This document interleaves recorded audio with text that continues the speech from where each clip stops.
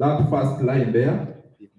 Yes, from 2017, there was some slight fall. It started to increase around 2020, 2022. Okay? And it is almost the same trend in Kenya, Tanzania, and Uganda. Okay? However, when they looked at all of those transects in which they did the hydroacoustic surveys, this illustration is simply on the right, on the vertical axis, right, like the number of fish, and on the horizontal, the total length. Okay? And what we see here is that the red lines here, show the slot size which is for catching. The allowed slot size for catching is between 50 centimeters and 80 what? 85. Okay? So when you look at these graphs from the transects, ideally, most of the fish is this side, below the size allowed for what? For catching, in terms of Nile perch. And that is clearly shown by this graph, okay? That the size of Nile perch, which is between 50 centimeters and 85, allowed for catching in Lake Victoria at that time of 2022 was only 0.1%. Yes, 0.1. So we look for it. We try always. It is just so small in the number. That is the size. The biomass. The total weight of Nile perch between the allowed size for catching 50 and 85 centimeters of the total biomass of Nile perch, okay? Only 6.6% in Lake Victoria as at 2022 can be available for catching. Only 6.6%. But this problem did not start yesterday, okay? Look at this. From 1995, okay, the trend, the catch rate of Nile perch, okay, on hooks, okay? This is taken from the Fisheries Management Plan 4, okay? The catch rate is going down. From 1995, it's going down. And therefore, it's not surprising that the exports of fish to international markets are what? Going down. Our factories are mainly dealing in processing Nile perch, okay? And I can tell you, those factories are now operating, I think, at about 30%, okay? If there are no good measures, these factories will operate even at 10% and eventually close, okay? But 60% of the fish that is landed is mukene. How can we utilize this dialogue to think about the plenty we have and also maintain what is going scarce, and then we move forward? This is the trend from Kenya. I've already talked about it. In 2023, working with the Fisheries, we did the frame survey in the Lake Choga Basin. What I want you to see from this table, just a simple thing. Between 2013 and 2023, those are 10 years, a decade, okay? In those 10 years, we have had the number of boats increasing by 25%, okay? But the reality with this is that when you look at this, 78% of the boats going into the lake between 2013 and 2023 have targeted in Kenya. They are targeting what? What is it? Because ideally, Nile perch brings better economic returns, comparative. Okay? Why would people go in for Mukene? Why? The Nile perch is becoming rarer and rarer. Okay? So you go, you don't get it. I'm almost winding up. This is the gillnet's composition in the Choga Basin.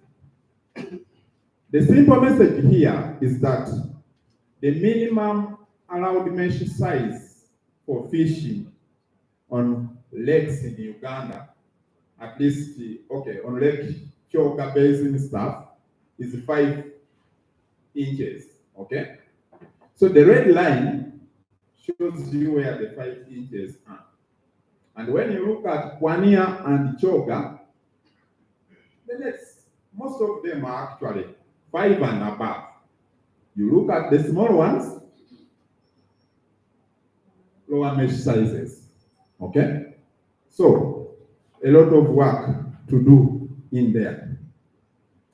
Core drivers, there is an increase in the population. Okay? The population is increasing. There is inadequate capacity and participation of stakeholders in the management arrangements. There is a demand for fish. Okay? The demand is really high. Investment in fisheries is inadequate. The fisheries are open access. Everybody can go in as and when they feel like. So, the beauty is that all is not lost. Okay? We have a lot of water bodies. And the Nile perch, which we treasure a lot in economic terms, is highly fecund. It can recover if properly managed. Okay? There is also the option for aquaculture. The target on this SDG, life below water, okay? I just want to look at sub-target 14.4 here. That effectively regulate harvesting and end overfishing, illegal, unreported, and unregulated fishing and extractive fishing practices. That one we needed to do. The target is 1.7 million tons, and to achieve it, we need to reduce illegalities, at least by 80%. We need to promote community-based fish conservation through building capacity for slave policy. Then you increase the value and blah, blah. Okay, now, what are some of the reforms? We have had a new act which proposes an MCS unit, fully-fledged. Okay? We have already developed standard operating procedures for enforcement in a collaborative manner. So we need to have these procedures brought into play, and maybe some of these contrary things will be solved. We need to limit fishing effort, okay? Input controls, okay? We need to restrict the number of boats per lake, number of gears per boat, mesh size of fishing gears, fishing holidays, size of fishing vessels, okay? Access controls through licensing are required. Then output controls.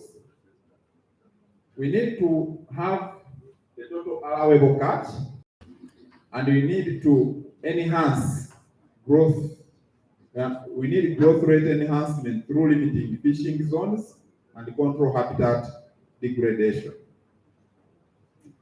As I conclude, measures for sustainable fisheries exploitation can achieve the intended goals. Strengthening capacity of fishing communities to adequately cope with livelihood challenges posed by changing management regimes, climate change, and variability is inescapable, and consequently, building fisheries governance capacity is key. Thank you very much.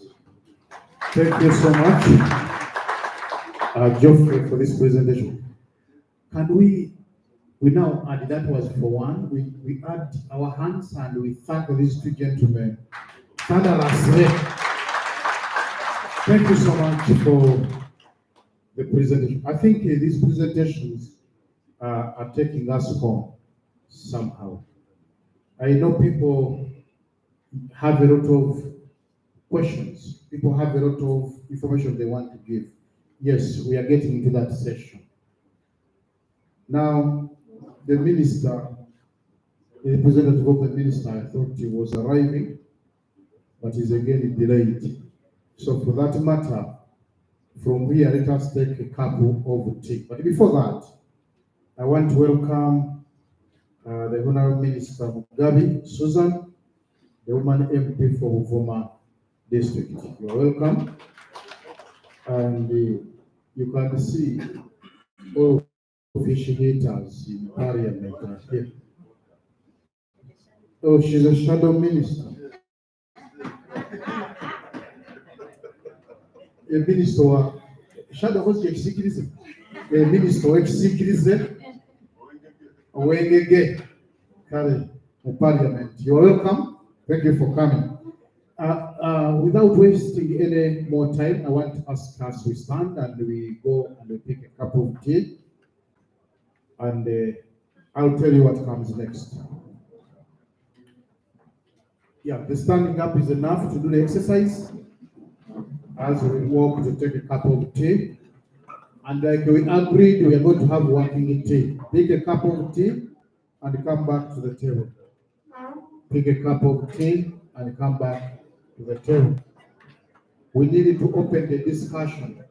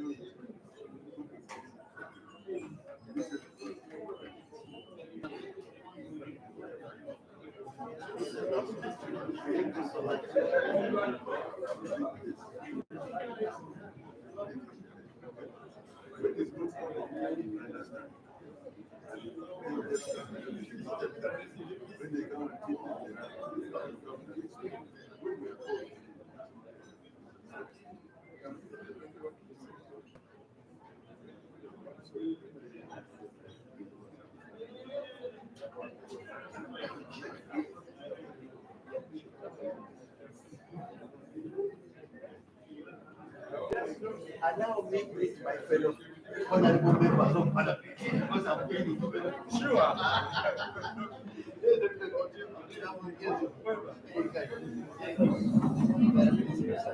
Thank you very much for coming.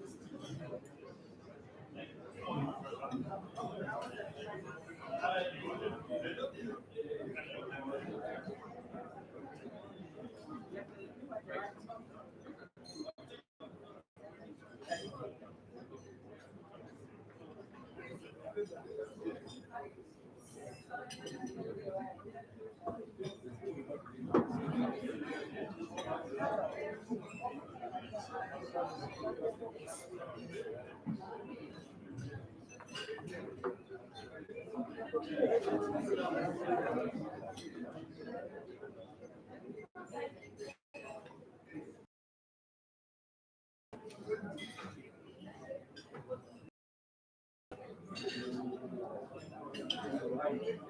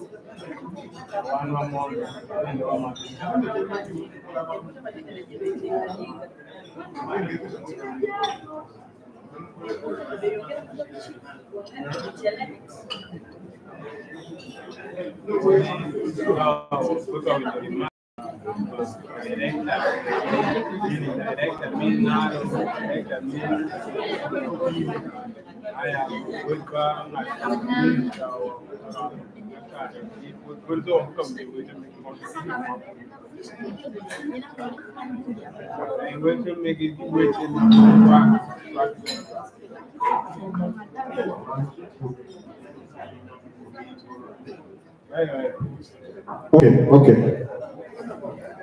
Ladies and gentlemen, let us convene. Let us come back and we continue.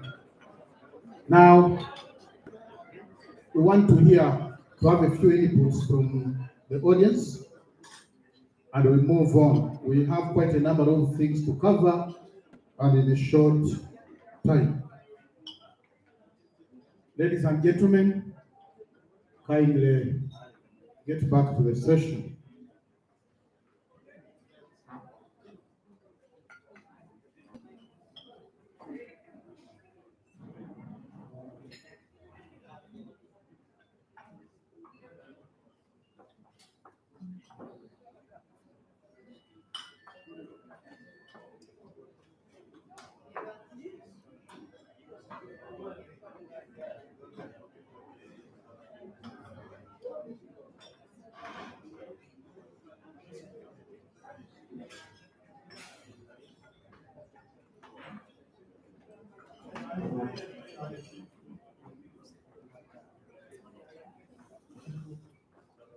Please let us get back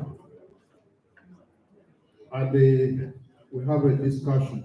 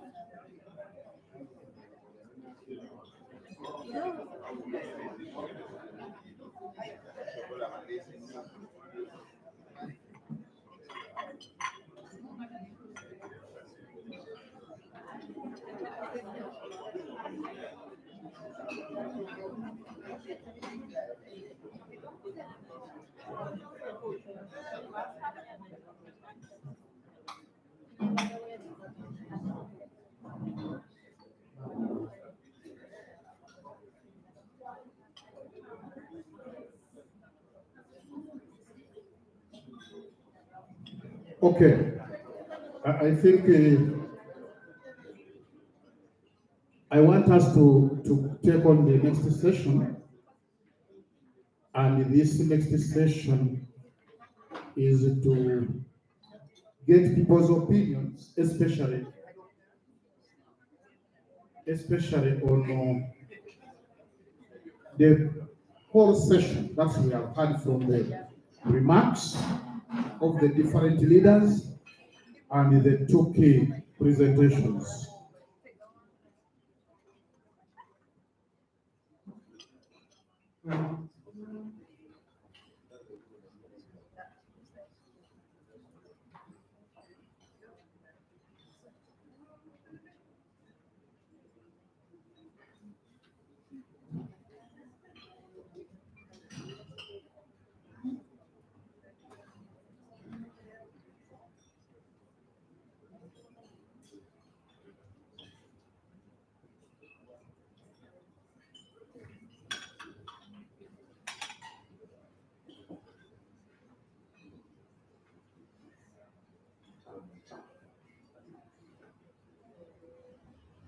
Okay.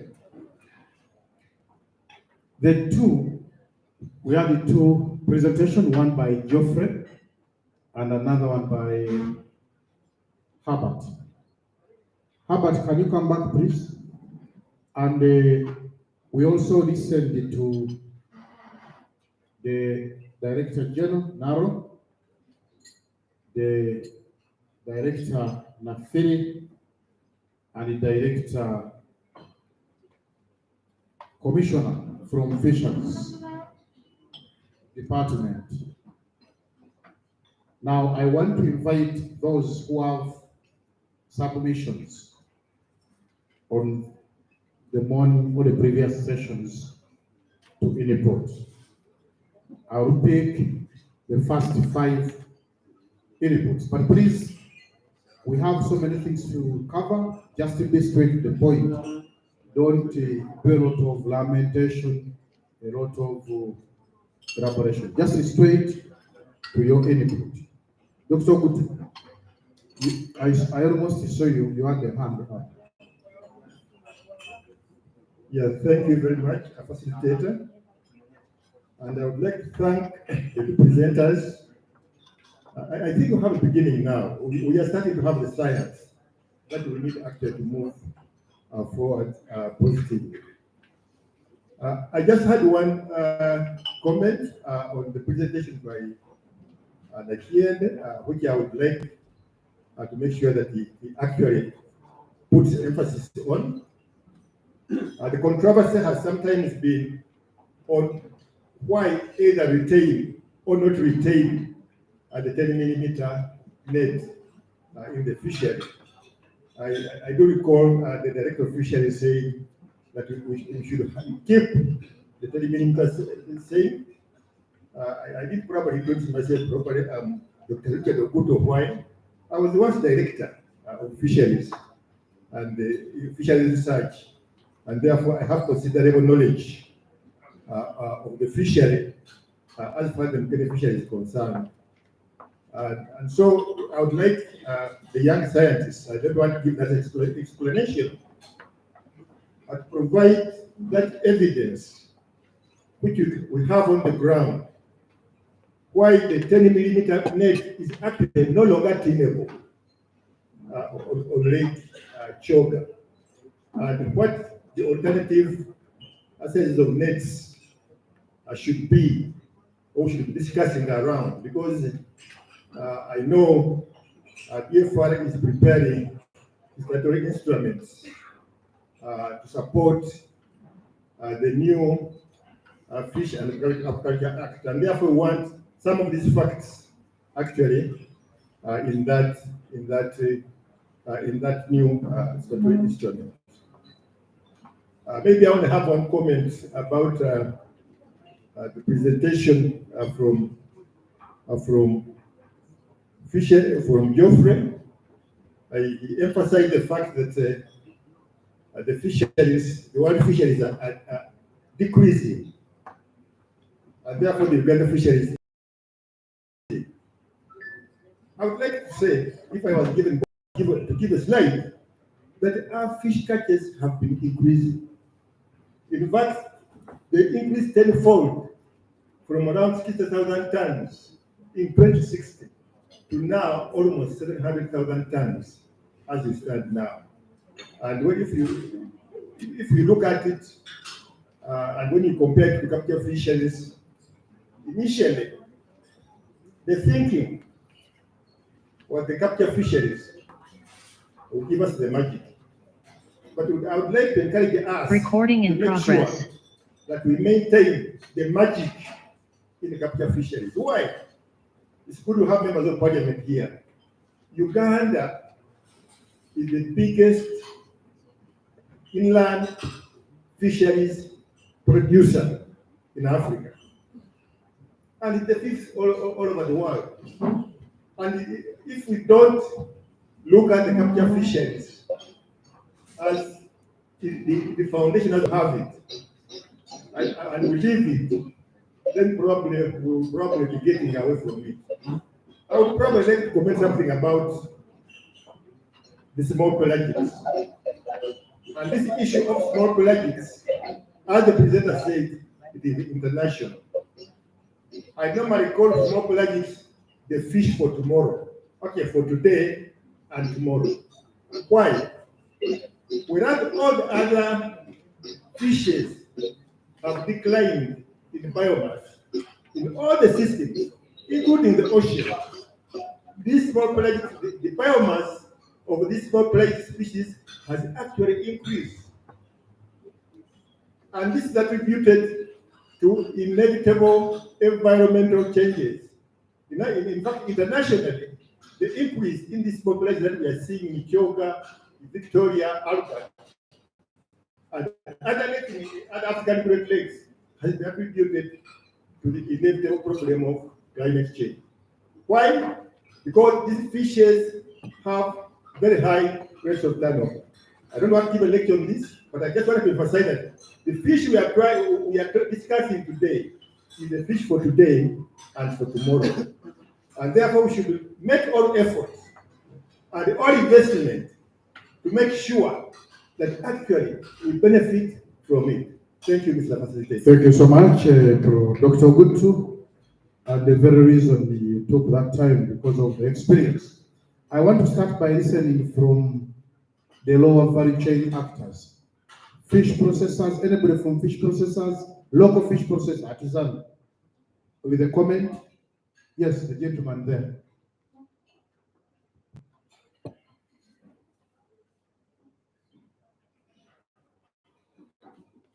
Yeah, good morning, fellow participants. I'm Mobiru from Muvuma.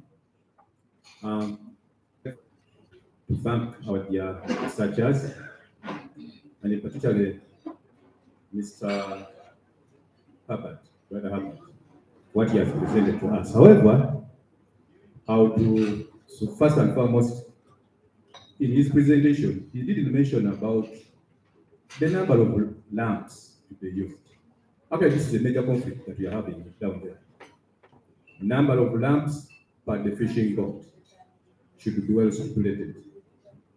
That's a major conflict, one of the major conflicts during fishing.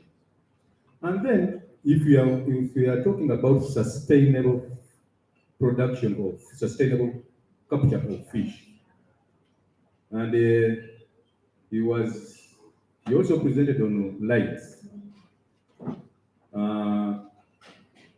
We was talking about the pressure lamps and then the solar light bulbs. In fact, if you're on the ground, the solar bulbs, if you put a pressure lamp and a solar lamp, you make the comparison during fishing. Solar lamps capture more fish than the kerosene lamps. So if you are talking about sustainable fishing or capture of fish, I think we would have gone for kerosene lamps. Actually, solar lamps are like the hurry up you are talking about. Actually, you never know even we might come back here for the same problem of between solar lamp and the kerosene. So it's far better we leave this place well defined what that type of lamp we should be using. And then another issue is The last one? yeah. When you're talking about the scoop nets or scoop fishing, there is a problem of the boat size. The scoop when we are fishing down there, scoop nets boat size, scoop fishing, we use small. There are small boats that are being used, and they can't go far. Scooping can't go far. So how are we going to come to this scoop fishing with other type of gears? Thank you very much. Tell us, what are you fishing? Are you fishing in Nile Patch or Mukene? I'm fishing both. Okay, thank you. Mr. Mubiru, fishes both. Thank you so much. Let me get the lady here. Straight, please be straight. My question goes to Herbert. Thank you so much. At least we are seeing the hope of continuing fishing. Please, when you get, tell us your name and what you do. I'm a fishmonger of Mukene, Assessor Angel. My question goes about the fish nets, the panels you're talking about, specifically for Mukene, the 6 panels they are recommending, the workers, when they go to the lake, does not go deep. So as the scientists, which recommendations are you giving us about that? Thank you. Thank you so much, Ms. Sasra. Thank you so much. Even when you can't ask in English, you can ask in Uganda, in Rusoga,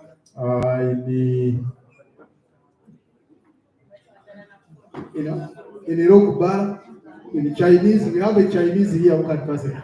Okay, let us get that hand.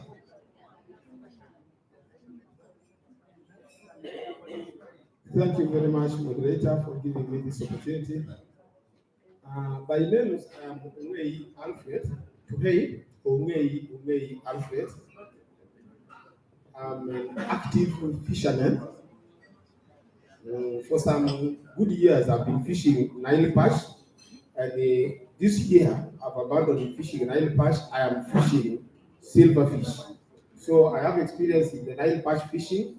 I have experience in the silver fishing, in which I am today. I am licensed to fish. Well, I am also a general secretary in the Lake Albert Silverfish Association, Lake Albert Silverfish Fishers Association, our Silverfish Association, which embraces the districts around the Lake Albert. They are members in that association.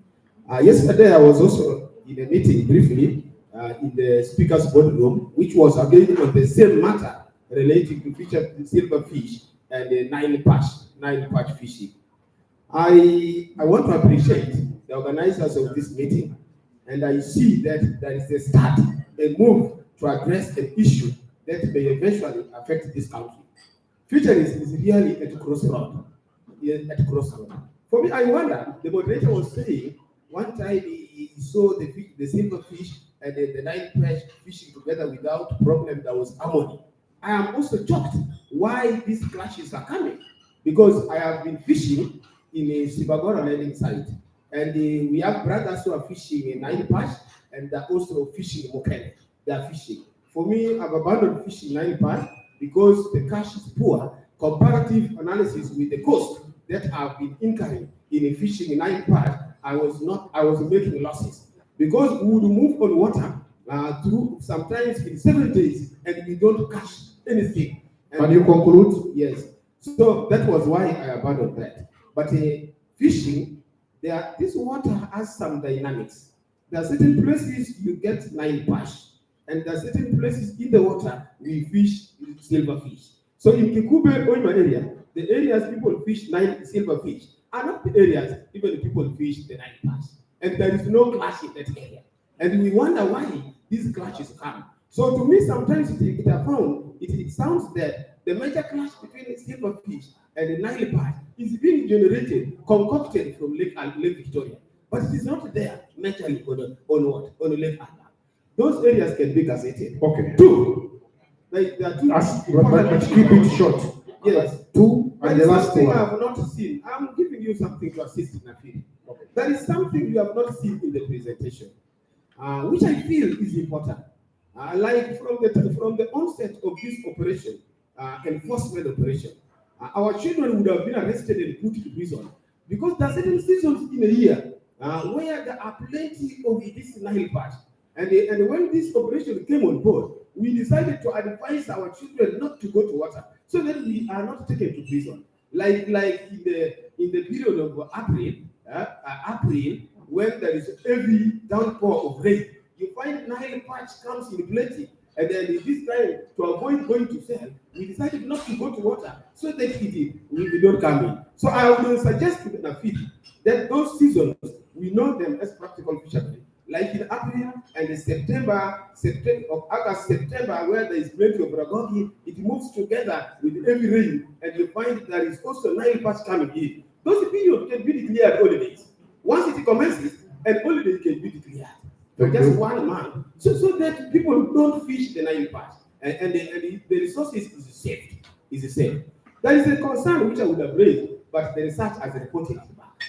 The research has revealed it that these Nile perch are still young. They are young, even when you throw the 6 inches, you don't catch them. And that research has answered why I have abandoned the fishing of the Nile perch, because they are still young. Thank you. Lastly, please. Help me, I'm giving you Alfred, I have many hands, and the problem you give a paragraph. Okay, can you conclude, please? I observe this issue of silverfish from the presentation.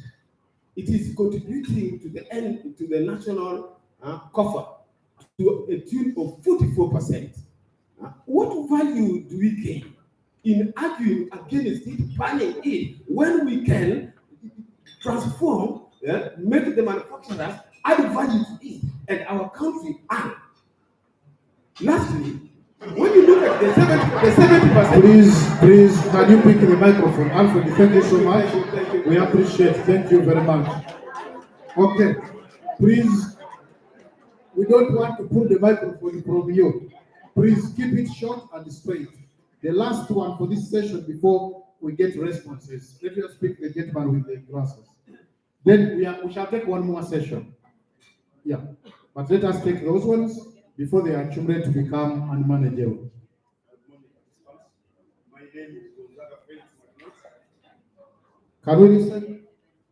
Good morning, participants. My name is Gonzaga Felix Magnot. I'm the Executive Secretary of Kimo. Thanks for organizing this dialogue meeting. the FPs represented here. And the presentations are very good, but the implementation of this is going to be a very big problem. On Lake Choga, they are using the traditional method of fishing, silverfish, but they continue arresting the fishermen.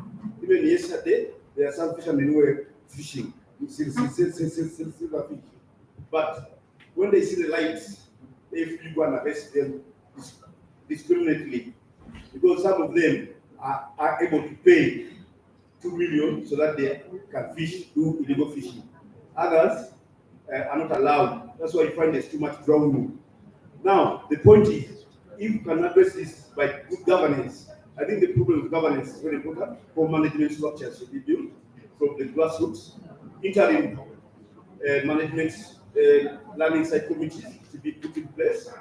Parish level, sub-county, districts. And then in the districts, you have district steering committees, and then the zonal committees. And at the lake-wide level, I think you can be able to do what such is intending to do. So that if the FPU are not informed, what we are wasting time by discussing the things here, because they are going to arrest our fishermen and drowning them. Thank you so much. Well, I think in this house we expected the representative from FPA. Do we have representatives? Because they were invited. We have representatives in good faith, because we need them to take this information with us. Now, before we take on other questions, I want to invite, some of them need a response from the two presenters, and the others are comments. We appreciate them. Like the previous one, I think is a comment that the use of old method is probably acceptable, but they still arrest the people, and the people are drowning, and others have to pay money to do the fishing. We thank you for that information of concern. You also raised the governance issue, and I think here we have people from the ministry who can follow this up. But I want to invite Herbert. Why is the 10mm size no longer attainable? And what are the alternatives with the facts? That was from Dr. Ogutu. And Geoffrey, you also have a question there. Are the fish decreasing or increasing? Yeah. That was also from Dr. Ogutu. Then Mr. Mbiru asks, this one goes to Herbert. I think you have noted it. Talk about the number of lamps per fishing boat, because it's the main source of the conflict. I think that's what is stated. Solar lamps catch a lot of fish, and therefore, if you're looking at sustainability, it may not be sustainable. He recommends that actually people should use the kerosene lamps. What is your comment about that? And this is not a cross for Herbert. All of us, we have more scientists in the room. If you feel you can contribute, you also, as I will give you an opportunity. What is the panel recommended? That's from Angel Asasira. You talked about there are so many panels, but what is recommended? Then Alfred says, I think it was a comment. I can take it. Most of Alfred's submission were comments, where it says the narrow patch and mechanic grounds are separated. This is in Choga, Albert, yeah. And I think the problem is just at Lake Victoria, but you take it to spread other lakes. The narrow patch is seasonal. I think Herbert, you can throw light here, and other researchers, and also perhaps my brother Tab can probably talk about it. Season, there are seasons that are known that narrow patch is booming. How do you put it? Conceptualize this using the local knowledge and the certain knowledge such that we can assist. When we go through those, we shall take one more round, then we'll go to the next session.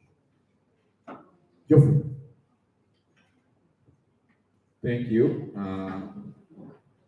I have one actually comment to make regarding whether the fish are increasing or decreasing. So what we see from those reports I talked about is that we have an increased biomass of mkene, and we also have an increased biomass of Nile perch. And there is a possibility that when the biomass increases, the number may also have increased definitely. And so we could say that in this Lake Victoria, the numbers of fish regarding the Mukene and Nile perch have increased. But the Nile perch, much as it has increased, they are still younger.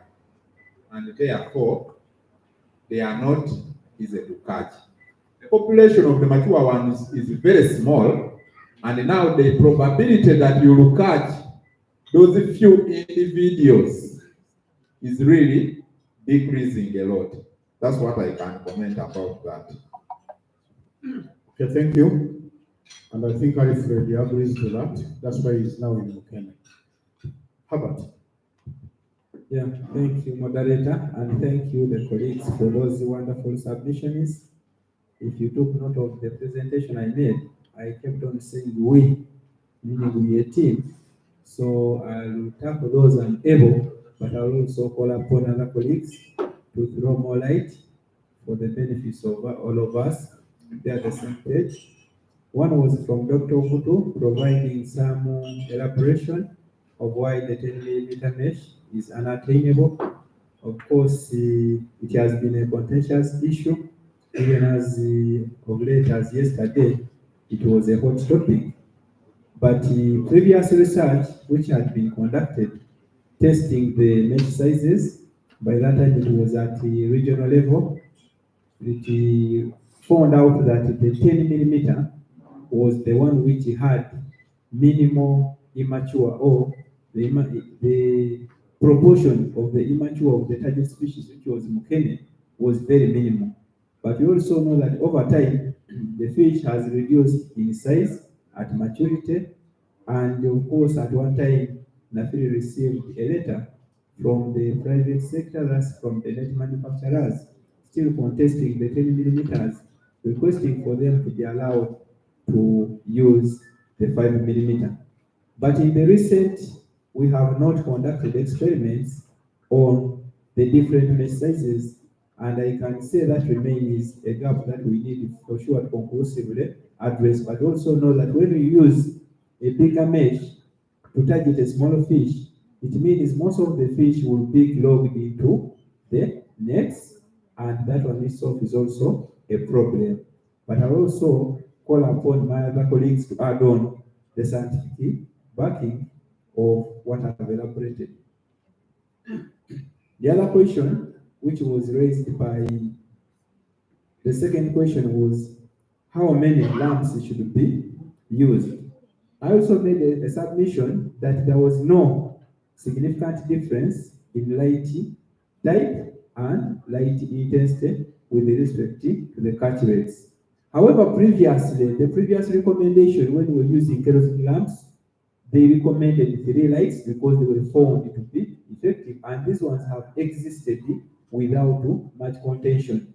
So as a good practice, we are leveraging on that information to say that the 3 lamps per boat, but this should be single units, can be allowed per boat. Because we have observed where fishermen on one raft, they would join as much as around 10 lamps on one. So meaning if somebody had 3 rafts, those would be 30 lamps. So we are saying from this research, we need to promote single unit, which is equivalent to a single kerosene lamp, and we should not use more than 3 of them. Then there was a concern, or a suggestion that solar lamps catch more fish than kerosene lamps. Again, what I would say here, which I want to clarify, is when you compare catch from solar and kerosene, there is no significant difference. However, the solar lights are convenient to use. They can fish throughout the night. They are not affected by weather. So it means this person who is using solar can make more holes, and that one translates into more catch per night. However, that is also not our worry at the moment, because what we're exploiting in terms of Mukene, we have abundance of it in the deep open waters, so we are not worried that it is over exploited. So that is why that you see that catch that a boat which is using solar lamps will bring more catch because of the turnover, the rate of turnover. Then there was one of the scoop nets requiring smaller boats. That one I highlighted it is that this gear is effective in the inshore areas, and I agree with you, it uses smaller boats. So we are counteracting the efforts we have already put in place to see that we are protecting the inshore areas, but then we are saying use a gear which is not effective in the deep areas where we are recommending the fishers to go. So that is again another area. What I can say about that. The recommended panels for Lake Victoria, again in the presentation and also based on our research, we will say first of all that fishing of the small pelagics should be in the open waters, meaning we are targeting the deep waters, which are around 40 meters. But still within there, we are saying you should not exceed, the net should not exceed 20 meters. If we are talking about a net of 2 meters, span of 2 meters, that would mean not exceeding 10 panels. And I also highlighted for Albert, still fishing in the deep open waters, it should be around 8. And then on Choga, we are talking about 3 panels, which is corresponding to the 6 meters. But this one should be exclusively used within the deep open waters or habitats. As you highlighted, the last presenter was talking about Alfred catching Nile perch and providing information which again contributes to our understanding of the seasons, and that is citizen science that we can contribute, which we can merge with ours to see that we improve the management decisions.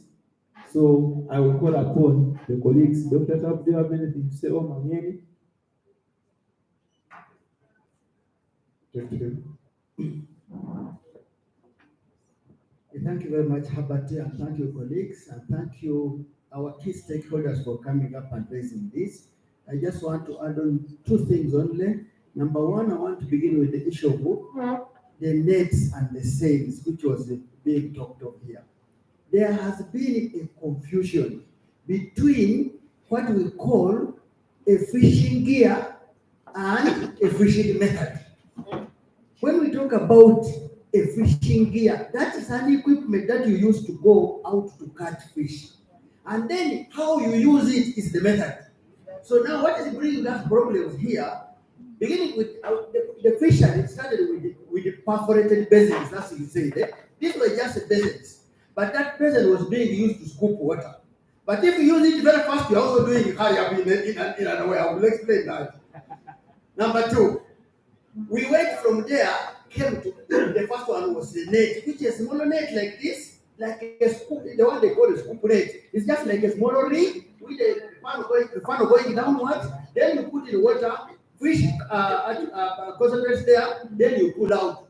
If you continue doing it quickly, you can also do it hurry up. Hurry up, just do it quickly. I will come to that in the next one. So then we move to the one which we call a cycling net, or the one now it's a sail net, which you settle a lamp here, then you go around. The one was giving now the number of panels, you set round like this.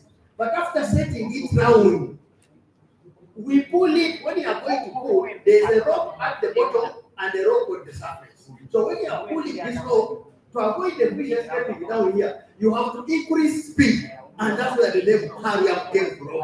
So it is a apparent net, but being pulled what? Rapidly, and that becomes it. Hurry up. So when I have somebody saying he has bad hurry up, but Lapara can be used, I just got confused. So that's the thing I want. Then you come to the issue of 10 millimeter. Dr. Mabasi, 10 millimeter. 10 millimeter became contentious, and at the regional level, this was trying to be addressed. When we tried to come out at that meeting, you recall Professor Batoni came and says in Tanzania they are using what? 10 millimeters. And they told them 10 millimeters does not exist anywhere. It is only in Spring Gulf, and it is used for getting in KJ haplochromite. From Kenya, we now sanctioned a study at that time. The study came and did a lot of survey. They used all the methods that was part of that study with the relativo, Wandera, and the singer. And we came up with 6 to 8 millimeters, a range that was given. But then, now I got the concern here, the laws talk about 10. So we are at the time when we are now doing what, revising our laws to do what, to actualize the other one. They are calling them illegal gears in the act. But we now have to define what the illegal gears are, including illegal mesh sizes. So if we are doing that, let us now go by facts. As he has explained, you go in a smaller, with the fishes which are small, and you set that big net of 10 millimeters. In a few minutes, the first survey, they all go, the fish try to enter in. When you bring back the boat, you try to move, they are already head here. They will not get out of the boat. So out of the net. So the net becomes clogged and cannot no longer fish. But when you put a fish a mesh, where this fish goes and cannot enter, when you bring back the boat, all the fish will come off and nothing will remain in the net. That's why we moved to that. So the big mesh size cannot be used on the size of the fish we have, but can only be used on things like a but also sometimes, when you go in the open waters, in the inshore population as you showed in the graph, I think Albert indicated it. In the inshore areas, the fish are small. Open, Thank you so much. I think we are getting the explanations better, and we shall arrive where we want to go. Okay, the last session of questions. I will start. I'm not a fisherman for a minute. Yeah, thank you very much. I'm happy to be here. I supervised Dr. Tabo now. He was a student teacher when I was already director of studies. And I had the opportunity to teach one of them. I don't know that he's a facilitator, also a doctor. Dr. Sande was my student from senior 1 to senior 4. I'm a fisherman and I have 10 boats of mukeni. I was born in the island. I did all the types of fishing. So I really know what fishing is. And sometimes I really shudder and get worried when I hear experts explaining actually what they have never touched. They have never felt. So we really get pained. But when you look at our laws currently, fish knows no boundary. That's why for me, I've now moved my boats across. We do the fishing there using the lights. I can assure you, you cannot compare the catch out of a pressure lamp with the solar lamps. It will never happen. This one twice, just one round with the solar bulb. You can't compare. I've done all this. And after the solar bulbs will even attract more Nile perch. Our fishermen, when they go, they come back with over 20, 30 kilograms of Nile perch. And they will always reason that you sent us to go and catch mukene. Mukene is yours, Nile perch is ours. In fact, the solar lamps are more destructive than the pressure lamps. This is physically what I do. I've done it in Kenya, I've done it in Tanzania, I've done it in Uganda. When it comes to the question of the size of mukene, the daga in Tanzania is bigger, and that one warrants having a bigger mesh size as compared to the daga in Uganda. Ours is tiny, and like Dr. Weil stated, ours 10, where they say you have to pass a big pen, is not practical, is not attainable. Then second, our grandfathers, our fathers did fishing together. Nile perch the other way, and mukene we continued. So you find that actually when you're saying that you go in deeper waters, scooping cannot work in deeper waters. What we used to do was we used to have the 3 lamps, and then we put the lamp, and we have a long string, and we pull it slowly by slowly until it comes to the shore, and that's when we put the net and draw the mukene out. I did this for my senior 1 in 1982, 83, 84, 85, 86. I did mukene fishing. Using the same, we put the lamp in the deep waters and we bring it slowly by slowly until it comes to the shore. We put the net and then we draw it in. As long as we shall continue saying that mukene is a fish for Nile perch, we are going to have conflicts on the water forever. Let us accept mukene has come and it is a type of economic activity. We must own it. I speak this without any fear of contradiction and without bias that it will bias my votes. I don't mind. We must save our people. And the most important thing, we call for regulations. It pains me. The other time we have been on research why NRA performed poorly in the fishing communities. Somebody who came to explain to us is Cherop from Kapchorwa. What does he really know about the fishing? Why don't you bring Ouma? Why don't you bring Odiambo? Why don't you bring Muguma to explain? Cherop, Atuhaire, to come and explain about this issue, taking me a fisherman to come and explain about me. Can it work? It pains us. Thank you so much for your submission. We have gotten the highlights. Yes, let me go this way. Bring it here. Now I have to show you who to give the microphone. The madam there. And I'll pick one more. So you should have communicated your problems to Christy. Yeah. Tweyanziza nnyo abakulu mu biti byammwe tuwadde ekitiibwa nze maama waffe ez'owebukuma nze nagawa Christine ge mannya gange ndi mutuuze w'e Kasaalipi maze emyaka mu kuvuba mukene saali situsoba saali walise mukono naye waliwo kisiwulidde kyekinsitudde singa enteekateeka ebadde yakuba nti batuteekateeka mu nvuba ebyokuteesa ebirala tebyali baddewo. Hali yaapo yajja nga twasooka okuvubisa eroolo 6 naye eroolo 6 twazivubanga mu musonge nga tuvuba bulungi nnyo ate nga mukene talina nagyalaga. Ate kyendowooza kati nti roolo 6 tezikyakola kubanga mukene wa roolo 6 takyaliyo. Twavubanga mu yinki nga 4 ku mmeka ng'olete lyato lijjuvu. Kyota yavubako ate Katonda olw'ekitiibwa olw'abakama baffe abatutwala kuba takyakola olwaleero olw'ensonga mukene wa kyota takyaliyo. Olw'ensonga nti ffe ngaffe amagezi gaffe abaludde mu mazzi ng'oggyeko ebyabayivu nga kati obwadde bw'embiraba wali sibitegeera na bitegeera. Mukene ffe tumanyi azaalira ku kibala nkiwandiise na wano nti kati mugena azaalira wakati mu nnyanja yewava mukene omuddo bagenda kuvuba wano ekyota. Ekyokubiri kyota avubibwa mu bbaawo 3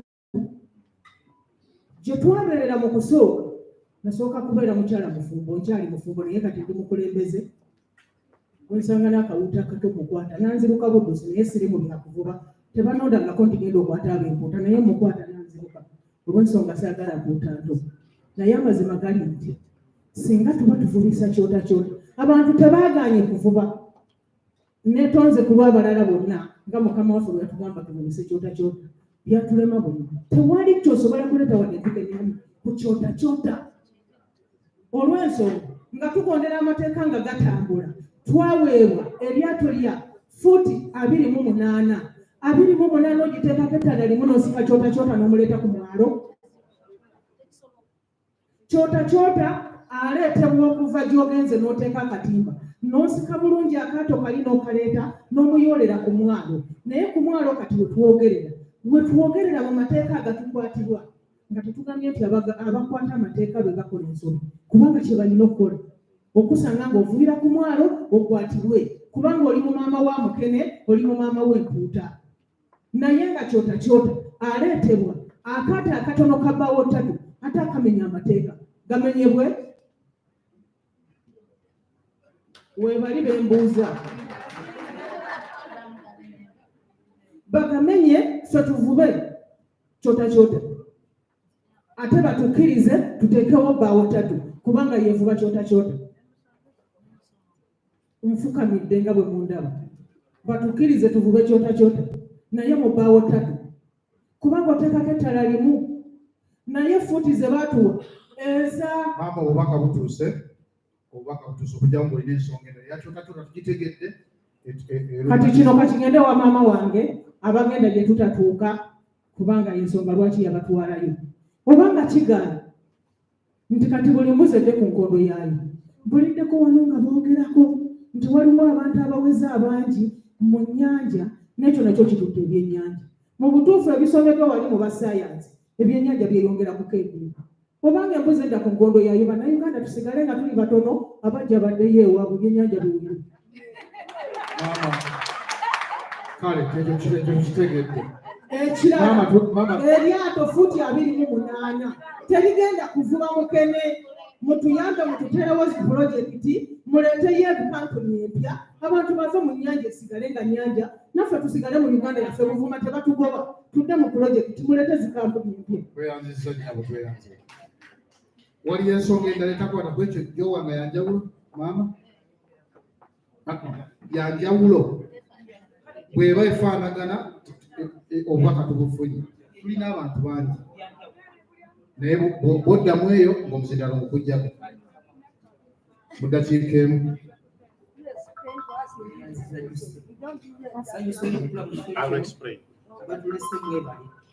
Ensonga yange kusinza ku dakika emu gye bampadde, amazima gali nti omukyala agambye tuli busidde ku nkondo eyo naye bafiikirizibwa kunywa ku nnyanja batwale ennyanja abajjaso bagende kubanga bo bakola nga bwe baagala akusanga n'ekyannyanja ku byennyanja bya miliyoni emu n'akusanga nako ennyanja akamu ekumpera naagenda kitoonaye naanya ffe tuli luddawa tetuli bannayuganda mutugira bajjasi ku nnyanja. Tweyanzizza maama obubaka butuuse. Muzee, is it another issue? Okay, 1 minute. One like this. Okay, Robert district. Me, I have a comment which I'm done down. Following the presentation which we were hearing from those directors, those people from the authority there, they were telling us something concerning how this Mukana should be fixed. So to me, what I implement on their point is that fishing, if there should be restriction, what we people who are fishermen, if we are to follow the restrictions the government is giving us, then you follow this, you follow this. I know the government is also we people who are even making the law. If we follow the restriction, I know there will be nothing bad with the government there implement on us. But what always goes wrong is the implementation of the government policy which has recently been introduced of the FPU. This FPU, to me, I would say, if this FPU, if they would have been, if they are to be voted, this is the kind of meeting which is supposed to propose that FPU should be introduced or not. This is my proposal to the MP. This is the message. It is the MP to take this message to the parliament. If there can be the possibility of saying the point is delivered. Thank you so much. Secondly, I'm saying another restriction concerning the fishing. Our fishermen, let us follow the rule and regulations of fishing. This area where we are allowed to fish should be limited from 2 kilometers to go deep. These shallow areas at the landing site, there are some people who are talking without knowing where we call habitat. Habitat, it is these places, these shallow areas at the landing shores. These are places where fish breeding are done. So fish grow at a nearby shore. So when they grow up, that's when they start going up in the deep water. So if we can follow that, it will be better. Thank you. So this is Thank the you. moment. Thank you. Thank you. And I had one to thank you, say, allow other people to also contribute. Thank you so much. We appreciate. Mzee, with the glasses. Give him. Mzee, 1 minute, please. Thank you very much. I'm Samati from Biende, Ukongo. I will speak English very well, but despite the fact that I'm facing, we are facing a prince, it means either Uganda or Soka. Mixed for that. Kati Uganda, banga bali kubuzabuza. Nga tujjemu embeera n'okuba nti abamu baleeseemu oba byabufuzi oba fitina. Basooke batambuleko abanoonyereza basale bagende baffe singa abantu abali mu bitundu ebyaffe kati kandigereka kukyuka. Balabe embeera eri mu bukungu, balabe embeera eri mu kisengera squad kuli ku mabbali ku across. Abantu baavu, abantu bali kusoma lwa kintu ekyo. Kugaana kuvuba mukene. Mukene tumubola kuba waliwo yagende nti tetuvuba mukene. Tuvuba mukene lwakubanga empuuta zaabula. Tetuvuba mukene lwa mpuuta kubula. Tuvuba mukene lwakuba kye tusobola okukola bw'abanaku mukene empuuta za bbeeyi. Obutimba obbeeyi gye bugula olina okuba n'ebintu ebikozesebwa bingi okusinga kuba mukene. Kati tukozesa ebitimba bya mukene si lwakuba tuli empuuta tezirabika. Empuuta gye ziri ku lwazo zisibwa mpuuta tuvuba mukene. Tusaba nti buli ali kuteka ekitundu nga bateekamu ebirala ebibye akireke. Abantu tukole n'ekyokubiri wala ekikwatagana nga mu Buyende twatuula ne tulaba ebizuubiriwa. Bw'otunuulira kokota bw'egenda mu nnyanja yeegenda tageti ng'erina tageti kukwata mpuuta oba nto oba nkuba ekwata. Mukene tugenda tulina tageti ekwata mukene yekka. Kati bwe wabanga nga empuuta ezze n'ekwamu accidentally, ekitimba kya mukene kye kisinga kuba osobola okuddira empuuta n'ogizaamu n'esigala ng'anamu. Kokota bw'ekwata empuuta togizaayo ng'anamu. Atayinza kugikiza kuba yeesigala ng'azze kyaze okukwata. Ffe twasalawo ne waffe ne batusomesa. Ne tusalawo ne tugamba nti kye tusaba bwe mba nga babuya tubateeke binafu abagagga tebakyebaka bwebasi mu mayumba. Tulina okuteeka ebirowoozo bwe tukwata n'empuuta lutalo. Empuuta bwe bagikutte tekiyinza kubeera wansi mukene. Muzeeyi kalimu bwangu maliriza wanyini wano. Tulina okugizaayo ng'anamu. Tutegeeza mukene ali efficient. Tusobola okuza empuuta esigala ng'anamu tusobola kukyako. Tusaba nti abali kuteekamu ebyobufuzi bateekamu byaki bakireke. Abantu batudde abantu abali kubonaabona ku kigambo kya mukene nsigadde mu Kisamati okuva e Bukungu. Tukweyanzisa mwamukisa kangendeko ku side eno. Omukulu oyo omukono gunaatera okugwa agwanise nagwa mwamikamugo. Thank you very much, moderator. Keep it brief and colleagues. Now we are here. I'm Godfrey Senyonga Kambugu, the chairman of the Association of Fishers and Lakers of Uganda, AFALU. And I'm going to talk from the perspective of the cause of the crisis. Because we are here, there is a crisis in the lake, and a big one. So if we are here for a dialogue, and we want to come out of this meeting with some resolutions that can help this crisis, I think we better do. What is the cause of this crisis? The cause of the crisis starts from Dayongera, Mr. Dayongera. The cause of the crisis starts from the presentation of Mr. Dayongera. Why? He presented the information, the biomass, the research, the hydroacoustics, saying that we don't have Nile Park now, mature Nile Park. Most of it is young. 0.1% is what we are running around with so many boats looking for, and we don't get it. Now, how does the crisis begin from there? First of all, the information is known to very few people that there is no Nile Park. The research is there. The fishers don't know. They are investing, buying more boats, preparing, waiting for the season to kill Nile Park, which is not there.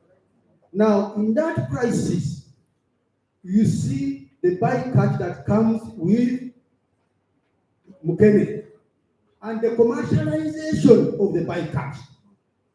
It is no longer the bycatch Mr. Rashid is talking about that is accidental. This one is intentional. Why? Because it is commercial. Whatever you bring in the boat now, the Mukene, whatever you bring, the juvenile part is commercial. It can be, it is selling. All the grapes from the mature to the young, all the grapes are commercial. Some of them even have containers. You have 10 boats of Mukene, but you also have a container to collect Nile parts. Now, when this man sees he's not getting Nile parts, because we have been consistent all along. Now, when I don't get Nile parts, and I see people killing this young Nile part, that's where the crisis is now. We need to let that conclude, Mr. Campbell, conclude. So if we are to agree, then there are so many things that we need. I think there's time, because we are just reacting, but there's time, I think there should be a session where we can provide some of the solutions we think can. Yeah, thank you very much. Thank you so much. Let me take only one hand next to Alfred. Only, then we go to the next presentations, and then we are going to come back for another discussion. We are still here until 4. Mojwala Msoke Fred from Chiziru Landing Site. There's an issue I've not heard about, the issue of the breeding area. Our fisheries officer told us that Nafili gazetted one of our fishing grounds over 200 square kilometers of the lake.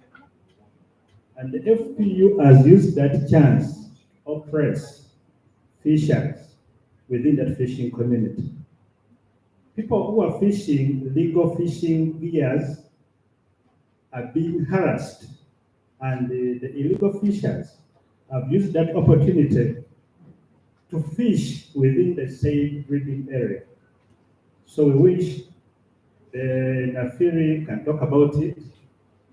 And what we have seen, we as the fishers in the communities, it is the Nafiri and the other fisheries departments which are increasing the illegal fishing in the country.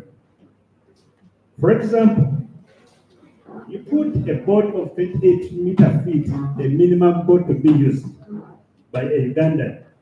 How do you expect other fishers to sustain their livelihood with the sources of income from the lake? The Nile part which is required, the minimum is 28. Now, how will people live with illegal fishing when the Nile part 28 is being exported? So we think government, through its departments, should think about it.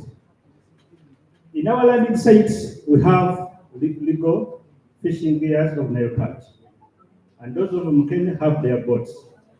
But can we conclude? It's coming to 1. Find it easy to compromise with the enforcer. And the FP which is enforcing, they're also human beings who wake up in the morning looking for money. So the enforcement teams which are in the field should be revised to see that they target our objectives as people who invest in the lake. Thank you so much. Allow me, we cannot exhaust the questions. We cannot exhaust the discussion. Everyone has an opinion. I want to ask you, where you have an opinion, I've started receiving them. Also write it on paper and forward it. We have people who are taking notes, and they will give us a bit of a summary of the key issues we are agreeing with at the end of the session. When you write them to me, those that need immediate response, I will forward them to those who will respond to them in their subsequent presentations, and those that need to be taken to the rapporteurs, I will still deliver them. Allow me continue from here, because it's already 12:46. And if you accept, and silence means you have accepted anyway, I want to invite Dr. Tabo to support me by taking on the next session. I want to thank you so much. You've been good, you have listened, you have discussed, and I think that was very good. You can clap for yourselves. And before the next presenter comes in, you can clap for me also. Thank you so much. Yes, Barbara. He just preempted what I was going to say, that let us first of all clap for him loudly now. Very good, very good. Thank you very much, Godfrey. Dr. Godfrey have done a good job. So colleagues who have asked this, and whatever we are going to do, we have a session where we are going to have the actual dialogue now. We shall have a panel in front, and we shall have many questions to be again asked during that time. Preserve some. So let's just move in quickly and we have only 3 presentations now. Then one is longer, the other ones are just short, and then we do what? We have again 1 or 2. Then we can have lunch after a few experiences and what sharing. Then we come and have a panel discussion. So let's invite the first one. And as I was already introduced, my name is Dr. Tabu, and I've worked with number. Honorable, we have been with you. You are very right here. You joined the Mino when you were there, and we worked together. So Robert, can you start and we have a quick one? So we are beginning with looking at now a regional perspective. We have been hearing what is happening here. So let us now look at it holistically. We know we are dealing with a lake that is shared by many countries. And in this case, we have Kenya, Uganda, and Tanzania. So we are going to have a regional perspective from the Lake Victoria Fisheries Organization, given by Dr. Robert Kayanda. Welcome.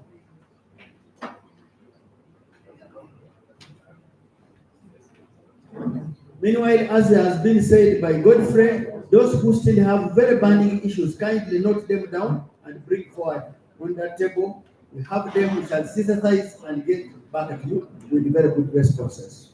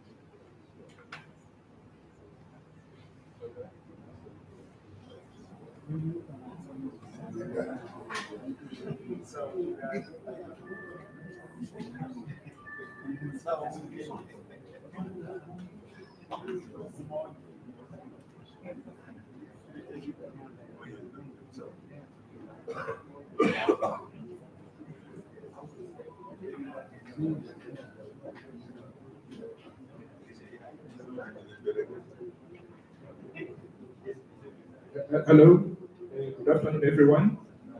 My name is Robert Kayamba. I work for Lake Victoria Fisheries Organization as an officer in charge of fisheries resource monitoring and research. And here I'm just going to present some few issues that we have at regional level. As I was listening to the first 2 presentations, I was just removing some of the slides so that mine becomes very, very, very short. So we all know that Mukene is an artisanal fisheries, and according to the latest frame survey, we have about smelly fish using small seine, and this small seine is used across all the 3 countries. It is used in Tanzania, it is used in Kenya, and I'm informed now it has been stocked here in Uganda. We have also scoop netted across these chotas. The scoop nets are still there, but very few. And then again, the method of fishing using leaf net is just going down. Then we have directly fishers who are fishing directly, targeting Uganda as their main fishers. There are 63,000, with this 17,000 folks. So the guy is mainly fish using light attraction. And again, we know Mukene is very important in terms of nutrition value.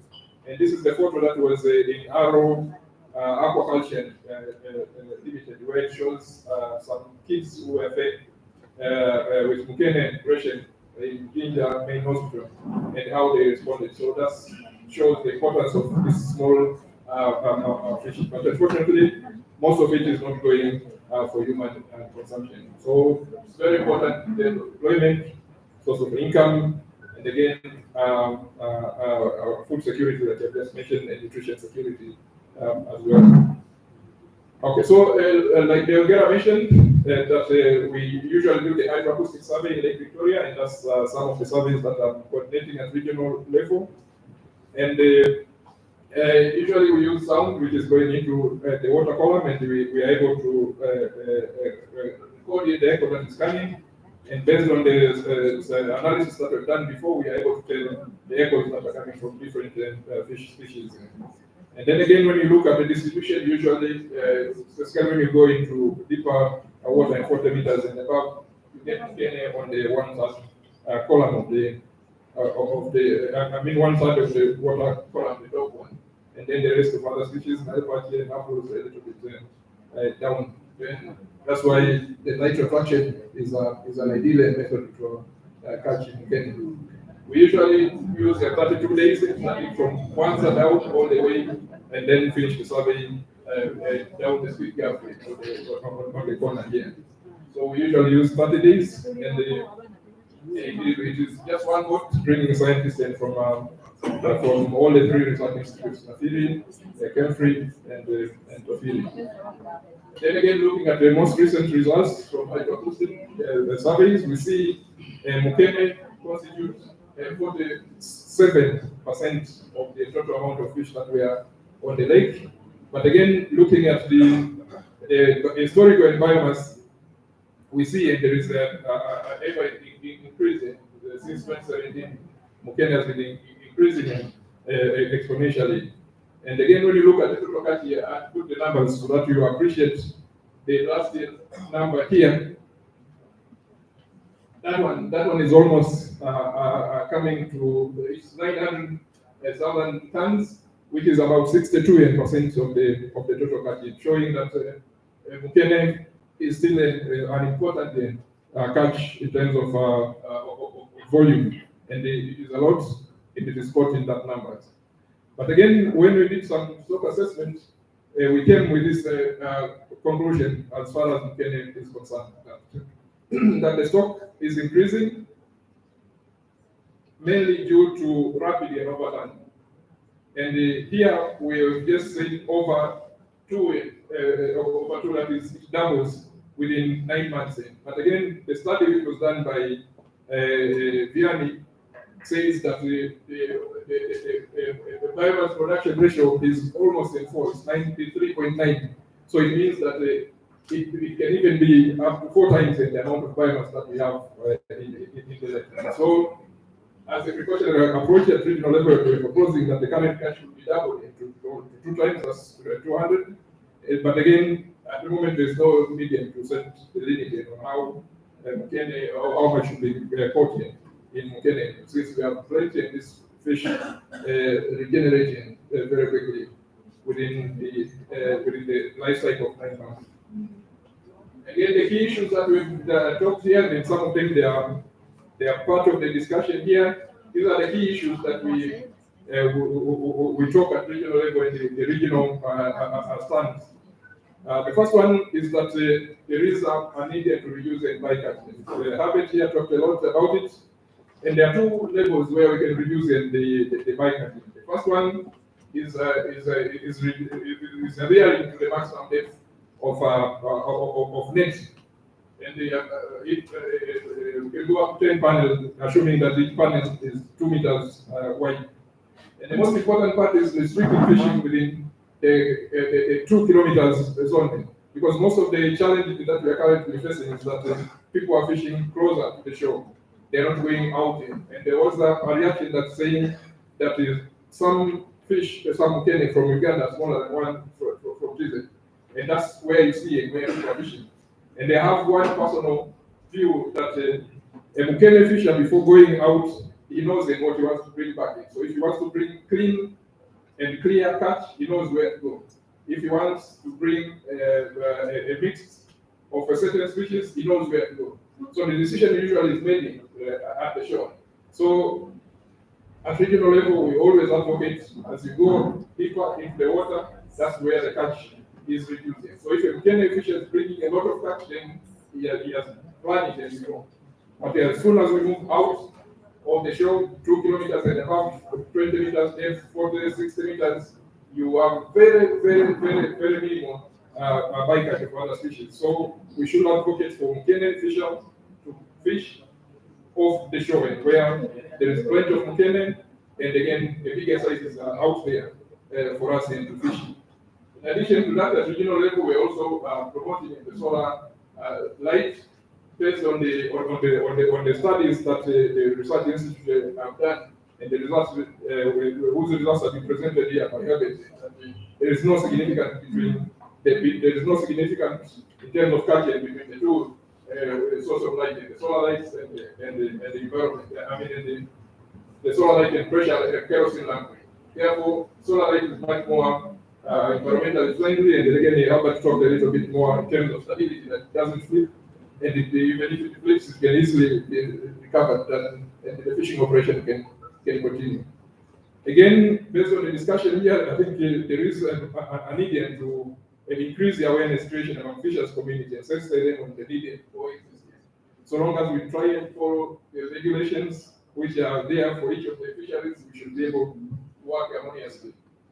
And then again, there is a need again to support post-harvest and value addition. And David mentioned about the technologies that are being developed at Naviri. This is one of them. This is heat pump that is using heat from the water you see under pilot. And then again, we have solar lights, solar dryers that are also going to be supported through IFAD. But again, this once again is just pilot and it will be installed in one landing site in Uganda, in Dimo. So those are some of the issues that I would like to share with you at regional level. And I will be around and to be, if there is any further clarification on the issues that I've just mentioned. But otherwise, I thank you very much and happy to be here. Thank you. Thank you very much, Dr. Kayanda. Once again, a big applause to him. Very good. So then next, we are just moving very quickly. I know lunch is very near. We now want to move a bit and have some presentation that is now telling us about access to fish as a human right. This is now access to fish as a human right. And we are having Professor Christopher Mbazira, who is with us here, from the network. It's called Fish First Information and then Action Network, FIAN. Please join me to welcome Professor Mbazira. Let's hear human rights and now food. We are talking now of fish, not as a Bukene, Nile Park, but we are talking about now food. Amen. It's a real human right, I agree.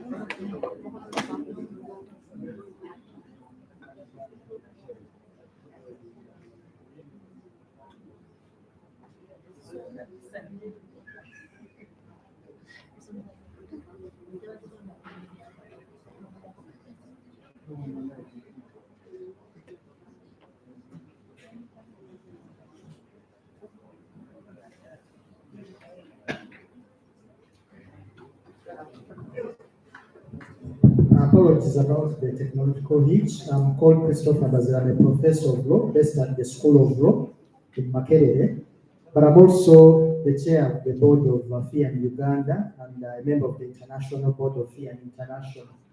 First of all, to thank the various partners that have agreed to partner with us for the purposes of this dialogue. I would have said much more, but I know we are running out of time. It's a pleasure. We have legislators here. That makes a lot of, that's also important for me because we need the law, but the law also must be formed by science. I'm not a scientist. I don't know much about fisheries in science terms, apart from the test of different fishes that I enjoy.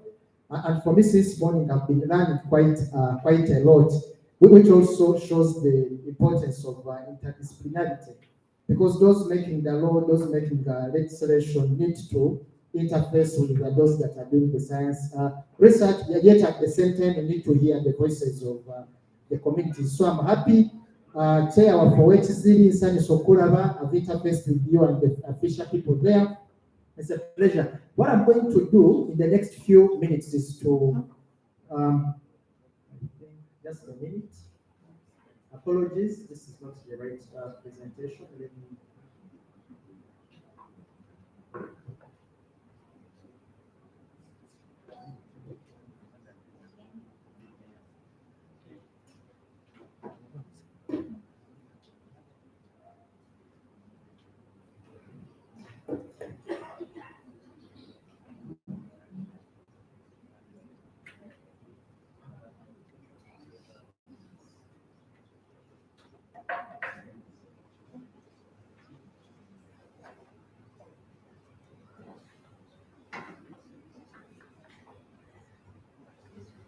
Yes, sorry about that.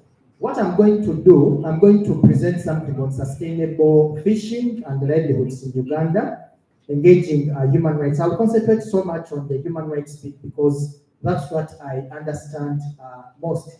I intend to explore the connection between fishing and livelihood, very briefly then looking at the interlinkages between state obligations to conserve resources and human rights, and then lastly to discuss the human rights-based approach. Why do I do this? Because the rationalization given for the different regulations that we see and policies as far as fishing is concerned are connected to conservation, so we are told, are connected to sustainable use of our resources in the lakes and rivers. Of course, we must be mindful of the fact that we need to manage our resources sustainably, because if you look at the world population, it has been growing, has grown tremendously. Just see that in 1964, globally, those of you that were here, some of us were not here, you were 3,264,000,000. By 2024, which is now, the population has more than doubled. It's actually almost tripling. And we are told that by 2050, the world population will be 10,200,000,000 people. But of course, the resources that we utilize are not multiplying. And of course, fish as a source of food may not be multiplying as much as the population is. Of course, I've learned quite a lot in terms of the biomass and the fact that the biomass of certain species is increasing. But again, we are seeing a decline of the biomass of other species. So meaning we cannot underestimate the relevance of conservation and sustainable use of resources. So to make the beginning point, we should be on the same lane as far as conservation is concerned and sustainable management of resources. That's not something that anyone can dispute. But of course, the methods that are used, the legislation and regulations that are used, and their impact on the community needs to be discussed. And of course, for the resources that we need to survive as the human species, food is key. Indeed, most of the things that we do revolve around getting food. And fishing or fish has proven to be one of the key sources of food, which has been recognized internationally. For instance, the United Nations clearly looks at the need to manage our resources sustainably. It also emphasizes the need to manage our food in a sustainable manner. The United Nations, as far way back as 1972, reminds us that the natural resources of the earth, including the air, water, land, flora, and fauna, and especially representative samples of natural ecosystems, must be safeguarded for the benefit of present and future generations through careful planning or management as appropriate. So that one we all agree needs to be done. And indeed, as I've said, fish is a key source of food. The United Nations, again through the Food and Agriculture Organization, reminds us that aquatic food systems play a crucial role in providing billions with essential protein and nutrients. That one again is not disputed. We know that in Uganda, a very big section of our population actually derives nutrients and protein from fish, as well as livelihoods and other services. It is crucial in assisting society in overcoming hunger, malnutrition, and poverty, and this role is set to grow. And if we want aquatic food systems to deliver on their promise, we need to change the way we produce, process, trade, and consume our food. And of course, this includes fish.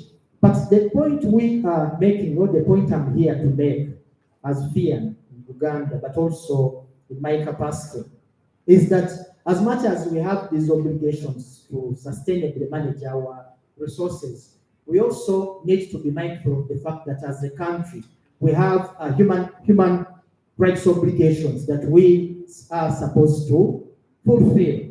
So I said that amidst the conservation, there are these obligations, and the obligations are defined by instruments that operate at the international United Nations level. Time does not allow me to detail what each of those instruments say, but there are quite a number dealing with the rights of different groups, including generically the rights of all of us, but also rights of specific groups, including children, women, persons with disabilities, ethnic minorities, indigenous populations. There are so many international standards that we have to abide by. The same applies at the African Union level. We also have various human rights standards there. And these standards require states to respect, protect, and fulfill the various human rights. And when it comes to the nature of these obligations in legal terms, these are obligations that states assume voluntarily. But once you assume those obligations voluntarily, as voluntary as they are, of course, some of them are not, but once you assume and sign on to the treaties, then you have an obligation to translate those standards into enforceable domestic legal instruments.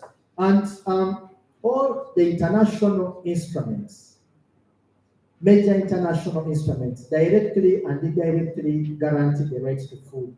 Indeed, the right to food is flagged as one of the most important rights that needs to be guaranteed. So when you look at the Universal Declaration of Human Rights, a very old instrument in Article 25, it guarantees the right to food. It says everyone, that includes me and you, has the right to a standard of living adequate to the health and well-being of himself and his family, including food, clothing, then it goes on and on. So we have a right to food defined at that level. Of course, as I said, fish is a source of food.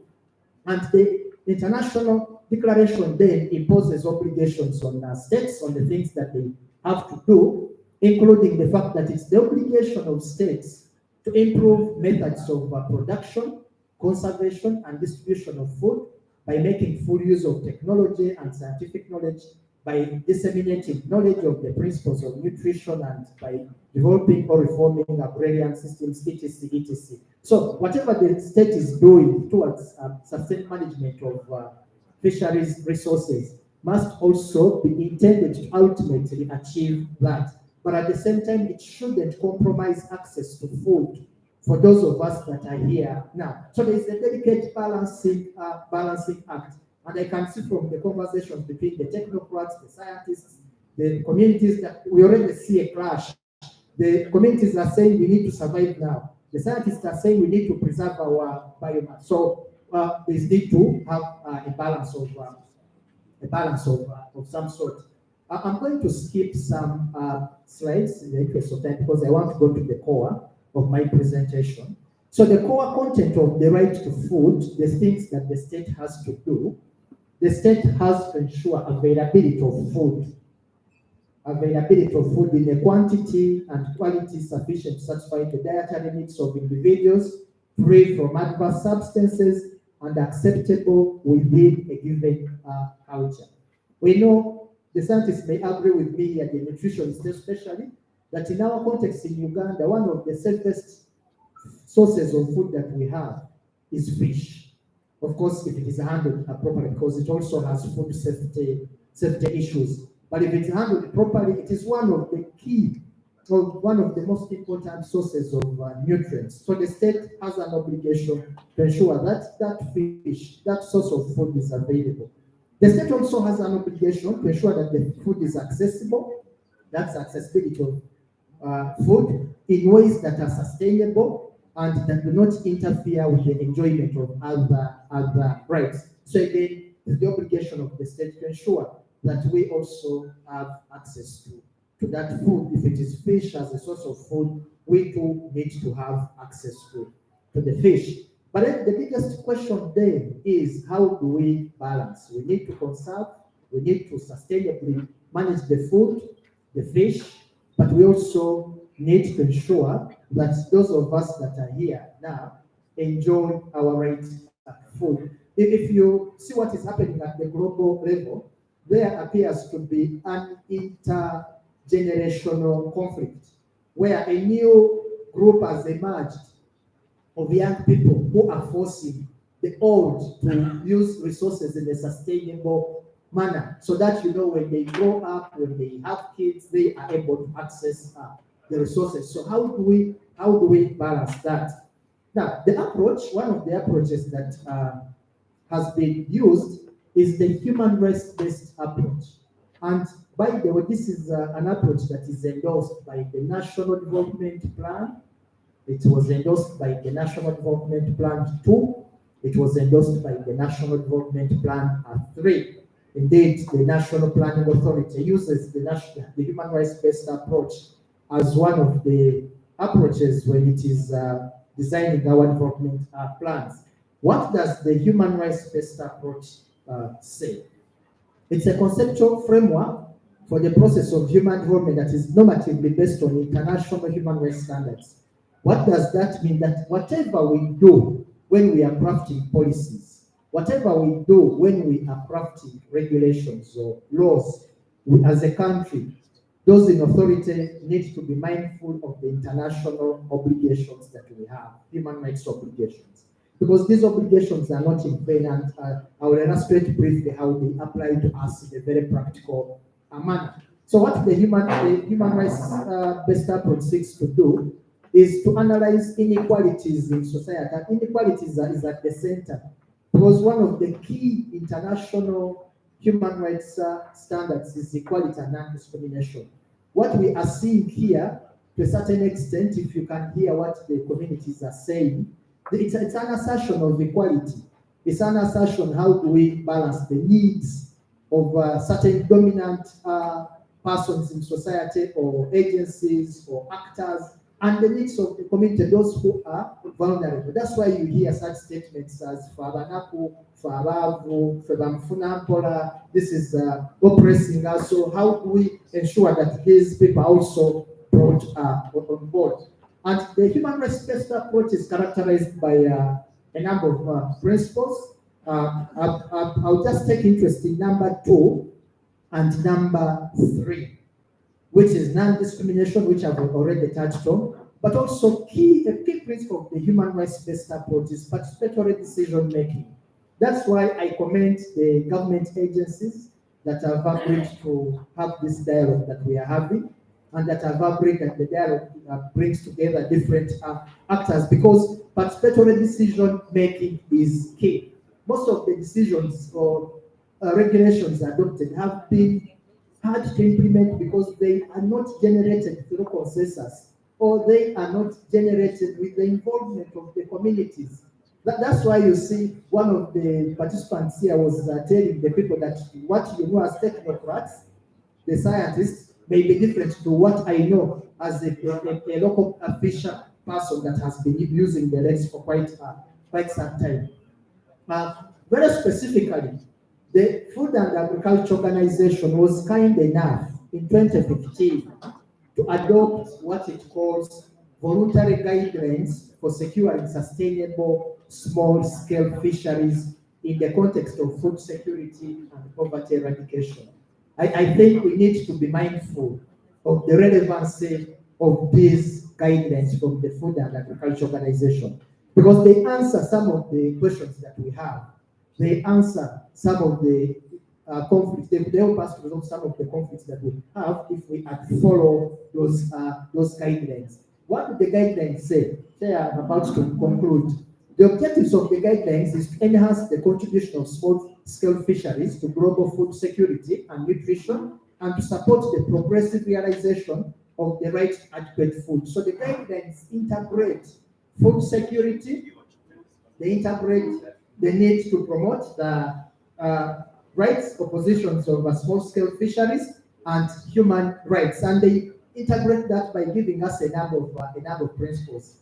The guidelines also go ahead to say that one of the objectives would be achieved through the promotion of a human rights-based approach by empowering small-scale fishing communities, including both men and women, to participate in decision-making processes and assume responsibility for sustainable use of fishery resources, and placing emphasis on the needs of developing countries and for the benefit of vulnerable and marginalized communities. The participatory decision making is key here. That this one runs through. So the guidelines define a number of principles. The principles that the guidelines define, again, time does not allow me to discuss all of them. They require that in dealing with small-scale fisheries, we need to be mindful of their human rights and dignity. So when we hear, for instance, that the way the law and regulations is enforced on the lakes and rivers, people being arrested wantonly, arbitrarily, extortion, acts of extortion, we've had cases of people being forced to jump off the boats and then they die as a result of that. That could be addressed if we adhere to that principle: respect for culture, non-discrimination, gender equality and equity, consultation and participation, rule of law, transparency and accountability, and other principles that I'm not able to put on the projector because of time. But I will share the guidelines available online. I'm happy that we also have colleagues from FAO that could also advise on how best to access detailed information about these guidelines and probably to support the integration in the regulation of fishing. I'm just lastly going to emphasize two principles arising from the guidelines. Equity and equality is a key principle. The guidelines say that promoting justice and fair treatment, both legally and in practice, of all people and peoples, including equal rights to the enjoyment of all human rights. At the same time, differences between women and men should be acknowledged and specific measures taken to accelerate. So in this enterprise of managing our fish sustainably, we have to be mindful of equity. So we are hearing, are we protecting those that are fishing net patch? Are we doing that at the expense of those that are fishing mukene? That's where equity should come in. How do we maintain that equity? Then lastly, the other principle is gender equality and equity. And this one is key, that in whatever we do, whether to regulate, to sustainably manage, we must deliberately appreciate the impact that the regulation is likely to have on women. Because in every industry, in every sector, women play different roles. So we need to know, for instance, what is the impact of this regulation on women? If the mukene processing bit is actually dominated by women. How does that impact on their livelihoods? How does that impact on the livelihoods of their families? How does that impact on the health of the children that they take care of? How does that impact on their family relations? If they are not able to take part in this industry meaningfully, how is that likely to impact on their vulnerability to domestic violence, etc., etc. So we need to be mindful on that. So my final word then, which is not put on the projector, but my final word then is that as we do things because of the science, as we strive to promote sustainable management, we also need to be mindful of the impact of this on human beings. And that's where the human rights-based approach comes in. Because it's a deliberate process that enables us to ensure that women, local persons, vulnerable persons, marginalized groups are taken care of and their contributions considered in decision making so that their needs are addressed. Thank you so much, Chair. I will leave it at that.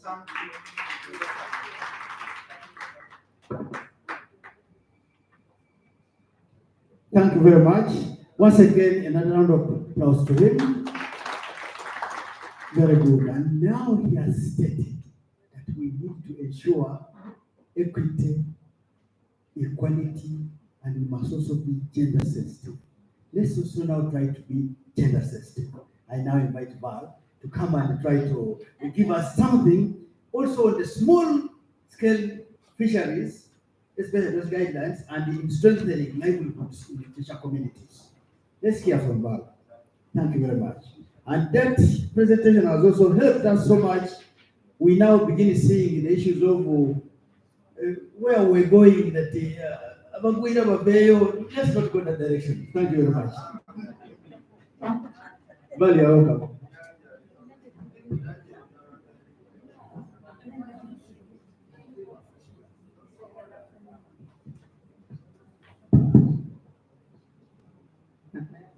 The African way.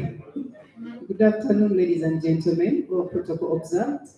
My name is Val Benjamin Namuga, the Programs Officer at Katosu Environment Trust, and I work with women in rural fisher community.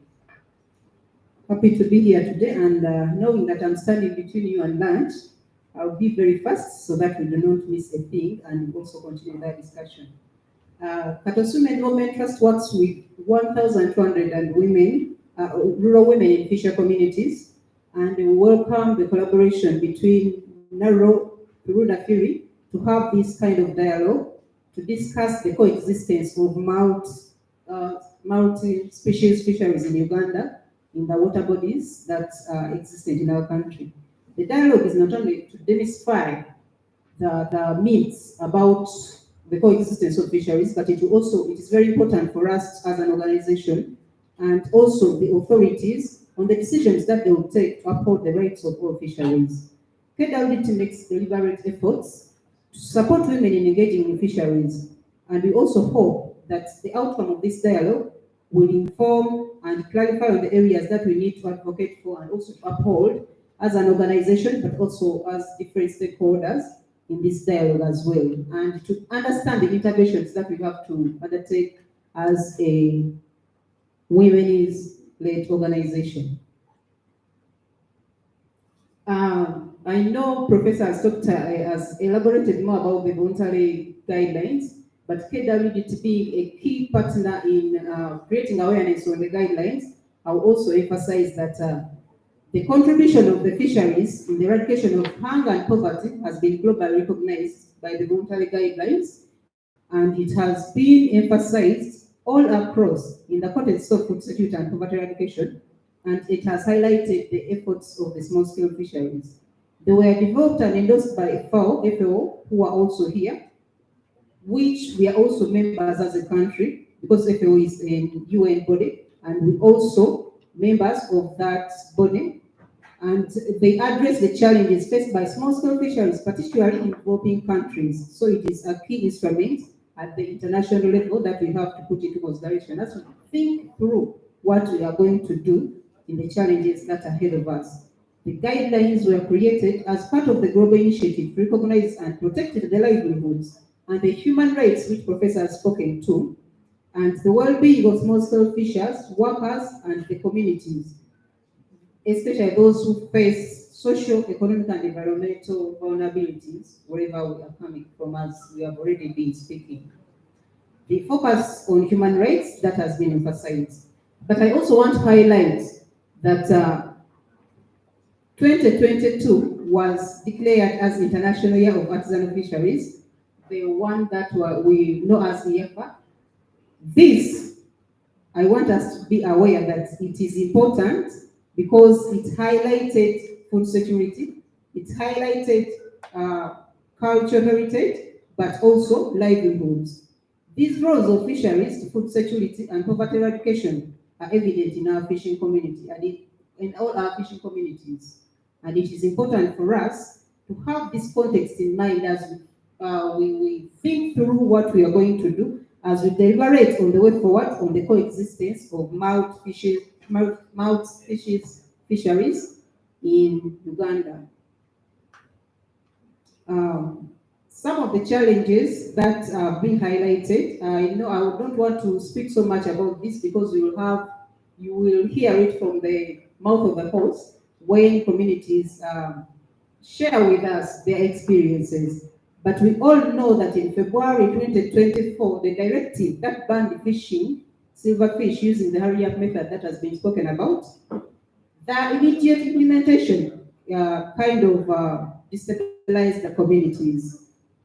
There was no grace period for communities to organize, to prepare for them to transform from the fishing equipment to the new methods. And you can understand how that was destructive in the structures of the communities. And the immediate effect, of course, it led to loss of income, it led to loss of employment. There are quite a number of things, as you will hear from the communities, that affected fishing communities in different ways. Of course, children stopped going to school. There's a nearby school in the community that we work with, Katosi Church of Uganda. It was reported that the people attendance dropped from 700 to 500, and they resorted to collecting plastics for survival in their households, which is quite a challenge. And women resorted to very difficult situations of working in quarries, doing all sorts of things, which is not what they are used to. So as we think through, we need to consider or put this in mind. And the guidelines, like Professor has presented, have been very clear and elaborate on this. And I just want us to go through them.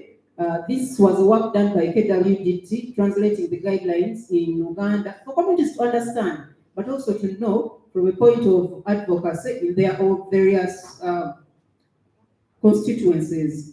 I picked out a few cards to highlight the importance of these guidelines and also put at the back of our mind as we think. To make sure they highlight in chapter 3, make sure policies and actions for improving small-scale fisheries are flexible, they are suitable for the local context and support fishing communities over time. And this is also translated in Uganda. I'll also read it for the ladies who are here to understand. Okakasa enkola n'ebikolwa okutumbula obuvubi biwa eddembe era si bya busibira mu bbwa, bituukirira bulungi ku mbeera z'ebitundu era bitumbula obuvubi mu myalo. These are not my words, but they are words from the voluntary guidance for small-scale fisheries. We also picked out a chapter, that is 5A, which states that support the rights of fishing communities and indigenous peoples to be consulted on issues and developments affecting their tenure and access rights, including after conflicts and natural disasters, which I think this speaks directly to our ears. And I'll repeat it in Uganda. Okuwagira ennyo eddembe ly'ebitundu ebivubi wamu n'abantu b'ebitundu okwebuuzibwako ku nsonga z'enkulaakulana eziyinza okutyoboola eddembe lyabwe nga kw'otadde n'oluvannyuma lw'obutakkaanya n'ebibambulira ebigwa bitalaze in the fishing community. And there are not so many cards, slides. They're just four which I chose out for us to put at the back of our mind as we discuss further. But taking into consideration that there is an international instrument that has to guide us as we implement, we wage a way forward in this dilemma that we're in. Respect and protect legitimate tenure rights from being disregarded as taken away, and provide effective, affordable ways to resolve disputes. And in Uganda, okussa ekitiibwa n'okukuuma eddembe eriri mu mateeka lireme kuziimuulwa oba okuggibwawo, era n'okuteekawo enkola esoboka okugonjoola obutakkaanya. And I think this is the last one. Provide mechanisms and spaces to ensure that the range and diversity of small-scale fisheries actors are fully included and represented in decision-making. Okussaawo enkola n'omwagaanya okulaba ng'enjawulo mu bali mu buvubi bonna beenyiriddemu ate bakkiriziddwa mu kusalawo. This cannot be more emphasized because everyone has spoken to it, that we all need to be part of it. Otherwise, if it is not with us, it is not for us. I thank you very much, and I think I was quite brief. Wish you the fruitful evaluations. Thank you very much. Another big one for at least saving us more time. Thank you so much. Now, while has been open for us, we just want now to share, we go for lunch, but we want to share from just three very committed ladies from the free community. Please, all the three come forward. Our child was going to do a story with John and Maso. But as they are coming,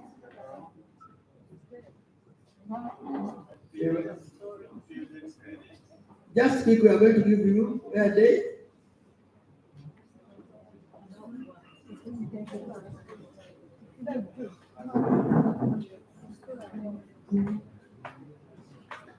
As they are coming, a number of things have already come in here. One, somebody was asking Herbert that kindly tell us who banned the fishing of smaller pelagic species, as indicated in your conclusion.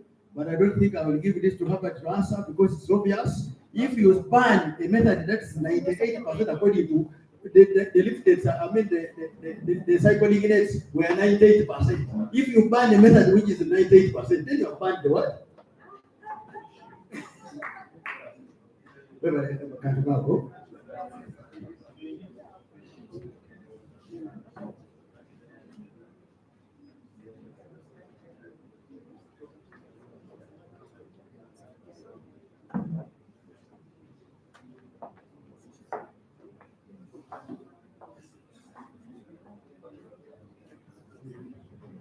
And let's now hear from our stakeholders. Agenda kwogera tuwulire kibayitamu tulabe naffe tukitegeere byobe discussing nga tulina live experiences. Mwebale nnyo. Thank you, Representative. Ayenje kwogera mu Lusoga were tuli Busoga. Bannange embeera gye tupitamu embeera ti bulungi. Kuba ekintu kino kitwaire ekiseera ino kyaba oti kyakusaana busaane nga nze mwene ng'omuntu ndi muniivu ino.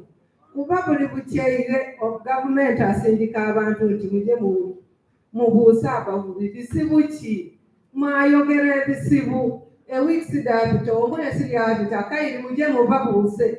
In fact, iddo twabaire ne bakadase waife eyo nga bali kubuusa ebintu nti ebyo. Nababuusisa nti mulikwenda twogere mu lulimi ki? Ebizibu bye tulina n'ebyo ebya buli lunaku. Bana okuvuba mukenebeere etuyamba ino ng'abakasi. Ino. Aye essaawa ya buti bw'otuuka ku myalo n'obona embeera ed'abakasi n'abaana. Abantu abasinga kwimwe muba waigulu eno timwidi bulungi embeera eri wansi eyo ey'abakasi n'abaana. Abaana bangi baviire mu masomero, abaana bali kulonda ebicupa, abaana n'okunaaba kwegamba nze mbeere tindi nti omwana bw'obanga tasoma oba nga talya bulungi n'okunaaba oba beema kudene abaana bali kufaanana bubi mu byalo bana ku mwalo. Kale gavumenti alowooze bulowooza abona engeri gy'ayamba ensi. Ebintu ebindi niife beene nga bwe muwulireku omuntu omwami ayogera entaviire buyende ndi walala n'omwami oyo.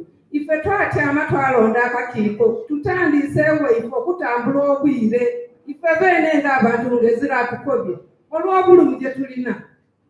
Kuba abantu abandi bajabayiriikirisa nga bayida baavugwa obuwuuta era buti tuli kulwana ife beene na beene. Kale tuli kusaba busaba gavumenti abona engeri gy'akola gy'atuyamba. Just summary quick for those who do not speak that language from the Chamazinga. You will translate. Okay. So the MP has said is going to translate, not me. I'm left now. Balamusizaako basimule banyabo amanya naziwa Agnesi nze nnoviira eri ku bizinga by'ebussi naye ebizinga by'ebussi buli lunaku tulaajanye bannange batuyisa bubi. Ensonga ya Mukene gye ngenda okwogerako bamaama bataata tebakyalina busobozi buweerera baana. Mukene ye waffe bamugyawo for good kubanga ne kyotachota tetwafuna kumusomesa nti oba tufuneyo omuntu agamba nti tumuvubeko bwe muti. Era ye we tubeera nga bamulabayo abavubi abasirikale bo bennyini ekyo nkyogera ntiinako bwino bo bennyini be beevubira Mukene ate mwaka katimba kennyini ke bagaana ko kennyini haliya ke bagaana bo be bateekayo abavubi baabwe ne babavubira ki Mukene oyo. Bannange n'otuuka ewaffe abaana tebakyasomerako ddala kubanga nze ndi kansala ntuuka mu maka ne bavuga nti kansala tukole ki? Tetutwali bavubi ba Mukene, nze nali mwanisi, nze nali mulonzi, ekyamazima ng'ezo zonna kategole zaakola ki? Zaafa. Abaana tebakyasoma. Sigenda kwogera bingi kubanga tewali kye tutayogedde. Naye gavumenti eveeyo etuyambe. Paalisi modo bamutuwadde tetugaanye. Naye paalisi modo akakadde olukawo omuntu ng'agamba omwana wange wa P7 kenwanirwaneko oyo yaba ayitawo. Kati buno obusigadde wansi nga bukola ki? Kubanga tewali kakadde kagenda kukola bizinesi neyanziza nayanze. Honorable, will you add on that one also? Or you have captured the other one only? Okay. Good afternoon, all participants. Good I'm afternoon. Tomaketo Pista from Nangoma Landing Site, Katosi. I'm also representing issue of Mukene, the silver fishes. I was a woman working in silver fish and educated my children. The one finished senior 6, but as for now, he's just there at home because we have no work as women. In our landing site, every month, two children over 2 women have to die because of men are disturbing women. These days, they don't have kameza. They don't want even women to ask for kameza. What they call that chopping list, they don't want. They don't want women to talk of chopping list. That is the problem. Even yesterday, but one, a man killed a woman of 2 twins. And they buried just yesterday, but one, in a woman landing site. Because of Mukene is our work as ladies, not men, but it's our job where we get money to support our family. As you are seeing us here, even today I left somebody, they have taken her to the hospital when the man wanted to kill her because of money. They are not working, no kameza, no shopping list. How can you survive without no kameza? That is our problem. Thank you very much, Mami. We shall ensure that the camera now, this is where we, colleagues, will agree with me. This is where we go wrong. The men of the forces state cannot pick such information. But when if the minister was standing here, they would have all been around. This is where we go wrong. Let us try to also consider these are our people. The minister is there because of these people. Let's capture this information, and although she's not here, she has representatives here. They should hear and pass over to her, but they should also put it in the media so that she's able to hear. Thank you very much. So we are going quickly. interpretation first. Not everybody wants to do that. But anyway, they say that what? That Camilla summarized everything. You know what happened with that. So we are not going to take and we are coming back for discussion because given the time, we are going to have.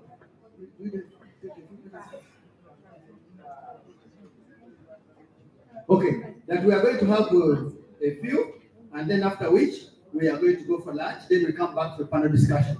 Now, I leave it. Okay. Okay, now we shall do it this way. The honorable members will not be with us in the discussion. And yet I had wanted when the panel discussion is there, they will be the one to summarize, but they have another meeting. Is that right? Or the two will remain. So one of the two who is going to remain will help me when these people are doing what the panel is discussing, just to summarize the way forward from them. Only one key thing. But for you, I will give you opportunity to say something before we get to others. Thank you very much. Thank you very much. First of all, I want to appreciate the organizers of this meeting, that at least we are seeing, we are moving from where we've been to somewhere. I've been so heartbroken when my women here, my mothers, are lamenting because of Kameza. You know, for us women, even when I'm a honorable member of parliament, my husband knows it that a Kameza can't have. He has to leave Kameza. So, in this era when women are not working, they are crying, they have to ask for Kameza. This time around, they ask for it when even they are tough, when they haven't given some bad facial expressions. My name is Susan Mugabe Nakaziba, the woman member of parliament for Vuma district, and a shadow minister for fisheries in the alternative government. I welcome you all. I want to appreciate NARO for this initiative because even when I came late, even just by mere looking at the posts that are in front of us, they are really communicating about sustainability. They are communicating about environmental protection. They are communicating about the lake protection. And that is our goal for all of us. We all need to see the lake being protected. We all need our fishermen on the lake, both of silverfish, both of Nile perch, and other species like in Kolongo. We all need them to be on the lake. But to achieve this, whatever we are communicating here, we have to do something like three things. One, we have to do regular consultative meetings, like the one which is happening now here. Before we come up with a paper, before there is something like a draft, we have to do regular consultative meetings, both from having the stakeholders as members of parliament, having the different fishing organizations, even having both the fishermen and fisherwomen from the different landing sites. And I'm very, very and extremely happy for this engagement. If we could really accept, we could give a hand clap to NARO as our organizer. Thank you very much. The other thing we have to do is to sensitize the public. However much we talk, however much we do what, we write papers, but when the public is not aware of what is happening, when the public is not aware of what they are supposed to do, then we are wasting our time. We have to go on ground. Talk to people of Nile Perch what is required of them. We have to go to ground. Call the people of the silverfish. Tuyitara chala bano, tubanyonyole the importance of protecting the lake. Kubanga our target oba kigendererwa kyaffe ffenna. Abantu bano okubeera ku nyanja. You're going to excuse me for speaking also Uganda because I've seen some of my women here. English is not what? yet they're having some problems with English. So, the other thing, what I want to talk about, the moment I entered here, I was hearing some information about overpopulation. First of all, I want to inform you that there is nothing we can do about the overpopulation, first of all, on the lake, because people are producing day and every day. And you're not going to tell them that because now the lake is not expanding, you people should not produce. But we also have a way of reducing because you people, there's one thing that, you know, we have in the East African community. But our fishermen, when they go to Tanzania, on the lakes, others are mistreated. When others go to Kenya, they are mistreated. When others are going to Rwanda, they are mistreated. But for us here in Uganda, we are allowing everyone to come on our lake. We don't have any regulations. Everyone is on the lake of Uganda. You find even people sure are going to sleep hungry because the lake is overpopulated. We should come up with a regulation. The other thing is that when you want at least the lake not to be depleted, we have to do what they call value addition. Ntolwalero tulina tubeera waliwo abakyala abaami abamaze okusika abafunye ebyennyanja. So tubeere n'abalala abasobola okukalirira, abasobola okukalakata, abatwala ku factory. When there is value addition, we are going to reduce the number of the direct fishers. But if there is no value addition, everyone will be looking for a boat to go and fish. Because even you see the factories have collapsed. Some people would be in the factories doing other things. But the factories have collapsed because one, there is no fish. Two, other circumstances following that. So you people, the fishing sector must be handled very, very well and given much, much attention. You see, me have been to Tanzania several times. I don't know if people, the science who make research and my colleague from the ministry, I've forgotten the name. Yeah, Madam Days. You know, when I was in Tanzania, you will never see big fish. And for them, they say, capturing of big fish is illegal. Go to Tanzania and see. You will never see big fish. They are having small fish. For us, what we call here illegal fish on the streets everywhere. Now, which East Africa is this? Which East Africa is this? If Tanzania is saying that you cannot capture the big fish because it's the one which is going to produce. Now we are Uganda, we are saying we must capture big fish. Please, Madam Day is real. That is your work. They must come, go and do research there, come and tell us, because now, East African community, things are not carrying. Then we go to the issue of sustainability. You know, for us as members of parliament, we came up with the law, the Fisheries and Aquaculture Act 2023, because it was assented to by the president in February.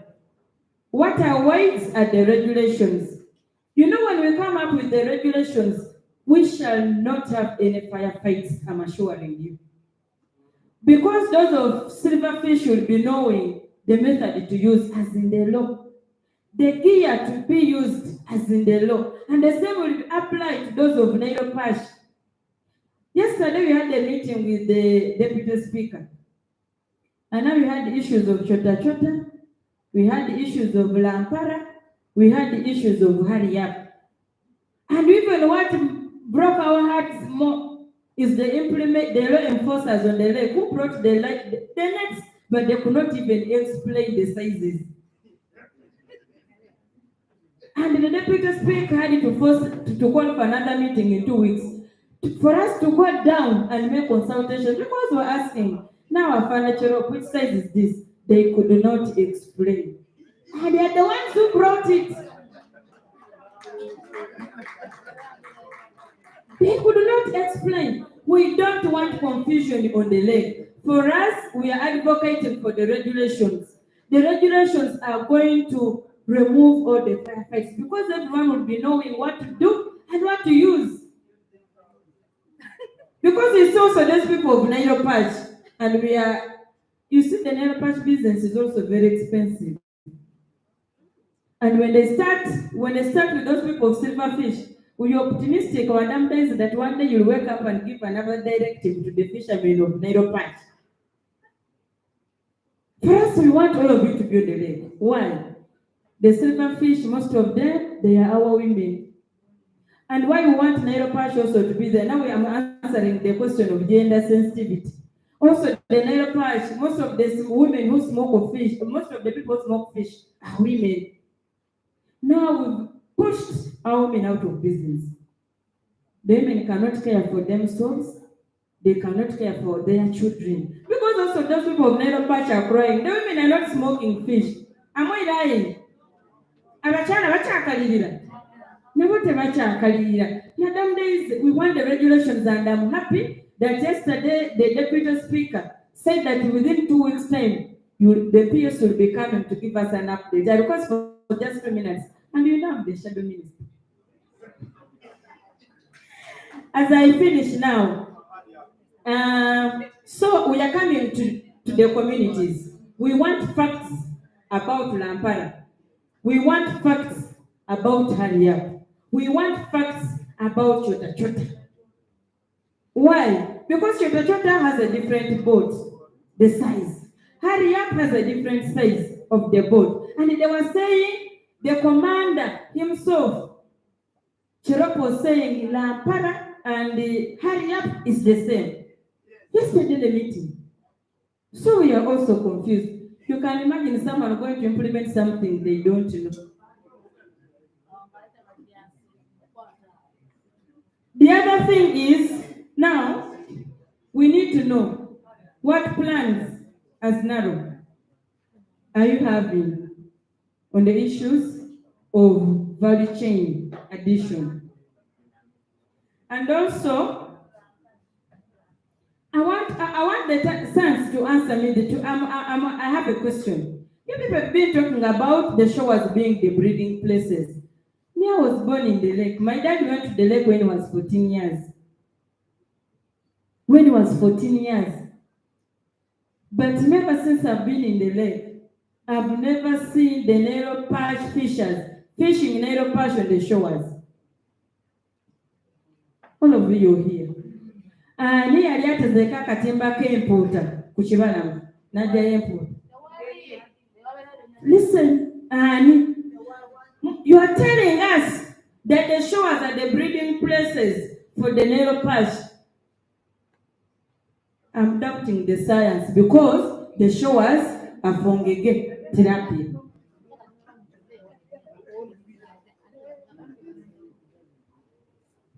Me, I've grown seeing tilapia being fished at the showers, and I've been hearing. What I know is that the Nairo Patch breeds from deep waters, Muyema.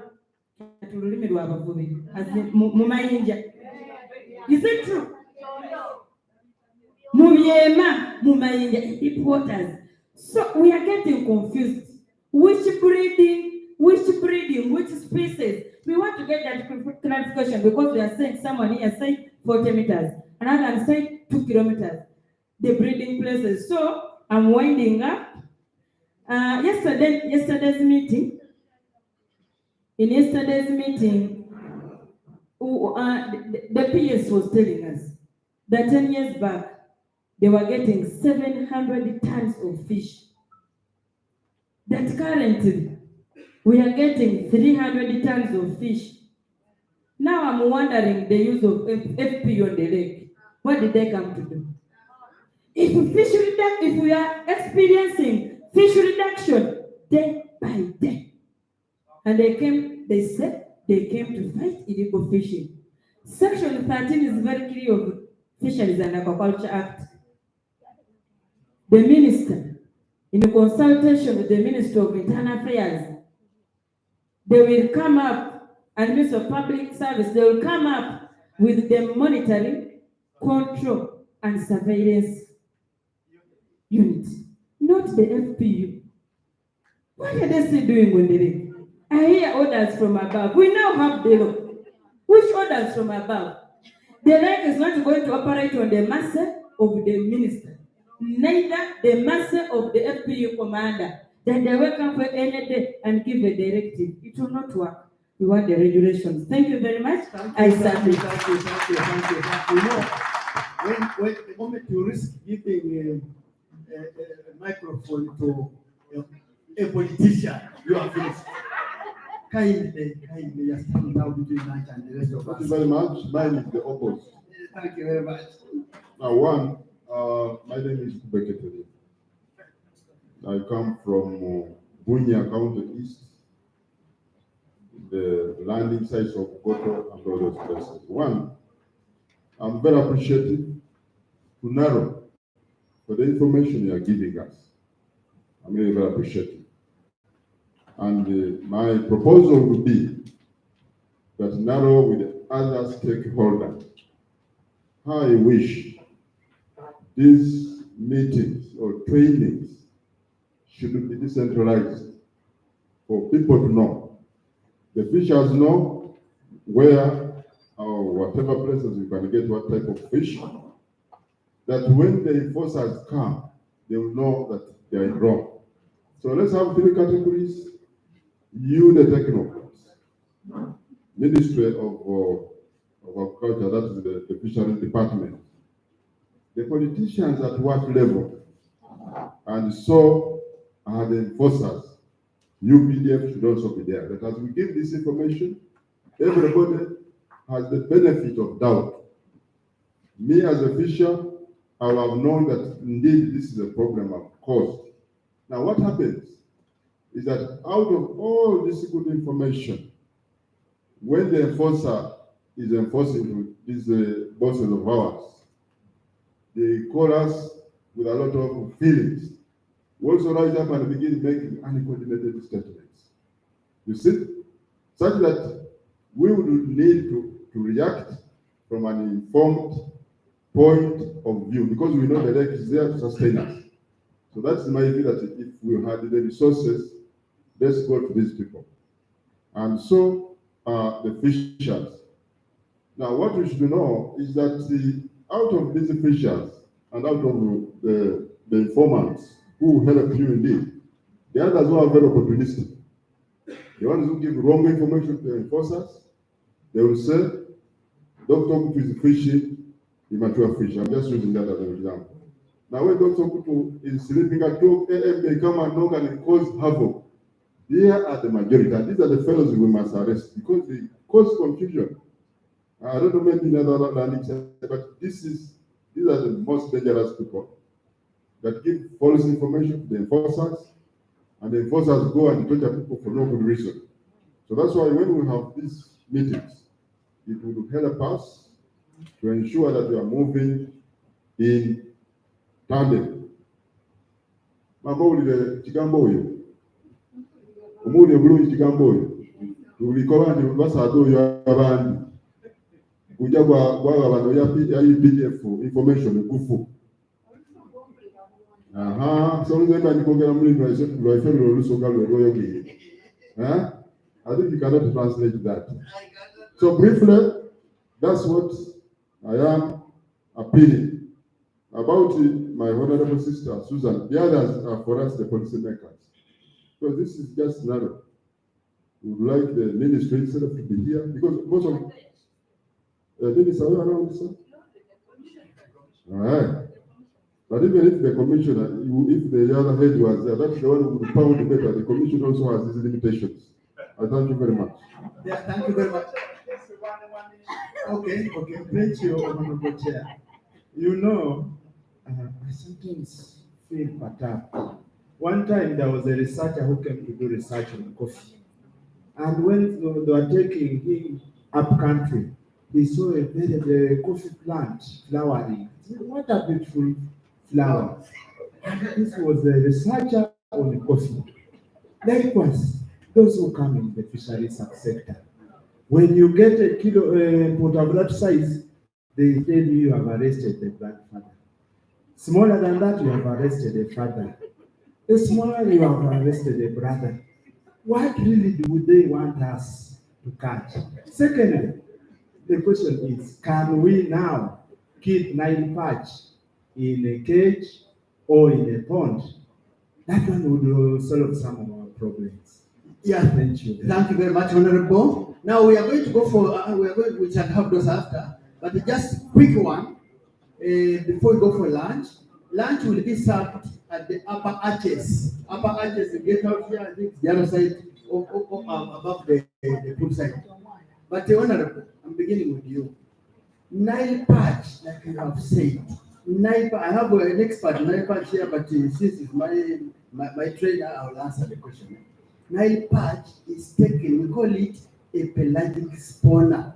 It lays its eggs in the pelagic, in the water column there.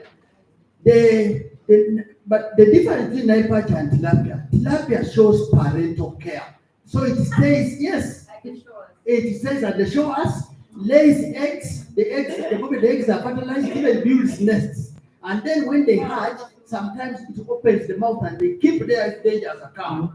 For Nile perch, it lays the eggs. Once they pair up a male and a female within the water column there, it keeps laying while the other is fertilizing. Those which get chance to be fertilized are fertilized. So it lays a lot of eggs, and the survival of Nile perch is hinged on that. And we are going to say that it lays about 140 eggs per gram of body weight.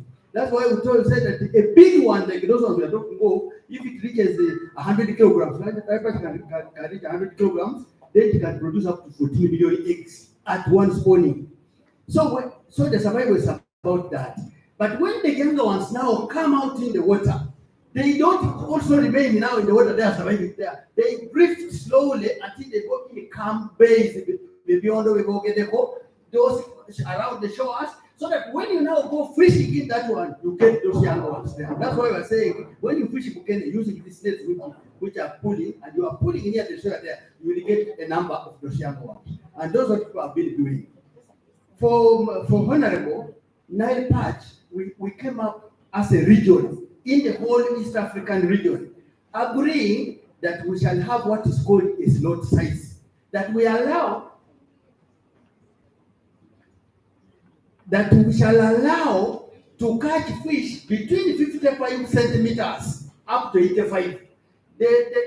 We put that window so that we can get those ones which have now matured, but they're doing what? They have reproduced once and they can now be taken. But the bigger ones which are producing these millions, we protect them. That's why we had that upper limit. But now implementation became a problem. That's why you said implementation became a problem, because now when you get somebody who has got a fish of 85, you arrest, you do what? So you get rid of the problem.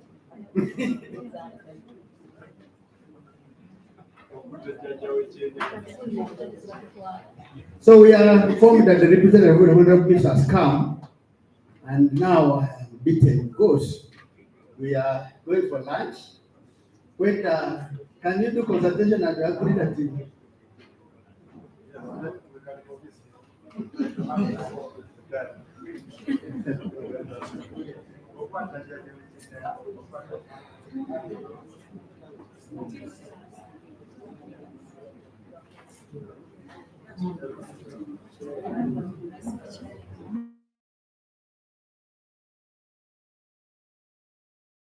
I was just concluding, and we have agreed with the representative that is going to address us now after when we are doing what? We are going to the closing.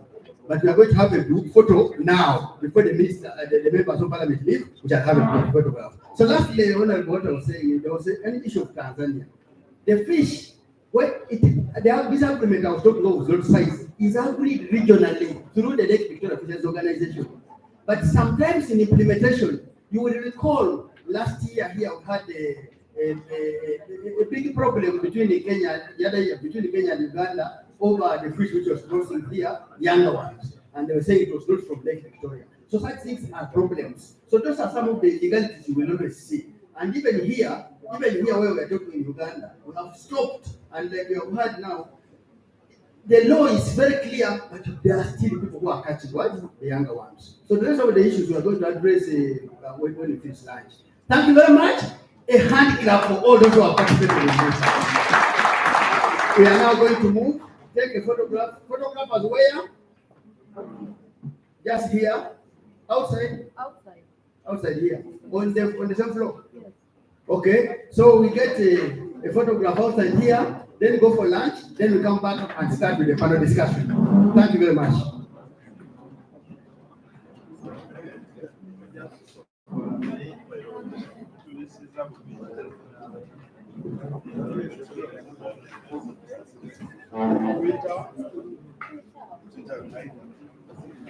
No shortcut. Accountability.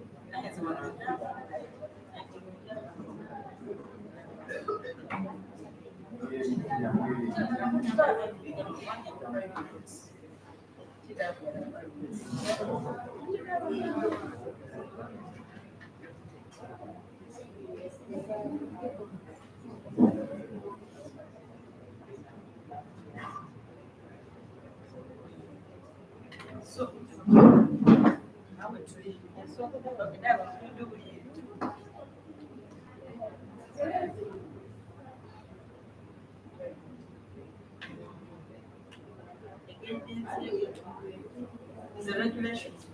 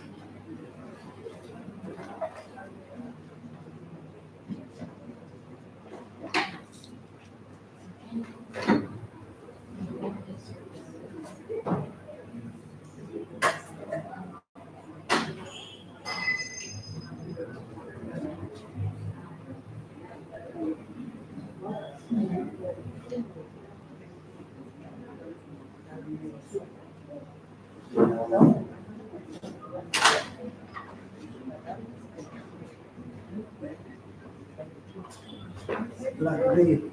I even called these colleagues today and they left their life.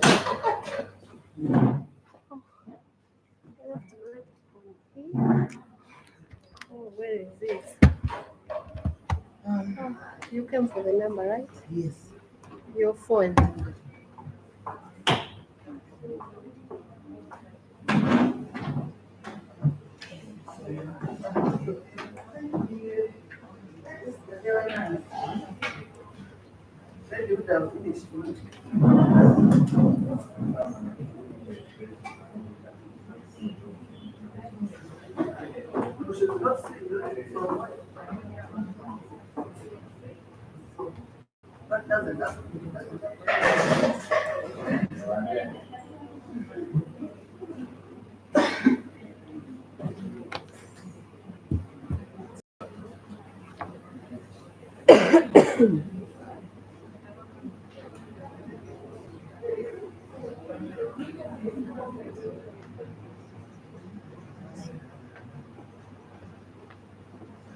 Zero seven seven two. And I haven't seen a microphone anywhere. 077.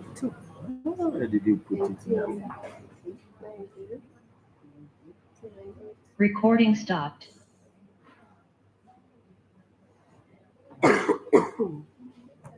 You did? You didn't see. Okay. That's my number. Do you have it? You received it. So you have misplaced it. I'll send you a woman tomorrow. Tomorrow. Okay. I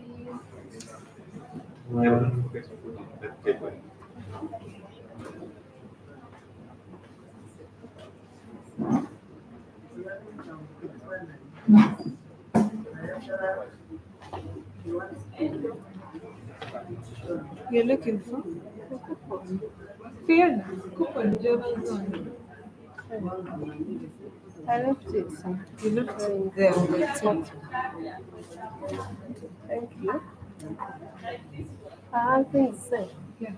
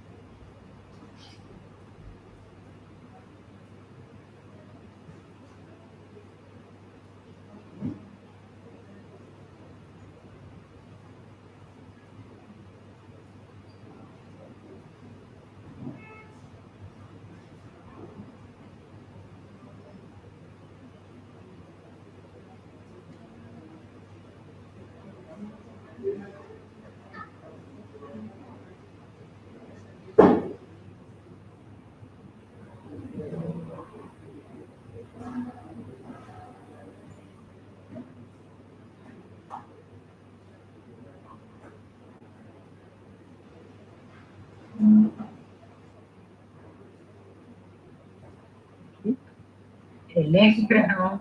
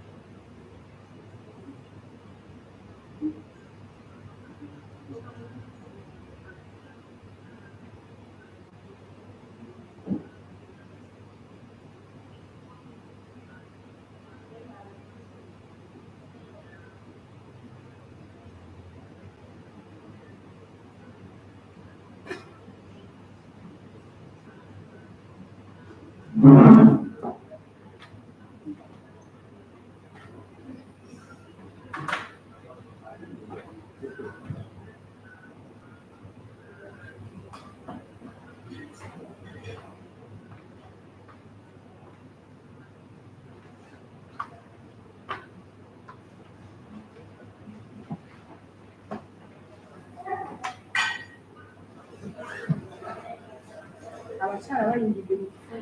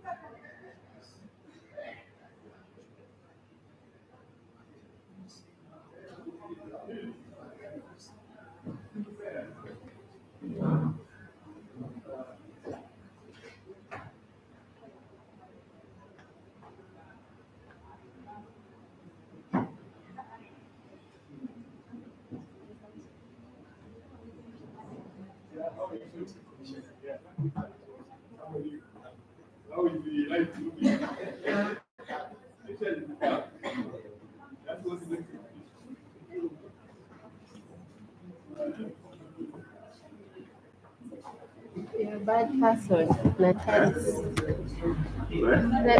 I'm going to use now yours. I forgot that.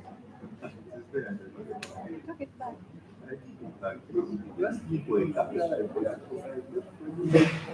But there was some, I thought by the time I reached here, I reached that you did that.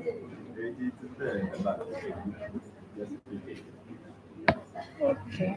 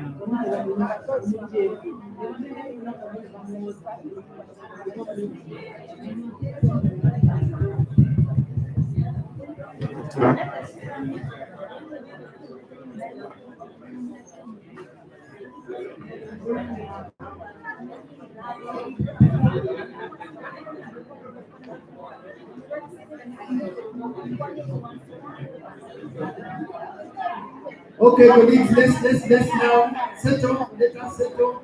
Get back to our seats. We are going to do three things now. Three very important things at this juncture. One, we are going to have our panelists come here and we discuss. And this discussion of panelists will take maybe 30 minutes. We want to give every panelist, we shall give him only 3 minutes. Only 3 minutes, and I'll set that so that we finish quickly. Then the second one, we are now, when they are finished giving us, we shall have now a discussion for another 30 minutes. Then the moment we are done with that, then we have a way forward, which should be started in about 5 minutes, and then we have the representative of the minister closing. And when he's closing, we will now be responding, telling us what he promises us to see after this. So let's quickly have our panelists come in front. And the panelists will be as follows.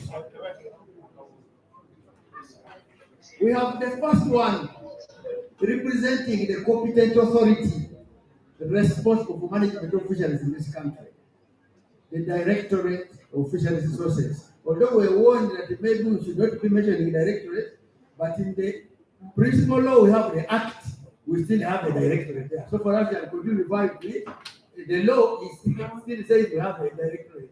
So the public service, they will have to clean up that and go back to the parliamentarians to have it clean.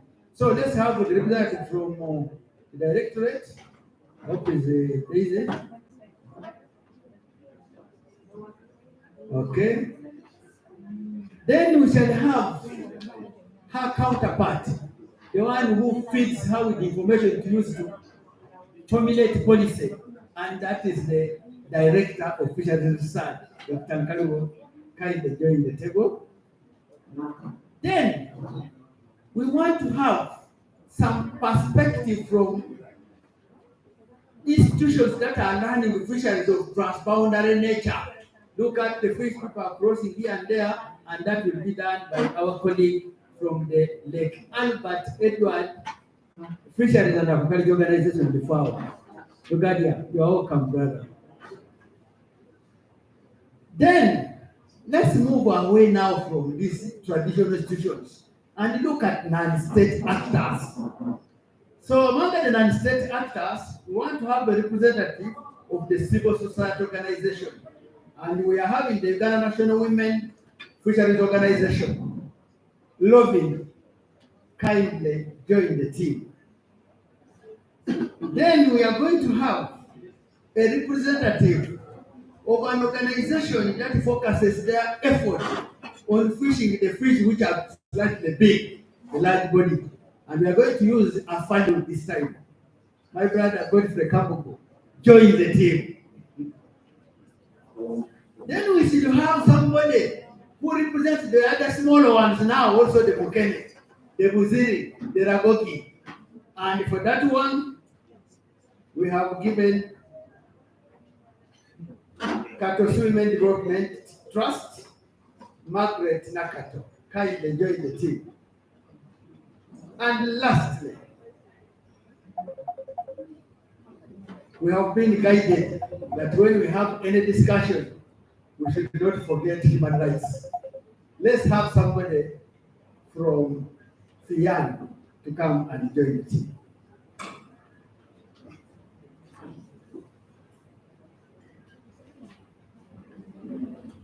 I think the whole team is here. Only Fiyan coming, okay? So as we, thank you very much, brother. So we are going to do it this way because of time factor. I will only be asking you just one question, but that question will incite debate. When you answer, then the rest will you keep note, and you will also now do what? Follow up when we come to the discussion. I don't know, sometimes you want to begin, but let us begin from the policy perspectives. Let's begin with the head. And we want to begin with the department or the directorate responsible for fisheries management in this country. Madam Daisy, I think all of us have heard it today with happiness and just confirm what we have already known, that Uganda now has a principal law, the Fish and Aquaculture Act 2023. And we have also heard that the ministry is now busy working day and night, and that even Parliament has given them now a shorter period of 1 month to come out with the key regulations to functionalize this principal law. So we ask, what policy reforms should be the focus to enhance coexistence of our teams here who are fishing the large fishes and those who are going for the small ones? Kindly, you will just highlight in 3 minutes. Thank you very much. Hey, where is our microphone? Another microphone?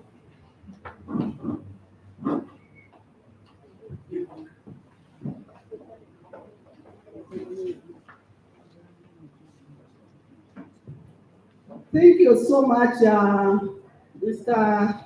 Moderator, the director of NAFIRI, the former director of NAFIRI. You know, you're once a director, always a director. Colleagues, I want to inform you that there are several reforms that we are making to ensure that there is coexistence between the fishes of the silverfish and the other species. Allow me to just mention to you, basing on the Act. Why do we have the Act? What did we have in mind when we prepared the Act? One thing when we were preparing the Act, what we had in mind is what is in the National Development Plan and also what is in the National Fisheries Policy of 2018. And that big picture is that we should be able to increase the production and productivity of the fisheries resource. We are not only colleagues, we are only not talking about sustainability, because when we talk about sustainability, we are saying that let us maintain the status quo and pass it on to the next generation. But the idea we have is that if we are now producing about a total of about 700 metric tons, we now want to increase this production and productivity to make sure that it is somehow matching with the increasing population. We are now doing that and also making sure that we improve the livelihood of the community. How do we improve the livelihood of the community?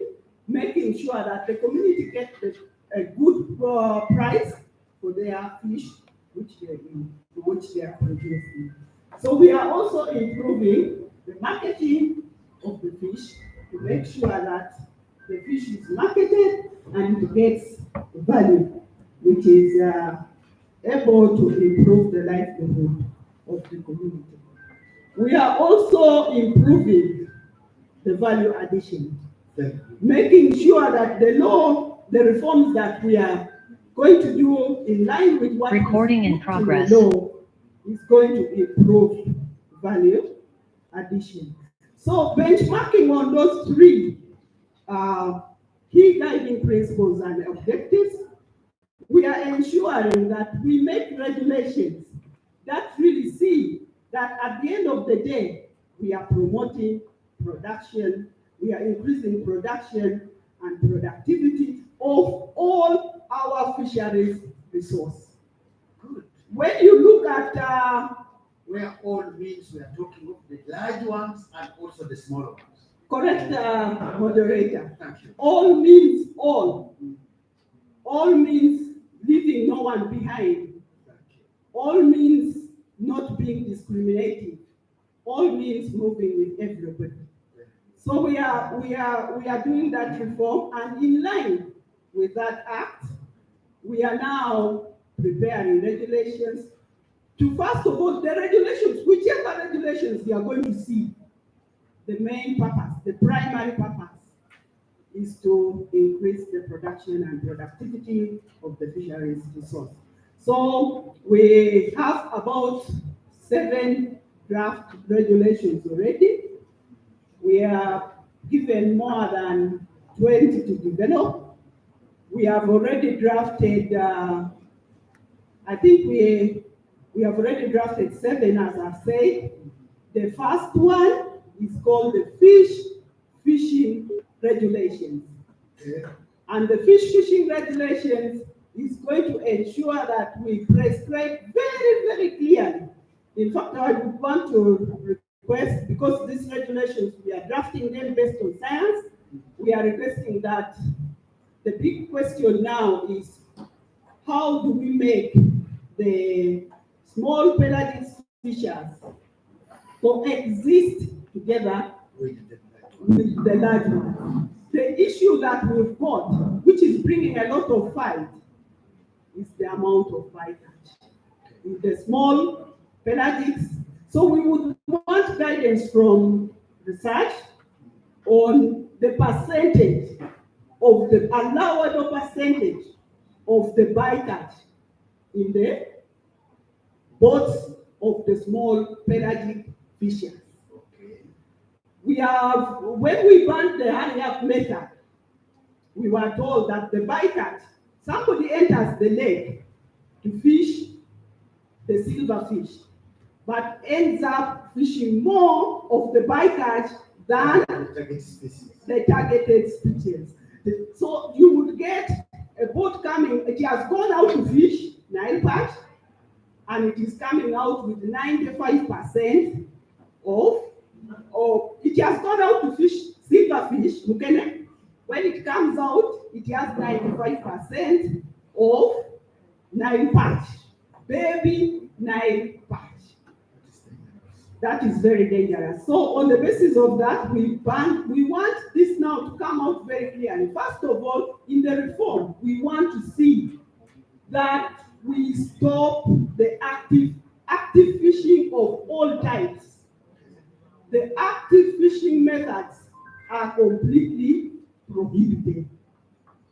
So if you are saying that you are still going to use the paranet, and you are also going to use the hurry up, and then you are going to be hurrying up, any hurrying up is an active method. It is not allowed. Okay, Madam Chairman, I mean, Madam Director, now time is running out. But now the challenge you have is that, like for the silverfish, there is no method you are likely to use which doesn't have any form of active in it. Because passive methods cannot go for a fish like that one. I don't know, but you need to respond about it as you do that. But good enough, you have said will be guided by research. Do I respond to that, or I leave it to research to respond?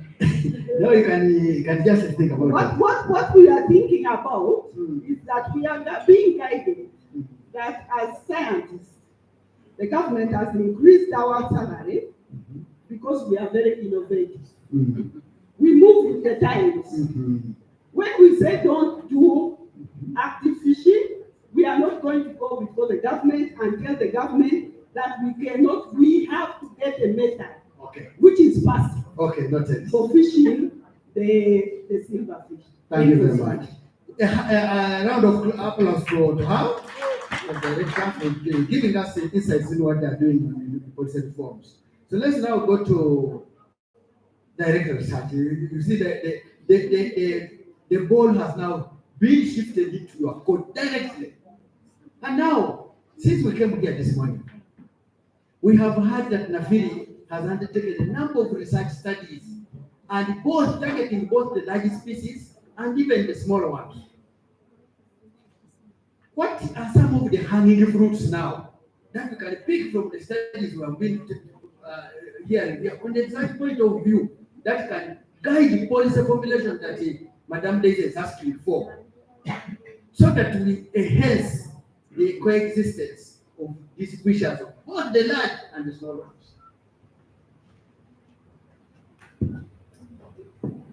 Thank you, moderator, and thank you for giving me the opportunity to participate in this panel discussion. I think since morning and from the presentations that were given, maybe what I have to do is to just re-echo some of the suggestions that we as research are proposing, and hopefully they can guide on the policy formulation. To start with, of course, when you talk of the large bodied versus the small fish, and I think in one presentation we saw that the small fish are occupying a certain layer of water, about a third of the lake depth. Exactly. So obviously, I think one of the things that even research has alluded to this is to take advantage of this distribution of fish in the water column. And then this talks to what my brother Herbert was talking about in terms of net paneling. I think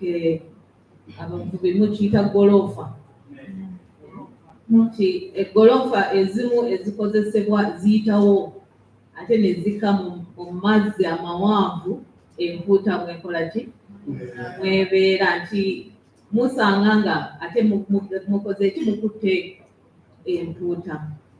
So I think we did recommend, and on Lake Victoria we recommended 10 panels. Lake Albert we are recommending 8, and also Lake Choga we recommended 3. So obviously, if we can have, we regulate the number of panels, and this will also indirectly control the depth at which the fishing occurs in a way that will allow some coexistence, because then not only is it handling the depth, so we'll reduce on the competition in the water column, but also I think it is handling the issue of bycatch. Very good. The second issue that I think in terms of providing policy, and I think it came as a challenge in Mr. Deongera's presentation, is to do with the excessive effort.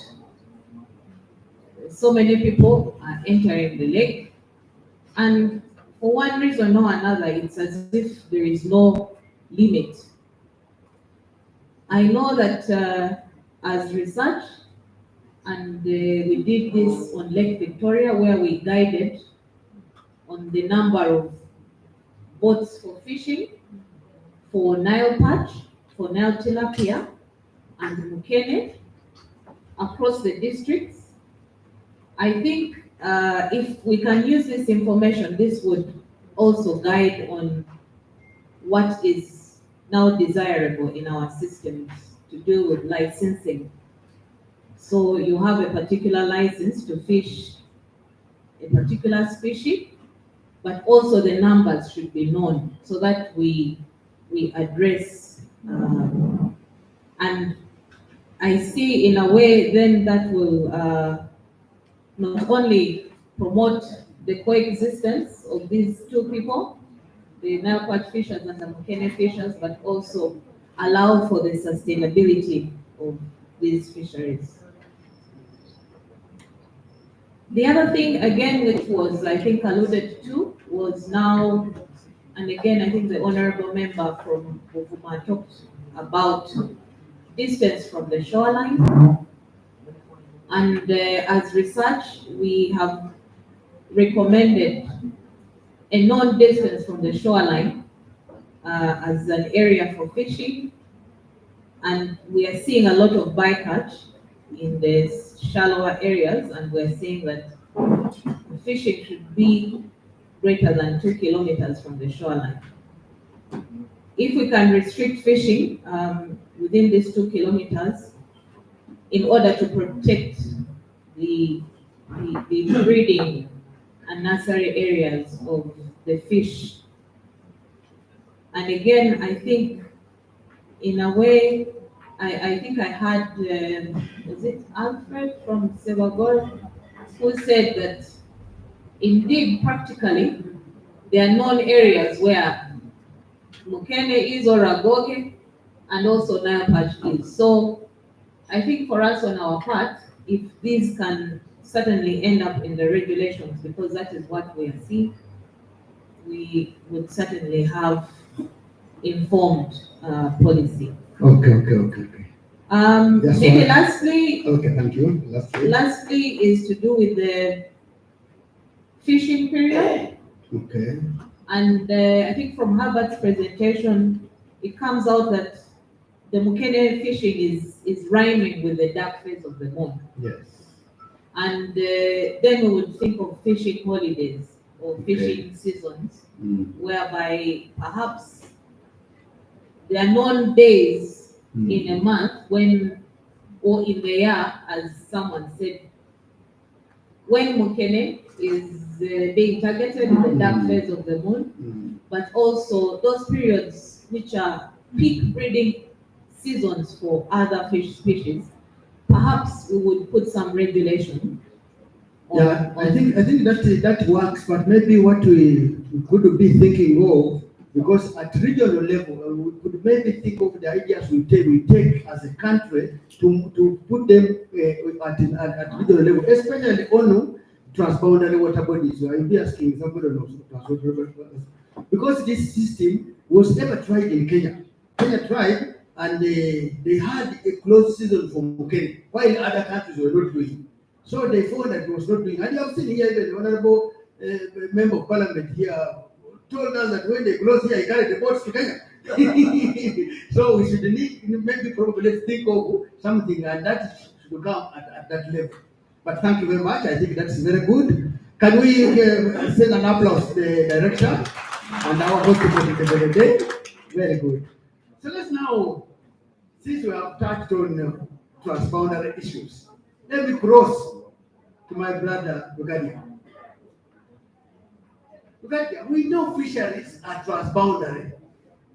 The honorable Okeo here told us that fish doesn't even know borders, they are just crossing here and there. And we have now also seen that fishes are also being migratory, and they move also from place to place. And indeed, one people here was suggesting that some people should be stopped who have migrated into the system. But what do you think, in your opinion, the strategies which institutions like LODFO, the AFAO, those ones which are transboundary in nature, the strategies that they could adopt so that we have to ensure sustainable coexistence of fisheries in transboundary lakes like Victoria and others? Thank you, moderator, for this opportunity. First of all, let me throw some light, because this current situation seems to be peculiar to Uganda as I speak now, because we have two transboundary systems, or three.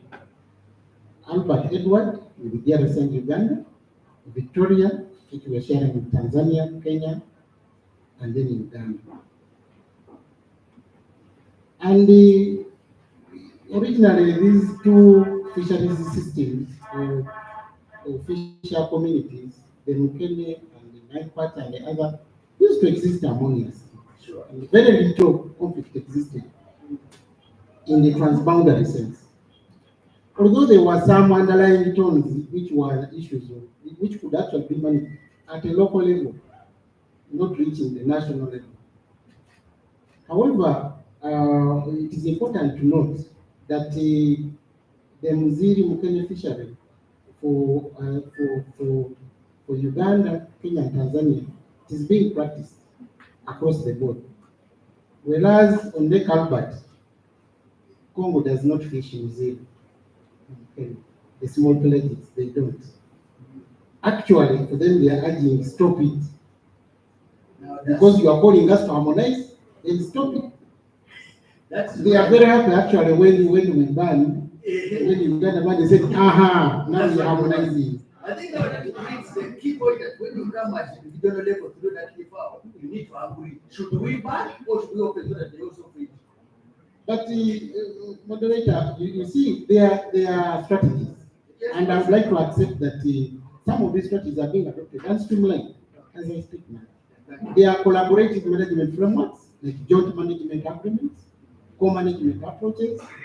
We have integrated fisheries management plans, but which are ecosystem-based and species-specific regulations for licensing in Mukene and the like. There is need for monitoring and surveillance. Some picture of joint patrols must happen. And data sharing platforms. There is need for deliberate capacity building and education, training programs. People don't know. Research must be collaborative and innovations must be shared across the board. Moderator, conflict resolution mechanisms. Uganda, we seem to be having a gap. Whereas co-management structures in our neighbors seem to be strong, in Uganda, something is missing. I don't think everybody is noticing it. Yeah, there seems to be a gap. There seems to be no clear leader at a local level. I've actually received here that some people who are saying that co-management should actually be thought of deeply because, since BMU things happen in Uganda, they may operate in other places. And that is a key point you bring. And some of these conflicts can actually be managed at local level. They shouldn't be coming up here. Then finally, sustainable management policies. There's need for economic incentives to promote sustainability. Government should provide incentives for sustainable fishing practices. Because you're telling people to move away from some, but what incentive are you providing? Okay. I think the governments have to be clear. Yes, that's right. Otherwise, these fishermen, this is their livelihood. I mean, we should come up with clear economic incentives to make people shift. Okay. In conclusion, moderator, these strategies that exist and the transboundary institutions are doing everything possible to putting them on board so that countries can adopt them. However, if we don't have strong management structures in Uganda, I'm seeing a governance crisis. Thank you very much. Thank you. Please, a round of applause for him. He's really opening our eyes. We need to, Uganda should to style up and see that we do what others are doing. So let's move now to civil society. And I want to go to Uganda National Women Fisheries Organization, Loving. We know these CSOs play a very important role in advocacy. Right now we are now trying to formulate laws and we want people to advocate for some things. So in your view, what are some of the areas of policy that we should advocate to enhance sustainable fisheries in Uganda? Thank you so much, Dr. Tabu, and I thank the organizers of this event for inviting Uganda National Women's Fisheries Organization. For those of you who may not know, the Uganda National Women's Fisheries Organization is a national umbrella for all women fish associations in Uganda. We have 496 women associations, and we are contributing our proposals today to this panel, which is very, very important for us as women. We propose that there is a need to have equity in sharing of the benefits from the fisheries, from the water, from the fisheries. The fisheries is for everybody. There is no omwana and ebyana. We are all children, okay?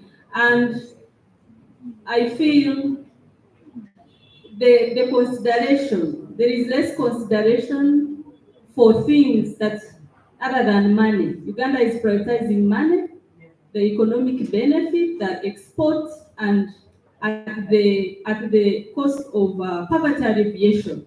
There are issues of poverty alleviation, there are issues of food and nutritional security that we are not putting at the table to discuss. There are issues of socio-economic benefits, and all these are very, when you quantify them, they are more beneficial to Uganda as a country, more than exports.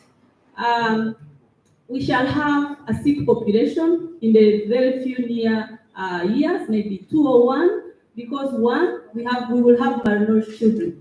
We've had a lot of babies, poor babies from poor families, depending on fish as a supplement. You've seen babies taking mukene powder, especially mukene powder. And this has been helping government of Uganda to save money in hospitals. Sure. But I am sure today, if we could do a socio-economic study, and if we would go to Murago Nutritional Ward, we would find that Murago Hospital is spending more money now on treating children in the hospital than we were doing before. I am kindly requesting that research should help us to be able to understand the losses that we have made as Uganda since the ban and since the minister pronounced this hurry-up ban. I also would say that there is need to conduct effective stakeholder consultations, before any changes in policy and regulations are imposed on people. Very good. Why? Because myself, I lead a national association, but I have not been called to any gathering where the government is asking for my opinion, apart from this one here. Thank you, Nafiri, for inviting me. So when you say you have done consultations, who is a stakeholder? Should we go back to define the word stakeholder? Who is a stakeholder?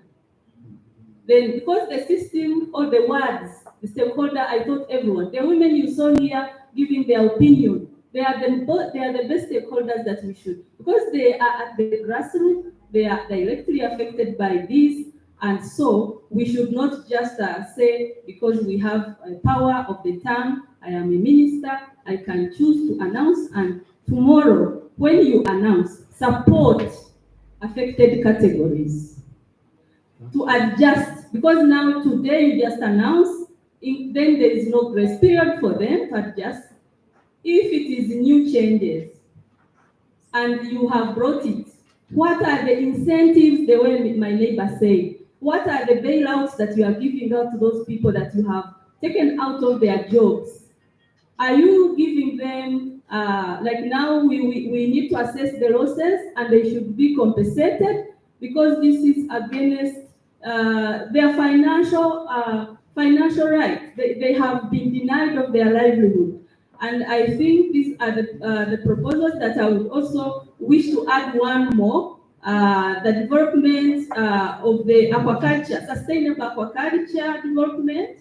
And this would be done by jump-starting market-led aquaculture development models. Most farmers are struggling to sustain their farms. The government needs to support the farmers. The government needs to come up with strategies that can boost aquaculture. Because I feel we have potential in Uganda to grow fish and to even be bigger than Egypt, which is now #1. The last one will be that. That's the last one, the second time. The last. Okay, last. So my last would be, as a businesswoman, I suggest that we should also do investment, investing in high technology fishing vessels. Okay. Because these are more environmental friendly. They have reduced emissions. Now we have a lot of oil, like this, a lot of fuel. Because the cost, I live by the island myself. I live in the island, somewhere in Uganda, which I will not mention. But going home for 20 minutes from where I come from, my home, I park somewhere and I take a boat to my house. But going to my house is only 20 minutes by boat. But I use every day, if I go back, and going home from my home to the car and back home is 30,000 Uganda shilling. So the cost of fuel is very high. So if we do invest in high technology advanced fishing vessels, which will contribute to cleaner waters, healthier fish populations, all these issues of pollution in the water, and they will be increasing energy performance. That is what I would want to emphasize. Accepted. And this will help in saving money for us, because so the research and government can now try to see innovative young people come up with those solutions. How do we have that in place? Because I have seen countries like Libya, which is in war. Okay. They can fish with a helicopter. So Thank what you, about thank us? you, Thank you, Robin. Thank you, Robin. You know, these people of advocacy, when you give them opportunity, they want to advocate and move. But thank you very much. And my brother, we used to call them the disturb. They disturb government. Okay, so now then let's move to. We would have now, since we are doing that, but let's just go to the large fishes now. My brother, come on. We have been discussing this morning. You have seen how the dialogue has been hot this morning.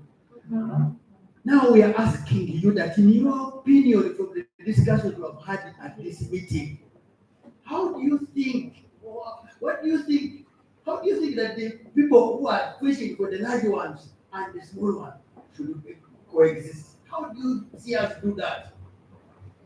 Thank you very much, moderator, Mr. Tabu. I want to just thank the conveners of this August, this important gathering today. I really am very happy at what is happening since February this year. The issues fishery have taken a national stage. So in other words, you are saying you are very happy since February when it was. No, yeah. Maybe, yeah, I want to be honest. Yes, you justify your. I want to be honest. And that's why we are here. We want honesty. Please proceed. Because if this was not so, this debate would not be there. Very good. When you look at coexistence, this was a term that was alien to us. All of us here. Very good. Can we coexist? Thank you. So this debate is very good and very important. And at the end of the day, when the dust settles and we sit on a round table, after accepting our weaknesses, both sides, we shall reach an agreement. Very good. That's what I see. But after fighting, yeah, because otherwise, and I believe you're a fighter. I know. All of us were fighting, yes. But all of us thought we were big. Now we have seen that we don't have the guns to fight anymore, so we need to sit down and each other. Now, where did we come from? I was trying to say this, that we have coexisted before. We have coexisted all years. I've been 40 years in the lake, we have coexisted, and nothing has happened. Even before the 2016, when we had the factories collapsing up to 5, we did not fight. In fact, what I did myself, when I saw Nalbach was finished, I went to silver fishing. Okay. That's what I did. Oh, that's good. Meaning that all this fishery is important. One can cross from one side to another. But what caused all this? What caused all this is really the depreciation or the dying or the death of the Nalbach industry. Okay. We have a lot of investment and so many people behind this. Now, when I had Mr. Deyongera from the Aqua Acoustic Surveillance reports that the fish, the Nalbach remaining is that much. Now, I can see why you are fighting. Sure. Now, when you see yourself dying, you start asking, what is the cause of the death? What is the cause of this illness? Now we start looking at the Manyara, we look at the. Now we see an enemy. We saw an enemy right inside us, legally authorized to fish, because the others are hiding. Those using monofilament or water, they hide. And therefore they know they are fighting, they are running away from the law. These ones are legal. And they do it amidst us with impunity. That is where we started fighting. Me, Chairman Afaru, I went with my team. We have met on 8 islands in Qatar, Chihindi, Wazi, so many, meeting with the silver fishers, trying to settle this matter amicably. We even made bylaws, they are here. Twakola amateeka nga tugamba ku kitimba. Ekitimba tukendeze so that tukendeza bycatch nga tuluma nga tulaba. Unfortunately, while bycatch scientifically is supposed, because all these fish, you must have a bycatch, as Mr. Nakeda told us. But then this time, the bycatch then when you're talking about is accidental. It's just it's coming. But the bycatch of today is intentional because the bycatch is commercial. The small ones have a bucket. Now, my brother, now that we have identified that, yes, as a key point that the bycatch is actually intentional. Yes. Why don't we focus our effort on eliminating that, but rather than focusing on the entire industry and saying now anybody who has this should stop? No. Why did we identify? It's like when you go to a place and there are people who are stealing, You say now the whole village should be closed because that village has some things. Mr. Moderator, Yes. as I told you, when you start a war, you don't have specifics. Continue. Now we are here.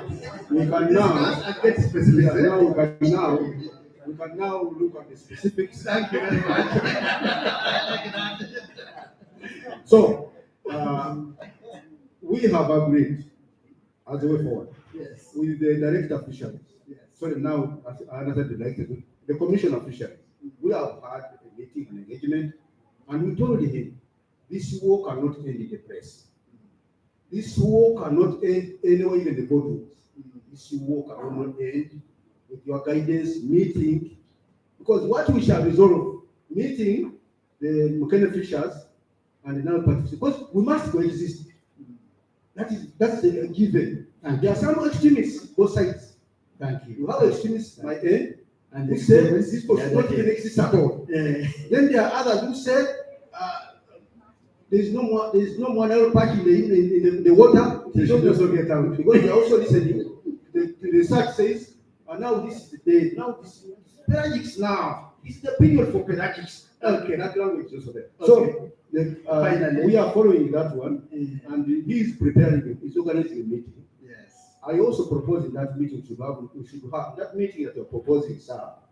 Mr. Commissioner, we are there to working on the way forward. You are calling the Mukene representatives and the Nile patch, and then also Nafili should also give us. We should also be there. Okay. That what we agree in that meeting. I know we are going to fight the whole day. But at the end of the day, we shall have a resolution. I think that's okay. And after that resolution, that is what we shall take in the law. Thank you very much. Thank you. An applause for my brother Godfrey. Godfrey, thank you. Now let me try to see when you have, and it's good, even the sitting arrangement, I made sure the fighters sit next to each other so that they can now fight when we all witness. Now let's go to the other fighter fighting for the smaller fish, and I will ask you the same question. Simple. How should we coexist? Same question that we say. What should we do in order to coexist from what we have discussed today? Yes, and thank you very much, our manager of the program. And I think coexistence is very, very important. When this regulation was passed, I remember the women coming to us and they said that when we don't fish silverfish in 90 days, it will die.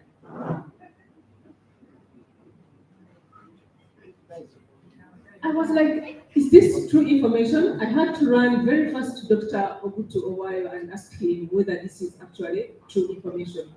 Yesterday, when the minister was with us in the meeting, she also reiterated the same thing, that when the fish is not harvested from the lake, then it's a wastage of the resources.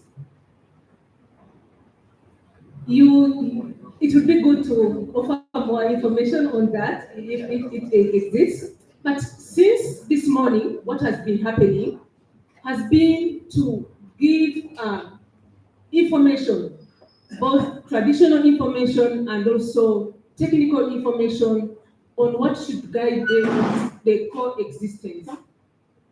From the presentations that have been made by Nafiri, the presentation that have been made by the Lake Victoria Fisheries Management Organization, the presentation from the DFR, they inform us that actually this regulation was put in place on misinformation. It was not informed by the realities of what exists and how we are going to be able to stop the catching of silverfish, in the catching of young juvenile Nile perch in the young silverfish, in the silver fishery. So what we are here now is to work towards readdressing making recorrections so that we can make this fishery, which are all marked species on Lake Victoria, inclusive, where everybody can have an equitable share of the fisheries resources. We have learned from the presentations which have been made by Fian on the right to food. We know that the regulation which is in place as of now, it is violating the rights of fisher communities, particularly the vulnerable. We heard from the presentation of KWD, which was highlighting the SSF guidelines, how it is very, very important for our states to take very, very protective measures to make sure that no regulation should be put in place that should really, really affect the most poorest and marginal people in our communities. And now we have a regulation in place. Again, from this discussions we've had, 90% of the people were using hurry-up method fishing, and majority are in the silverfish. And we have a regulation that have stopped them to engage in fishing. So this is a violation of rights of our states, yet they have assented to the international instruments to protect the right of food, to protect the rights of every individual in the communities, including the small-scale fishing communities. We have recently completed the development of the National Plan of Action for implementing the SSF guidelines. And one of the strategic measures that was identified, I'm one of the member of the task force, and I see many of our members of the task force here, was to optimize utilization of fisheries resources. And with this regulation we have in place, we are not optimally utilizing the resources of the silverfish. The data, the records, it was 500,000, was it Uganda shillings or it's million? When I see such big money, I tend to double it to 2 million. Yes. We are losing millions of money every day by not being able to optimize the silverfish resources. So again, this creates or demonstrates the gap we have in our system, the incoherence in the regulations. We have an law which has just come out, and then we have the regulations. All of these are not speaking to each other. So it is very, very important. You insist we should have these regulations harmonized, and then they have coexistence. Thank you very much. The SSF guidelines were endorsed in 2014, and our government signed them. And today it is 10 years since the SSF guidelines were endorsed. So we cannot be seen taking steps backwards.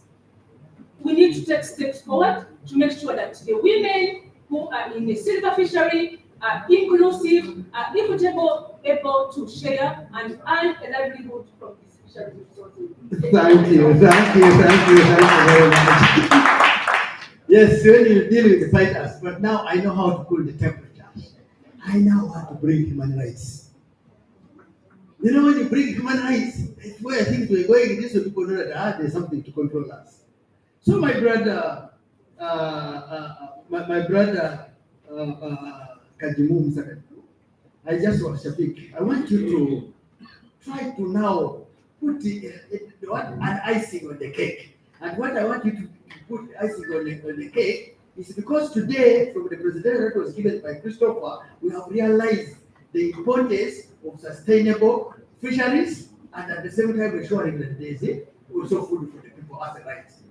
So we are now saying that in your view, how should we balance conservation with ensuring people are eating?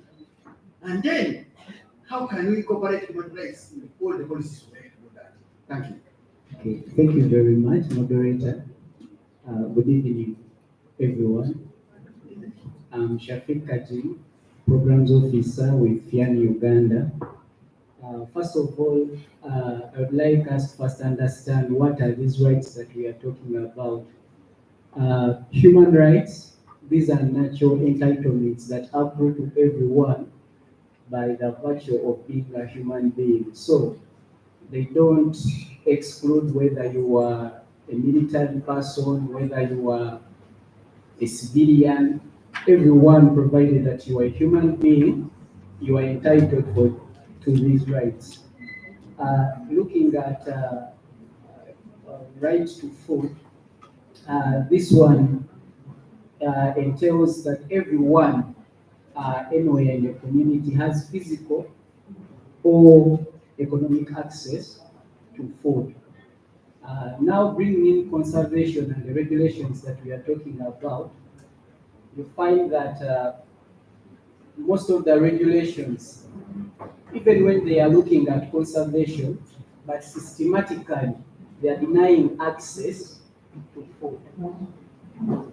For example, during the discussions, we had Mamoni yabadde ayogeddeko ku nsonga waliwo yayogedde ku nsonga ya LPA. You find that these are places that were gazetted for fish breeding, which is good. That's now conservation. But the language there, when you reach there, it's called Amazigo Muzungu. Meaning, there is a certain investor or the certain Muzungu who is enjoying. So one rights. Yes, one wonders if these regulations are here to conserve, who is benefiting from this conservation if the people or the nationals themselves are not really doing so. You look at when the regulations came in place on Mukene fishing. I think on news in Katosi, there was a certain investor who was using the same methods that were being banned, and he was being protected by the military. So one wonders to whose benefit are these conservation regulations. Now, how do we ensure that we balance conservation with human rights or livelihoods of people? First, I think all the processes of regulations or formulating regulations, they need to be participatory. Participatory, that's the key word. Thank you very much. For example, you find that when the Fisheries and Aquaculture Act was being introduced, the Committee of Parliament on Agriculture, Animal Industry and Fisheries came up and said they couldn't do thorough consultations because of resource constraints. Now, one wonders to what extent did they consult and how are people's opinion, officials' opinion being represented in the Act. We heard of the officials from MAIF saying that the regulations are on their way. One wonders to what extent were the fishers themselves involved into formulating these regulations. For example, now, the previous speaker talked about the fisher women themselves disclosing to her that this fish dies of old age. So, I think this is an important thing to note, that whenever we involve these people, they are the custodians of knowledge. They know the resource very well, more than we do. So, having them on board, bringing out such issues can really help to come up with better regulations that are not going to be contested along the way.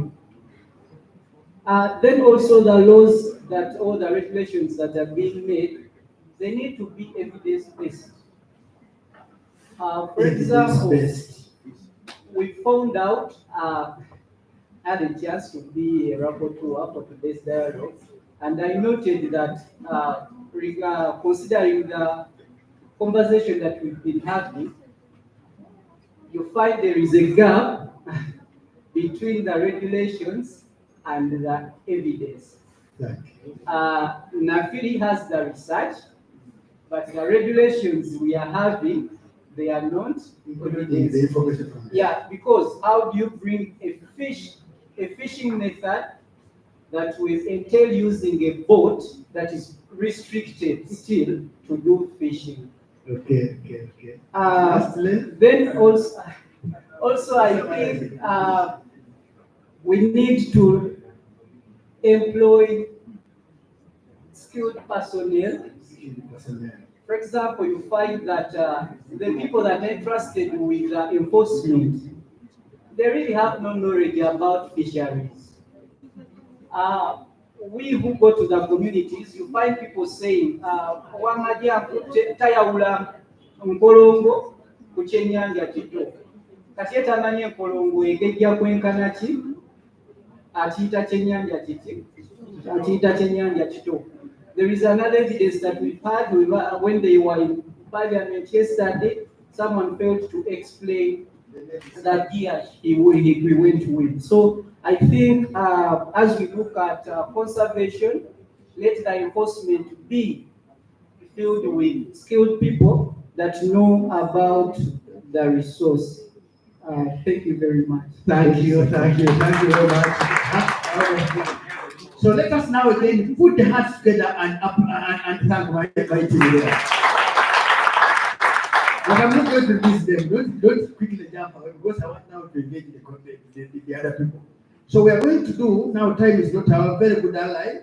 We are going to have a few questions and I will restrict to 5 points or one, but when we give you it's just 1 minute. Then the Honorable Member of Parliament is going to give us the last one. And then I have 2 ladies whom I received here from the organizers that they had a word that they would want to share. And they are traveled all the way from the landing side to come here and do, and we shall give them opportunity. So first of all, I want to select the 5. Each of them will be 1 minute. Then you take number 1. The hands are now 6 instead.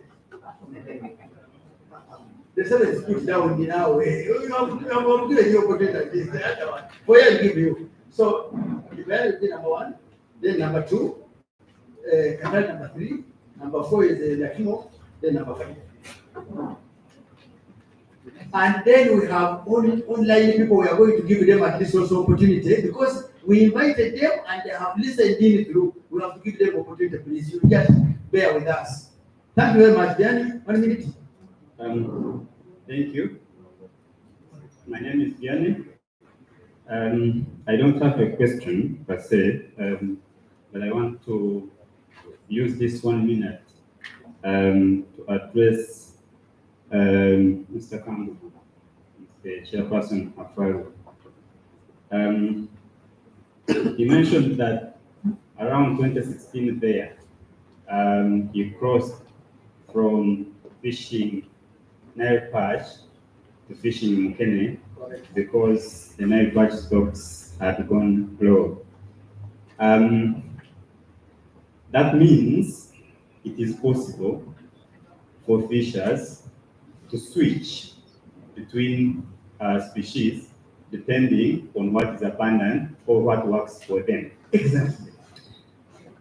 That means it is in the best interest of Afaru to advocate for the reopening of Mukene fishers. Otherwise, these people are not farmers, remember? They are fishers. Soon, they will join them in the Nile perch business. Yes. And then the fishing effort will double. And then the catch per unit effort will go down. And then, Mr. Kambugu,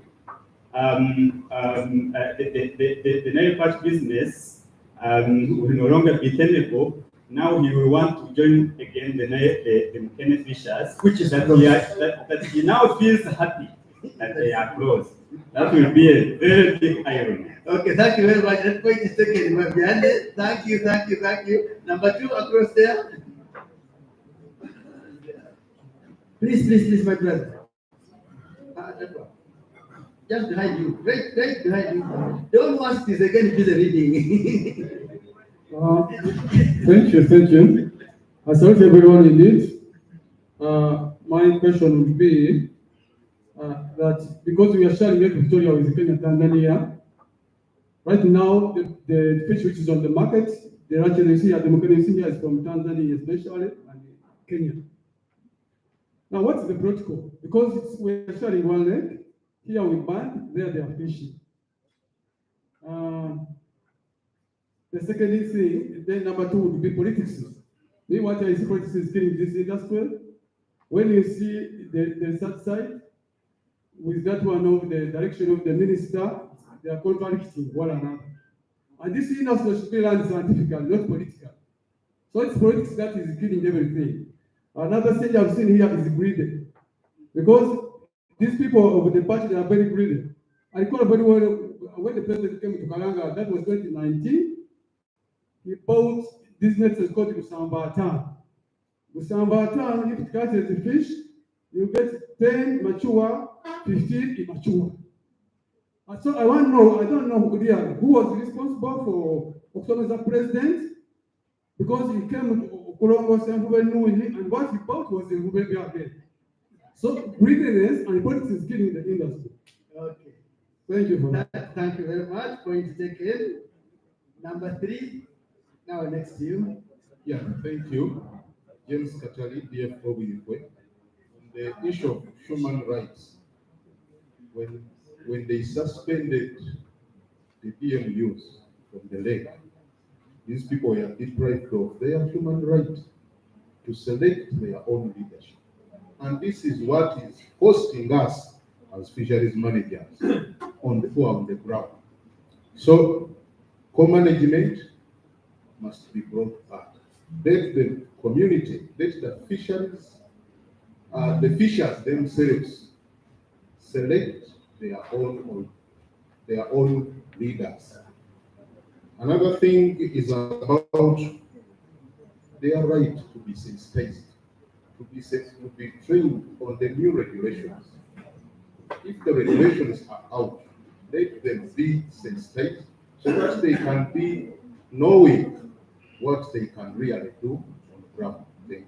Thank you very much, and we'll use your time. And it is indeed that one we shall ask the minister who is present with us when he talks, he will address that particular one, because the principal law must be having some co-management somewhere. What are we waiting to have it in place? Number 4, yes. Thank you. I'm Gonzaga Felix from Latino, the executive secretary. I've heard about words of conservation, and I think it's also very important.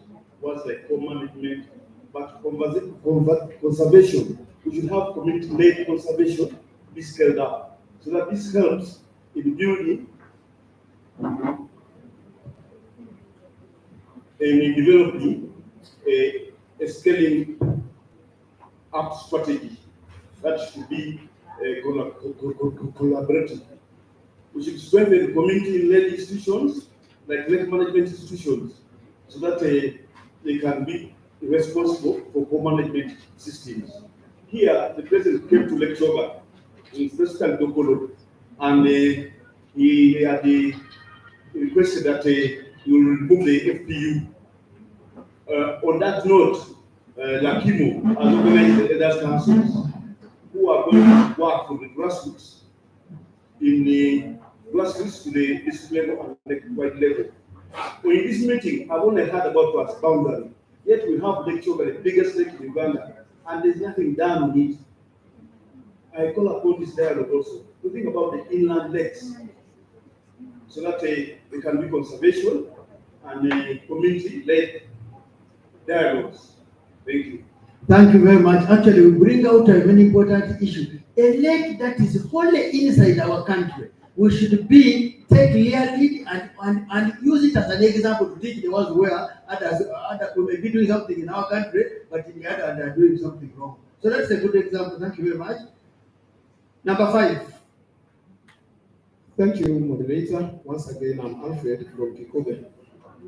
I have 3 issues to bring on board. First of all, I want this house to know the Kondo parish where it comes from. Uganda, in Kondo parish is surrounded by Lake Albert and the Kagoya National Park. And we don't have land to cultivate. And our economic activity is dominantly fishing. For us, we don't practice crop fishing. And you can now begin to imagine the picture of life in that place. From the time this burning happened in April up to now, if you are engulfed in that situation. First of all, the Lake Albert is the only place we can carry out a livelihood by fishing. And we were all licensed to fish, but not allowed to fish. Now, crossing around the other corner, we have Kaboya National Gate Park, for which we have no permit to go and fish. And when you go to prison, you will discover that a good number of our children are in Kaboya, are in prison because of wild hunting. Because if you turn to the water, there is somebody trapping you. Turn to the Kaboya National Gate Park, no permission to go. Yet life is here to survive. Yes, to survive. I'm requesting that an impact of this ban be assessed in the area, because when you look at it, there is a school in our place called the Nyawaiga Public School, and an investment of about 1.5 billion has been injected in the school. I request the civil society and other organizations to make a spot check. You will not find any child in the school. That is the picture. Then the second thing I want to forward is relating to the transboundary. There was a remark by the transboundary representative who said DRC is not fishing. That is not true. DRC is fishing mokene, except in the Jugu area. There's a province they call Jugu. They decided to gazette that and they left it for gill net fishing But in the other part of Mahagi part, there is fishing. When you go now, you will find over thousands and thousands fishing in that area. Okay, that's very good information for him. He can take when they got their policy meetings in the region to say that to address that problem. You're telling us we're not fishing, but in such an area. I don't know whether you can only give me one chance only 1 point. It will benefit the house. Okay, I'm doing it at one chance because there is a point my directorate was trying to push, but nobody perceived it, because the directorate was trying to push point item number 5, and he was referring to Alfred, where there is the boost of the Nile Pass. I told you I've been fishing Nile Pass, and I also fish silverfish. There is a time when there is the heavy downpour. This is where there is the influx of this Nile Pass. And I wanted it to be in a policy of some kind of fishing holidays. That's not exactly. So the people are stopped during that time. Thank you very much. Now let's go online. As we go online, but anyway, give him with the last one. Give him as we get the person online. Ask the person online to prepare. I think we are going to give him or her 1 minute or so. Just 1 minute, my brother. Okay, thank you, Mr. Moderator. My name is Sally. I used to be in Sese, but I left the place and I'm now at Mitiana. But my concern is, as the population is increasing, as we see, everyone we know that, and the natural lakes or water doesn't expand. Why narrow of Ministry of Agriculture and Environment think of promoting fish farming all the country, so that the pressure of this lake and what have you also maybe in future. Very good. That's the point noted, and we shall give a minute to the director to respond to that. So, people online, let's see online. Meanwhile, can I have the two ladies? Kaliza. Hello. Hello, we can hear you loud and clear. Yeah. Thank you, doctor. I'm Perus Ogose. I'm a fish processor. I process both Nile perch and mokene, meaning all the species I want them. So on co-existence of Nile perch and mokene, I would say let's just go rigging fishing. It is the type of fishing which is being carried on in the UK district. If all UK can testify that it is working, it is easily managed, it controls the quality, and it has so many benefits. Also, government should inject in money to to give those regions to women in groups and men in groups, such that we can also benefit from the government funds. Secondly, reducing on panels, it might not work because that will be encouraging corruption. It will work for 2 days, then after 3 days, it will go corruption. Then, lastly, we using of labs and this is solar. Me, I would say as a processor, let us go solar because with lamps there will be contamination with the paraffin. And lastly, co-management can help us to manage the rate because the fishers are many and are everywhere, and they can come up with the bylaws which can help in managing the rate. But the FPU are few and they cannot be everywhere. So I submit. Thank you. Thank you very much, Percy. That was good. And those claps you hear are from people here appreciating what you have done, for having, first of all, sitting through all our discussion and making a very important contribution like that.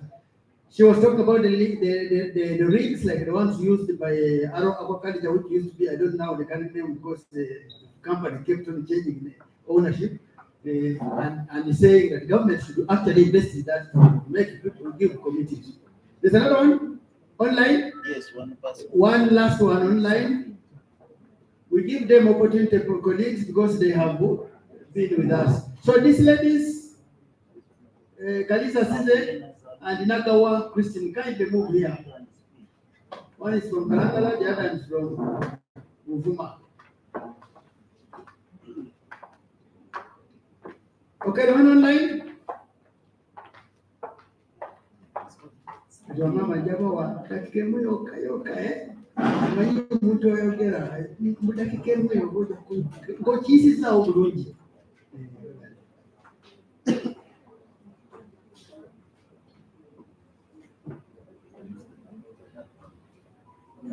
Safina, can you unmute please and speak? Your hand is up. Safina Namatovu, unmute and speak. Namatovu Safina, you have put up your hand. We are giving you opportunity to talk, but you are muted. No, my hand is not up, Doctor. Okay, thank you very much. But thank you, one big part of the team and hearing from us. So we are following the discussion. This is very good. We really appreciate it. Neebaza nnyo basebo ne banyama abali wano, neebaza nnyo abategesi abategese tusobole okubeerako ne kitwogera ku nsonga eno. Amannya gange nze Kaliza Sise nva Kalangala ku mwalo gw'Eddajje.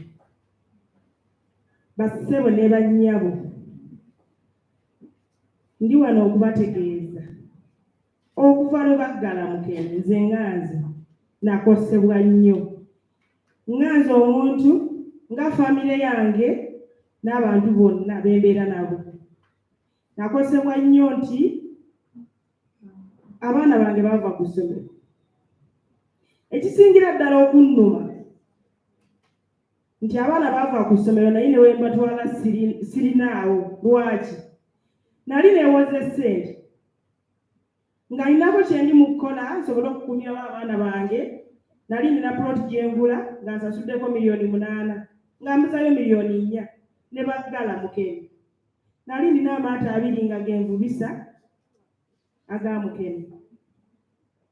Ploti ne bagitwala olw'okulemerwa okusasula ssente ezibulayo n'abaana bali waka. Mu butuufu twebuuza kiki ekyokukola?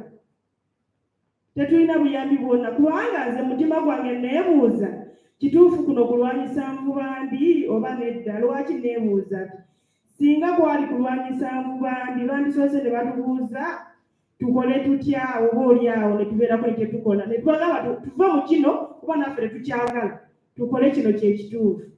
Naye tuyinza kuŋŋamba nti olwaleero kulwanyisa Nvubandi nga kaputeni ejja n'akwata ekitimba n'eryato n'abyasayasa ekitimba n'akitwala enkeera wano n'agamba jjangu okime eryato lyo bwe liba likyaliwo n'abakozi oluusi ne yingini waba aguyambye ekitimba n'abisigaza. Tewaliyo gwe yali agambye nti ndi mu kwokya bitimba bya Mukene. Ne mu sitowa tebiriimu tabyokezza bukyanga atandika okubikwata singa kati yasaba dde obuyambi bwa sitowa wabiteeka naye omuntu akikwata kugwa olwaleero neyibawo n'agenda enkeera kwatayesiriza lyato n'akijjayo ddala okwo kulwanyisa nvubambi. Minisita, taata tukwegayiridde, tuli mu bulumi obungi, kuno si kulwanyisa nvubambi okuggyako nga tuli mu kino kye batugamba nti Pulezidenti Museveni ali mutubonereza kubanga twamumma akalulu. Webale nnyo, webale ddala. Yanziza. Amanya gange nze nagawa Kristeni, basawo ne banyabo. Nze kindeese kubanga waliwo ke batakoonyeeko. Mu nkoona gye batakakoonyeeko, yenze maama ate ne kintwala okuba nga ndi mukulembeze. Mu byonna mukkirize mundabe nga bwe mundaba. Amazima gali nti amaato agoogerwako agaafuuse faaki, ebitimba ebyogerwako ebyo ebyafuuse waneene ekintu ekyokulambula, mujje muteese leero, mujje muteese enkya, ebintu bya looni. Ebintu bya looni ebyo mukkirize nga twekwanira emikwano egitufuukira kagumba weegoge. Nze njagala kubuuza bantwale bansibe ku lwa gavumenti kubanga nakwana emikwano. Katosuubunizi gulupuba mikwano gyange, bamaama bange. Olw'abantu benkulembera mbu nange neteekamu ekitiibwa nti nkulembera abantu. Twafuna omukisa ne tujagaja nnyo nnyo olw'abantu abo bwe mulaba batudde awo, abakyala abakatosi ne batutuukako ebuvuma. Naye ebuvuma gye tweyagalira eyo, musanyu lye tubaddemu nga tulaba tulina we tutuuse. Nga n'abasajja bamanyi tulina kye tutuuseeko kubanga tuli bakyala abagezi abakoze emikwano. Ne tufuna n'ebirabo ebyayingiri. Mukimanyi yingiriza abantu eziri mu nnyumba ziri mmeka kubanga n'ewammwe gyeziri. Yingiri mmeka eziri mu nnyumba ez'amuke ne muzimanyi?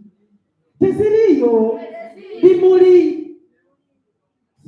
Museveni asobola okutuyamba n'atusasulira ebintu ebyo ebifuuse faaki ne tuzaayo amabanja ne tusigala nga tutambuza bigere kubanga tuyinza okutambula nga tulina gye tugenda olw'okuba ennyanja tekyatulinamu mulimu. Naye jjukira ennyanja Uganda yaffe tulina okubeeramu.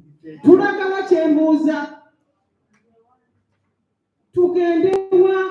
Naye amaato gali faagi gabanjibwamu ssente, galimu zirooni, abakazi bafa. Ekyo si kipya kuba twalinange banoonya abantu baffe naye baafa dda ku lw'ekyo. Bakyafa era kikyagenda mu maaso. Tukole tutya ab'emikwano abalina ekisa mu buyinza. Mu buyinza obwo mpuliddeyo abalina obuyinza mu ekyo ekintu. Waliwo alina ekisa asobola okusaasira nga si mwana we kuba ye ali bulungi, omwana talina kyakoseddwa. Naye bw'eba nga n'empuuta ekendedde, akazannyo ke mwazanya katuuse. Ansaasire tebankuba amayinja. Webale nnyo maama, webale ddala, webale ddala. Omanyi waliwo abawuliza zongululu, waliyo omukyala abuuza kati essaawa eno omuntu agoyingewa. Essaawa eno agoyingewa. Thank you very much. So we are coming to Honorable, but there's a lady who was asking you and brought, but now you just excuse me. There are so many. Go to Honorable Keo. And then after which, we do what? We have a way forward. Stop. Thank you very much for bearing with me. Thank you, Honorable Chair. Honorable Chair, mine is simple. That actually the people who made right that Mukene was banned are going to get a surprise they have never realized. Currently, a tray of eggs costs 8,000. Don't be surprised when the tray of eggs is going to go to 15 or 20,000. Because the most ingredient put in poultry feeds is Mukene. Those who enjoy pork, God forbid I'm selling that dentist. A kilo of pork is at how much? Don't get surprised when it goes to 30, because much of it is for the feeds are from Mukene. I always tell my colleagues, don't think for us from the fishing community we are the only affected. It is going to affect all of us equally.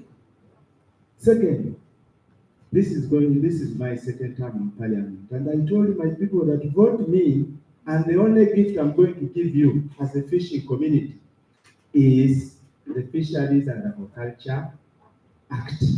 I delivered this. What is happening to the regulations? Once we have the regulations, all these issues are going to be solved. Me, I'm always very frank. I even did water fishing. I've done all these types of fishing. I know those islands these ladies are talking of. When you go to Libya, when you go to all those islands, Kasari A, Kasari B, Libya, Namitis, all those islands, I've grown in the Lake Victoria. I know what it means. But I want to tell you, nobody is holding the lake. My brother Kambu, I'm attending your meeting on that. I will tell you after the meeting. Even for us who don't impact fishing, we are doing illegal. We are supposed to have a single net. When you cast it here in Kampala, you find it here in Kampala tomorrow, not in Mukono. These nets we are doing triples, quadruples, and the tembeya. You put it here, and tomorrow you find it in Nansana. Is also illegal. Nobody is doing the right thing. So finally, I will also not hide my head as a proverbial ostrich in the sand. We have to move away from fish hunting.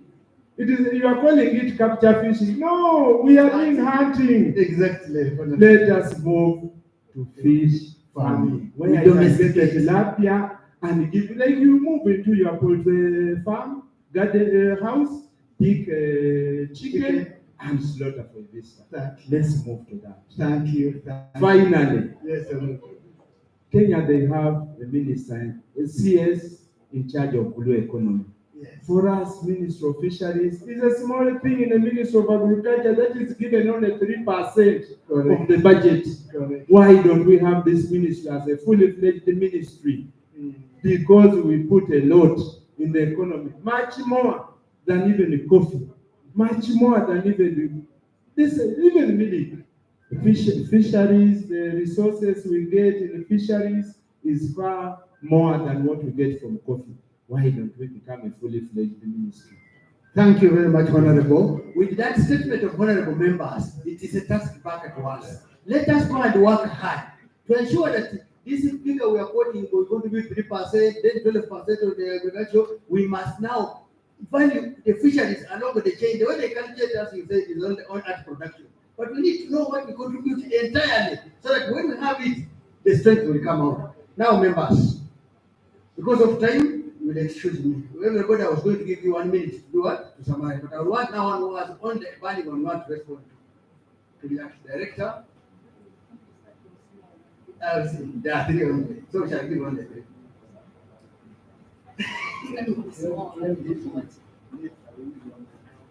Okay, you give him 1 minute. Thank you very much, sir. Mr. Vianney, sir, you asked me to advocate for the return or the opening of Mukene. Mukene has never been banned. It's a need. And for me, in 2016, I went to Naropa, to Mukene. We overloaded Mukene and it also got finished. This is what is happening now. That when you kill Naropa, Mukene will be overloaded. When you kill Mukene, Naropa will be overloaded, so we need to make a balance. Thank you very much. I advocate for a balance. Very good. Madam? There has been information going on that 2 days have been allowed to fish silverfish. Has anybody received that form of communication? Who is here? Abakyala, mwawuliddeko?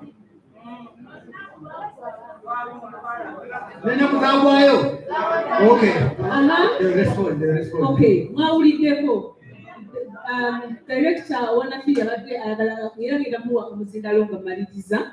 But what should be a major outcome from here would be to reinstate silverfish fishing using Harap and allow a regulation to be put in place, informed by NAFIRI, informed by LBFO, and informed by DFR, so that we have an inclusive, equitable fisheries in Uganda. Point taken. Now, since you have talked about Director NAFIRI, and it's my employer, for me starting here, now you want to appear like you're the one who was given a chance. I'm the one who is giving a chance. Director, over to you. She wants to take my job, so let me upset. My apologies, Doctor. Okay, agreed. Apology. Yes, please. Yes, I said NAFIRI, that's the one talking. Yes. Closes. Okay. Now you talk. Let's talk that the other side then. Wait a minute, Daisy. Let's give the last person there. He says, you know what, then it comes to you, and then our host. Thank you. Thank you very much, moderator.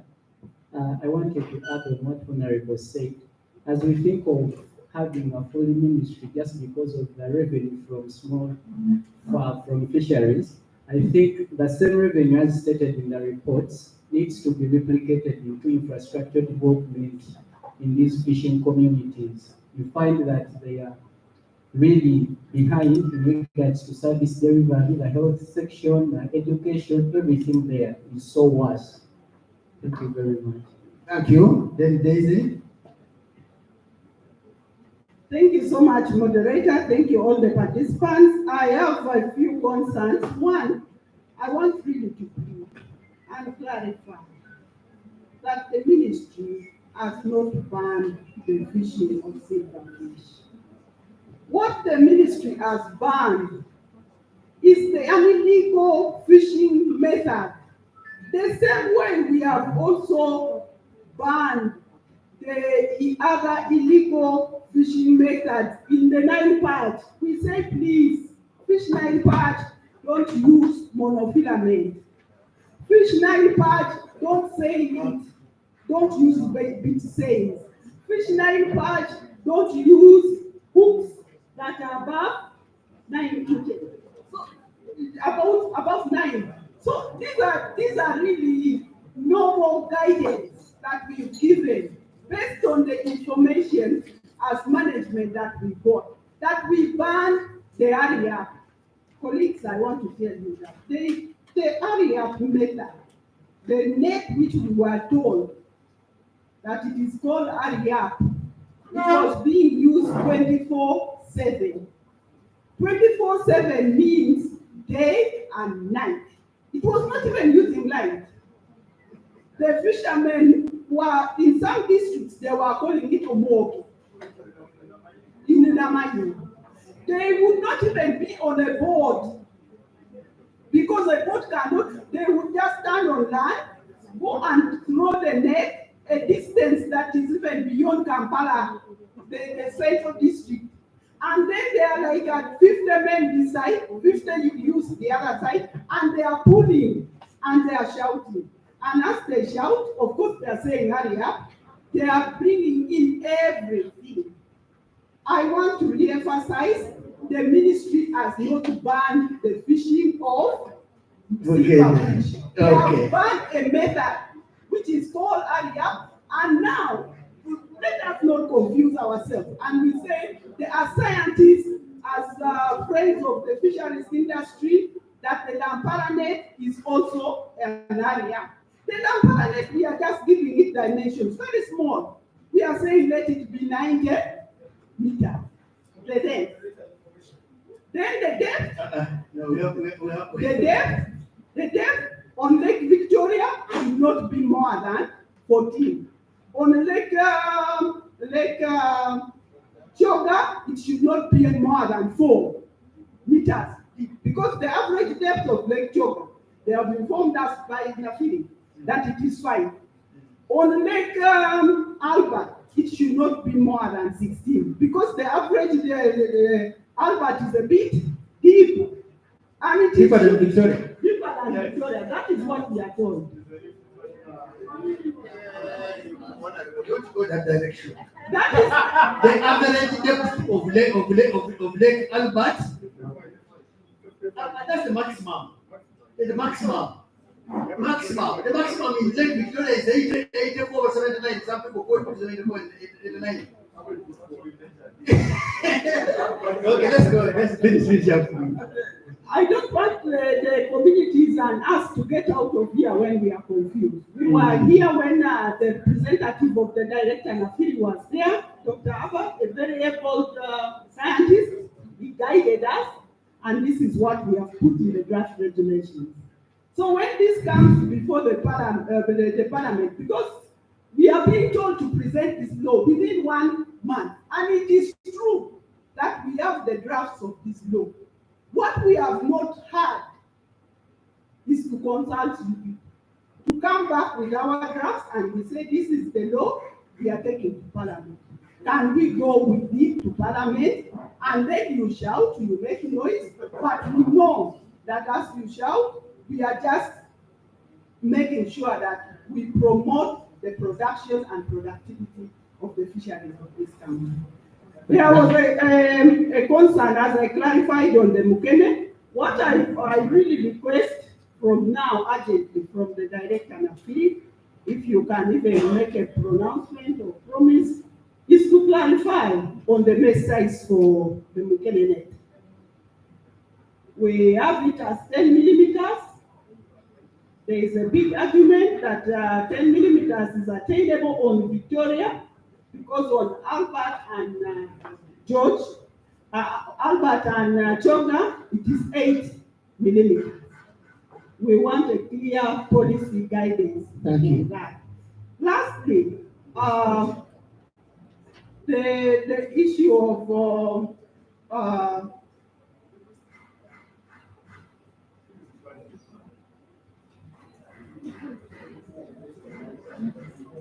lastly, the issue of the establishment of the co-management. Colleagues, I did not finish because I was given 3 minutes. I told you that we have 20 regulations from this new act that we have to come out with. We have so far had a draft of about 9. The one which is specifically called close to fishing regulation, there is a draft. Okay. There is one which is called protection of fish breeding areas. It is a draft regulation on its own. The one for co-management, it is on its own. We are just going to present all this to Parliament. And then lastly, the issue about promoting aquaculture.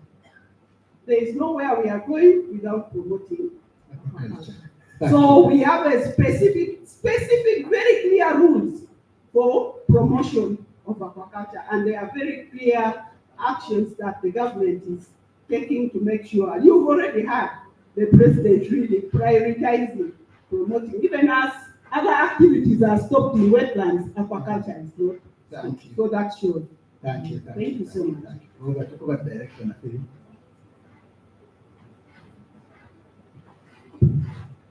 Thank you, moderator, and I want to appreciate the comments that have come.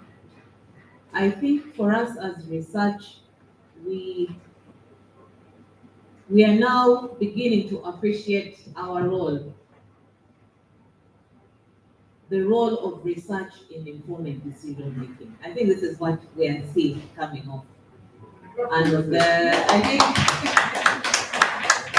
thank you, Dr. Gutu, because I think when the directive was made, we suddenly did not have an input into even guiding the way the directive could have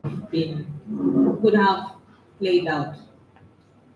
But I think, like the moderator mentioned earlier, and we still need to ponder over hurry up. Ladies and gentlemen, hurry up is an English word, and I think you rightly said, hurry up, Kuangua, hurry up, Yangua, that is the word, hurry up. And you rightly said, whatever method that comes, because of the fishery and the flight of the fish involved, you have to hurry up.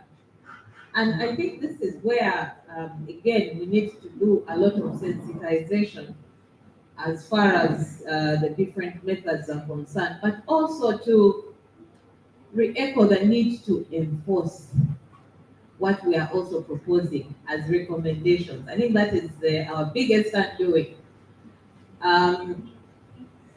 Commissioner, you have rightly said, people said nets. We have had the drifting of the nets. Illegalities happen in all these fisheries. But I think the key point here is to enforce.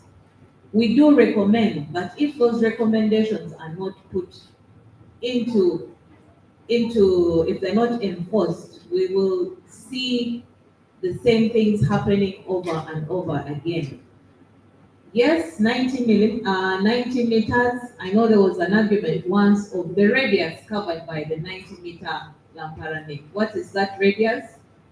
And I think, colleagues, we had that debate that certainly there is a radius that Lampara net actually covers. It's not the extent that people imagine that happens. But I do also want to appreciate that as we conduct our research, we certainly borrow from the indigenous knowledge. Bassebo ne bannyabo mumanyi bulungi nti oluusi bwe tujjamu mmwe okunoonyereza, oluusi bye mulaba kubamu ababeera ku nnyanja bulijjo, naye bituwabula mu ngeri ki gye tulina okukolamu research yaffe. Kino nkyogera okusinziira ku kunoonyereza kwe tukoze, kuba nzijukira lumu twali tunoonyereza ku bibiikiro by'ebyennyanja nga mwe mwennyini mwe mumanyi muga nti okusinziira enkota weeri, okusinziira engege, naye naffe nga research tulina bye tumanyi. So what am I saying here? The role of citizen science in all that we are discussing here is very important. The indigenous knowledge that the fisher communities are talking about, as we come up with these regulations, we should not, even the science that we do, to some extent, we look for perceptions. What do the fisher communities think? And in that way, we strengthen the kind of recommendations that we come up with. The commissioner has tasked, and I think colleagues, we need to go back and fine tune 10 verses 6 verses 8. What is the right mesh size? And where should this mesh size? I think that it's about the mesh, but also where should it be used? Exactly. Basing on the recent studies that we have conducted. Okay. Thank you very much. Thank you very much. Now a loud hand clap for all of them. So you can now take your seats, colleagues. Thank you very much for your time here. And as they go, now I'm doing only one humble thing, and I expire from here also. I'm not going to look to seek for that term. I was told that people pass during only 30 term to go to the next class. I'm not looking for passing to go to the next class. So as we leave, we are supposed to have a way forward. The way forward, we have agreed with the person dealing with way forward that we just highlight a few things, but there are only 2 things that we want to agree between all of us before we leave. So the few things we have captured include the following. I've just received it from the team, and of course they have many which the rapporteurs have captured, but among the key things that there's just quickly, one, there is need for continued engagement between policy formulation, research, and key stakeholders. Number 2, sensitization of the key stakeholders in the industry, only in the entire industry, and so that they hit regulations, and this should be done through probably decentralized means in each of the water bodies. Number 3, we need to integrate human rights policy in policy regulation, so that whenever we are dealing with issues of food, issues of human rights and sustainable harvest of resources is taken care of. Number 4, that through regional organizations like LOPFO, like LIAFAO, we need to harmonize all the issues that we agree with, or the policy issues, so that we implement them at the same time in the same countries, in a synchronized manner. Number 5, that the ministry need to fast track these issues of the laws to operationalize the major law, and to do it in a participatory manner. Number 6, that now before I go to number 6 and 7 are together, but they are contradictory. And that's why I said we are going to agree on them. But there are many other things that have been also highlighted here, like issues of co-management, which has highlighted and told us what we need to do, the re-evaluation of our fisheries resources, the value of the fisheries resources, evidence-based legislation, co-management, and then other things. But now I come back to the 2, which you have to agree when we live here. While the ministry is fast tracking, there was one arm that presented here that the ministry should consider lifting the ban on that hurry up. Now it has been supposed to work. Remember, going, hurry up, going in Alabama, going very many things, but she has given now the hurry up, she don't go, is actually, to me, I call that the beach saying, once you go and say something there, and then you're on the beach and begin pulling, you are saying it towards the beach. So that's a pure the beach saying. They are the ones who have so there's a lot of misunderstandings. But there was a request that there should be lifting so that these people can operate normal as they were doing it before this ban, while the laws are being done. Then there's a second arm of that, which says there should be a meeting between the convened by the directorates, but bringing people who Mukene, people who large bodied fish, research, and key stakeholders and state actors, so that they agree before action is done. Which of the two? From this meeting. Yeah, tell me the time. There are two issues here. One, a request that we should recommend from this meeting to the minister who banned that he lifts the ban and allow people to operate the way they're operating, while the law is being taken there, so that the laws are being done through participatory means you have agreed. Honorable Chair. Yes, please. I want to moderate lifting the ban, but with the regulated legal offers. Yeah, I always tell my fishermen that so he has modified it, saying we request for lifting it with the moderated growth. The recommendations just even if it is 7, but we begin from there. Gorofa musambu zikumbaba naye, other than the total ban or chopa, don't know whatever. But there is no fishing, even in Buddha. You have to hurry up. Whenever the fish is there, if you pull it slowly, it will go. Even in a hook, yes, very good. Thank you very much. So let me hear that.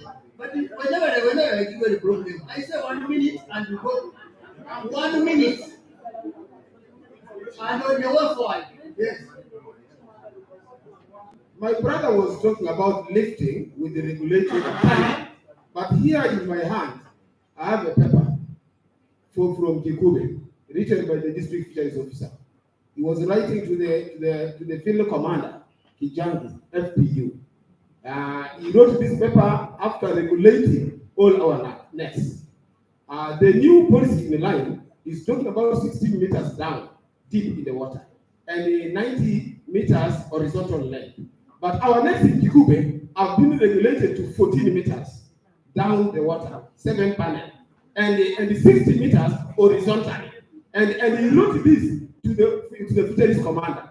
That is the law, and that is the position, and that is the traditional lampara. But that day, the operational commander kept quiet, and we entered the water. All were arrested. Some nets are in Toroko, some are in Kijangi, and there are 7 panels. If you go in the field now in Toroko, your point has been taken, my brother. And good, thank you. Your point has So been it taken. must be total lifting because the regulation has not been. Listen, the one the DFO wrote to is not the one who issued the direct. He has just an implementer. How do you issue to what? To FPU to do what? You have right to the ministry. The ministry is the one who can give that directive to them. Dr. Kutu. Yeah, thank you very much, moderator. Thank you, participants. I think we are moving towards something. And we have already been told by EFA that the regulation is being developed.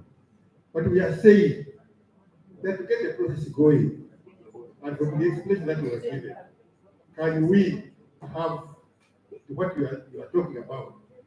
Because we have the minister here.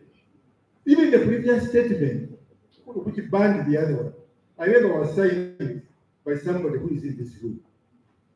I think if we can have that as a resolution out of this meeting, we have handled a lot. Such that as the law is being developed, this prize we have been hearing out in this meeting have been cited. Thank you. Thank you very much. One, and then I come to the big table. And when I come to the big table, I'm going to hand over she's there. I'm going to hand over to the director, who will now invite the minister to address us and close. Olamisizzaako wanatwala erinnya Nabisere Jessica okuva e Buleeri. So mukama wange nze mbadde nzikiriza okusinga okutwala abaana baffe okutuula. Tukwase kuloofa 7 tuve ku 10 n'amataala 4 tubeere nga tukola tubeera tuyinza ebituba ebaagala babituleetere. Naye nga tububisanga ezo. Kale. So for us, Madam Commissioner and Honorable Minister, mine is a humble, okay, give her. She came here and now that she has again put up her hand. That's my last one. Just forgive me because you don't have to. Era Bayibuli egamba nti omugumiikiriza abeera wamu ne Katonda. Amina. Amannya nze Mirembe Luusi, Chairperson Silverfish, Buvuma Women's Fisheries. Bassebo ne bannyabo bakulembeze baffe mwena ndi mukyala muvubi wa Mukene.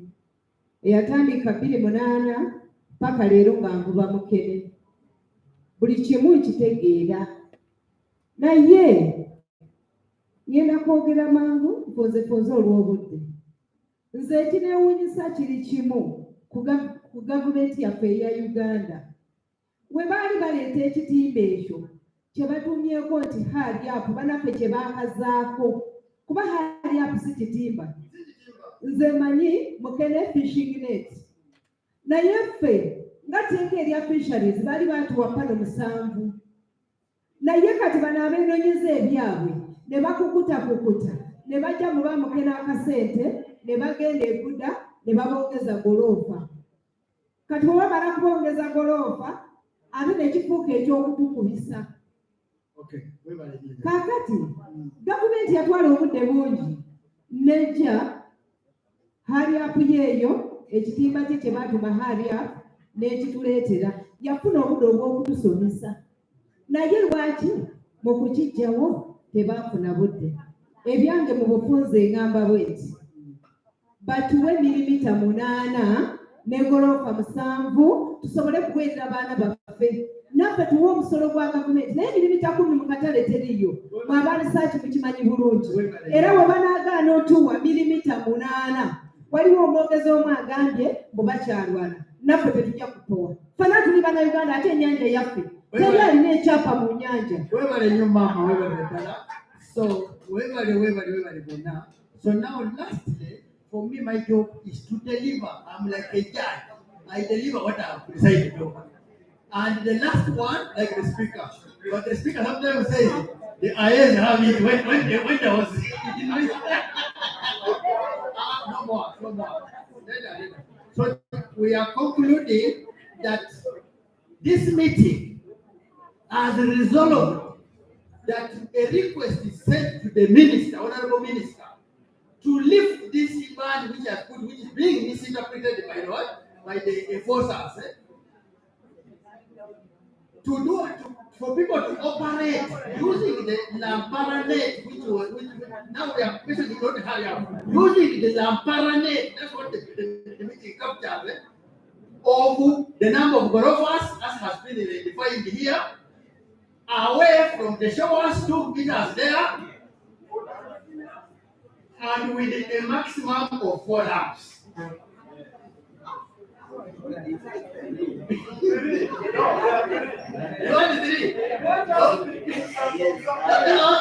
Okay, with 3 lamps.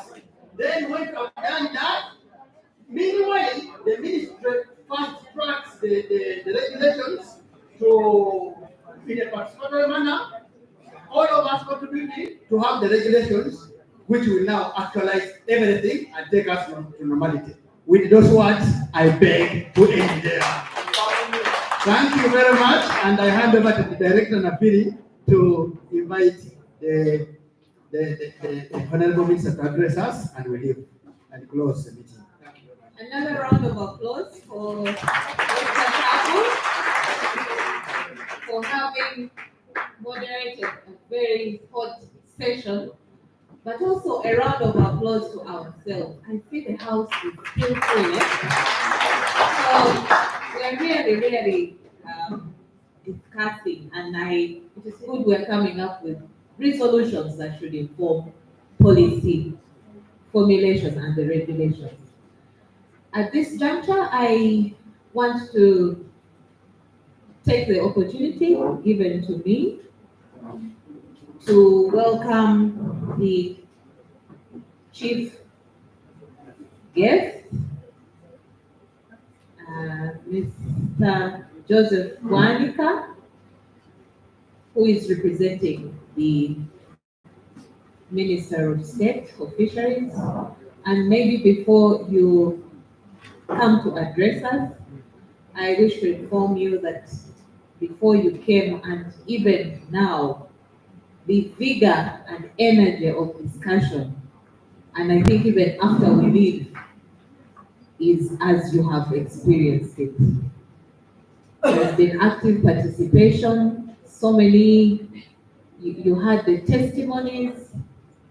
As research, we have made our presentation, and we still are going to provide inputs into the policy, but also the need to listen into what the various stakeholders are saying. Some people have been online, and then we have had people in this room, and everyone has an idea. So without wasting much time, I wish to invite you to address us and also to close the meeting. You're welcome, sir.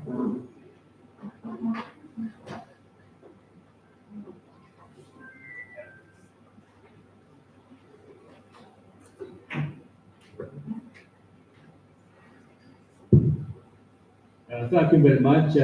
My sister, who is also the director of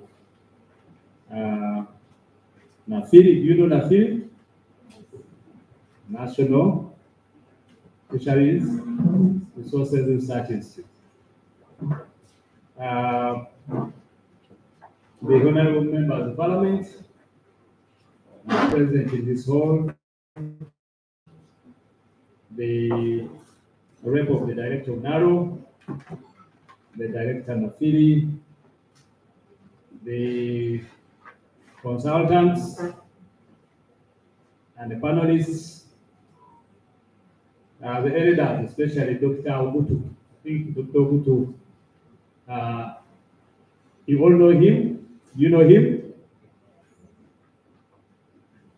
Clap for him before I tell you what he is. He's a scientist who has shaped the industry for the last 60 years. So you must know how important he is to us all and to all the aspirations that we have made for ourselves today in this hall. My name is Wanika Joseph. Yesterday when we were in Parliament and the matters were hot, I was seated next to my other Wanika, Dr. Ben Wanika. And when I said I'm Wanika, he said, no, at least you are not a Ben Wanika. And the issue was because matters were very what? They were very hot. And the matters were hot because they were concerned from members of the community, the fishermen, but also other stakeholders. Before I go ahead, I want to deliver officially the apology from the Honorable Minister, Helen Adoa. This week has been very busy for all of us, but especially for her as the Minister directly in charge of this subsector.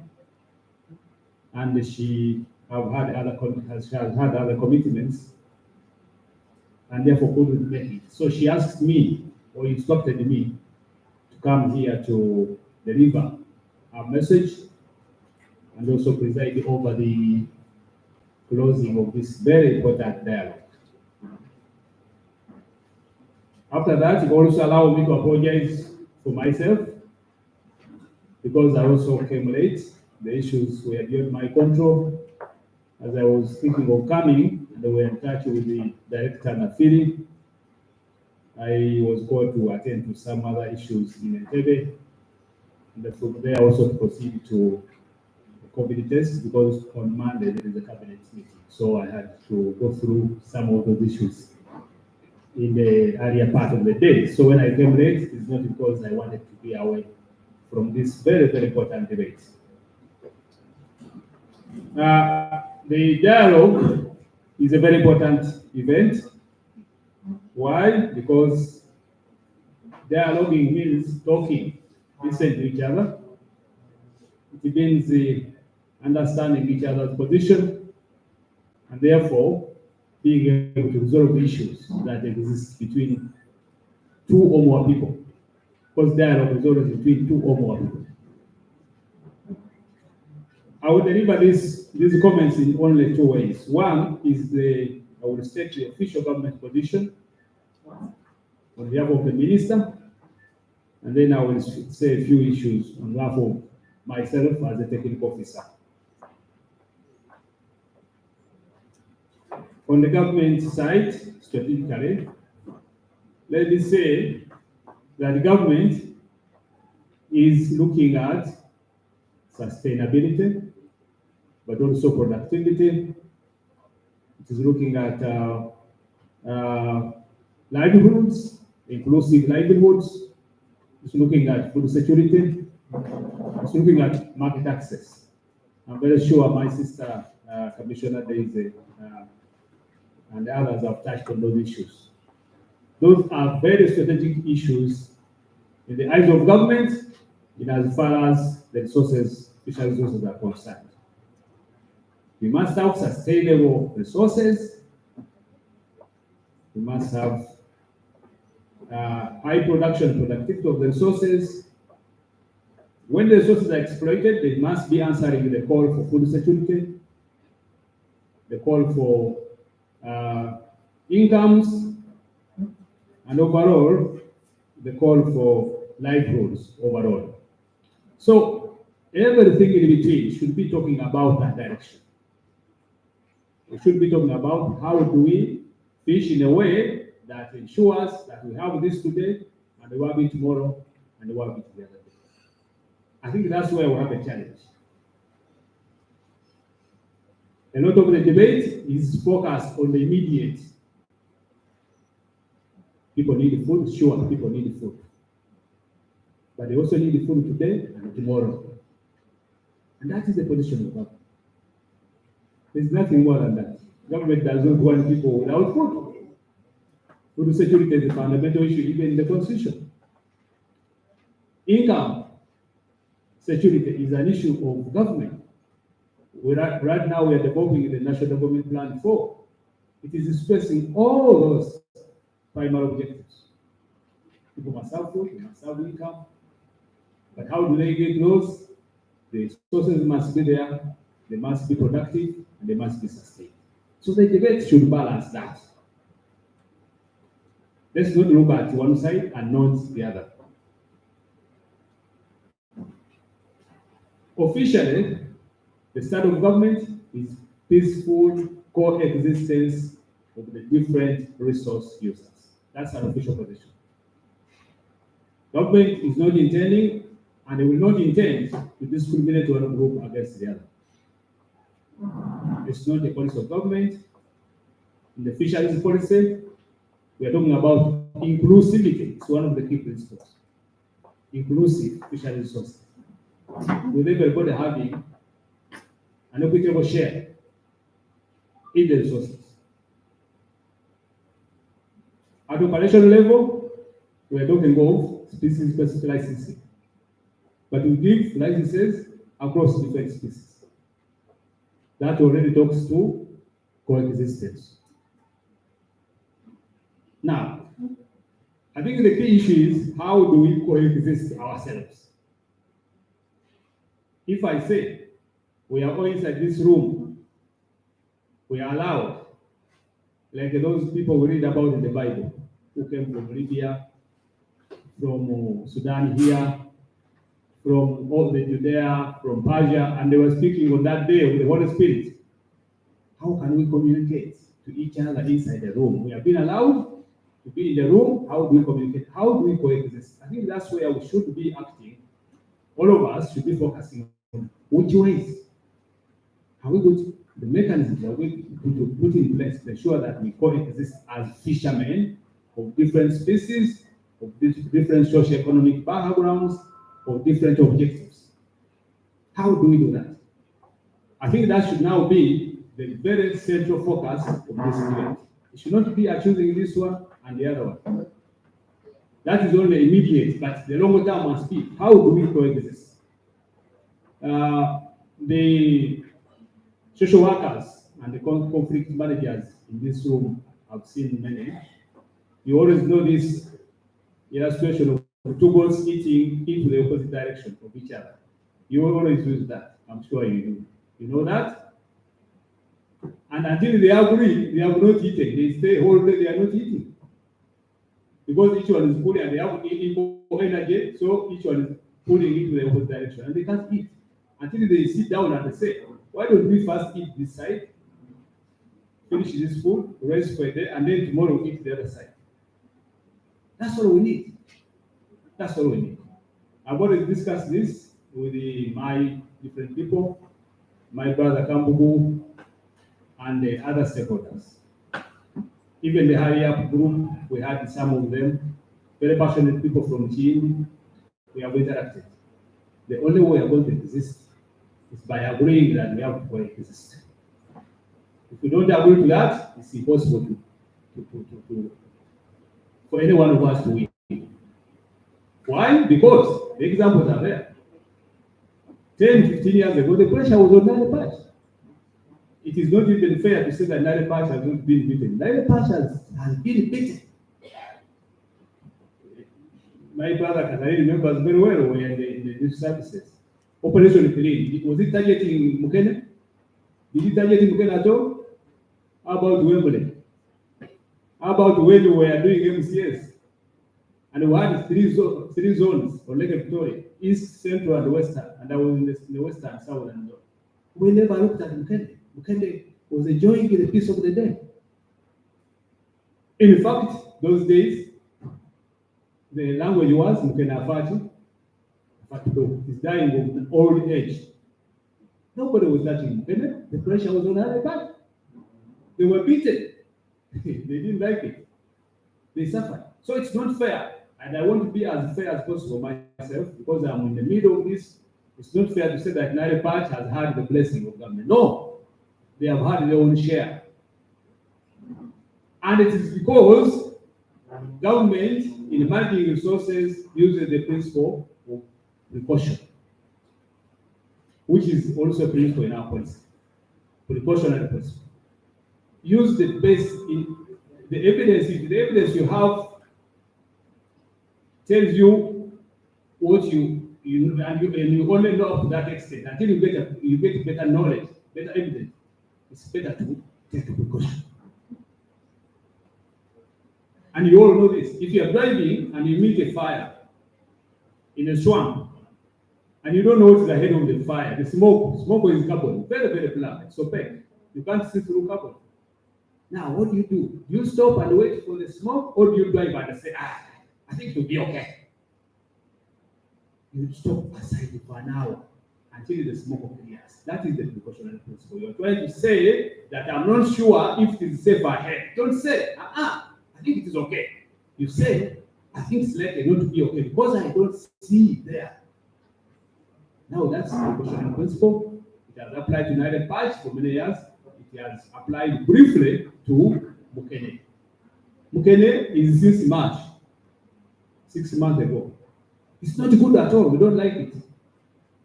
But it is the precautionary principle. Why?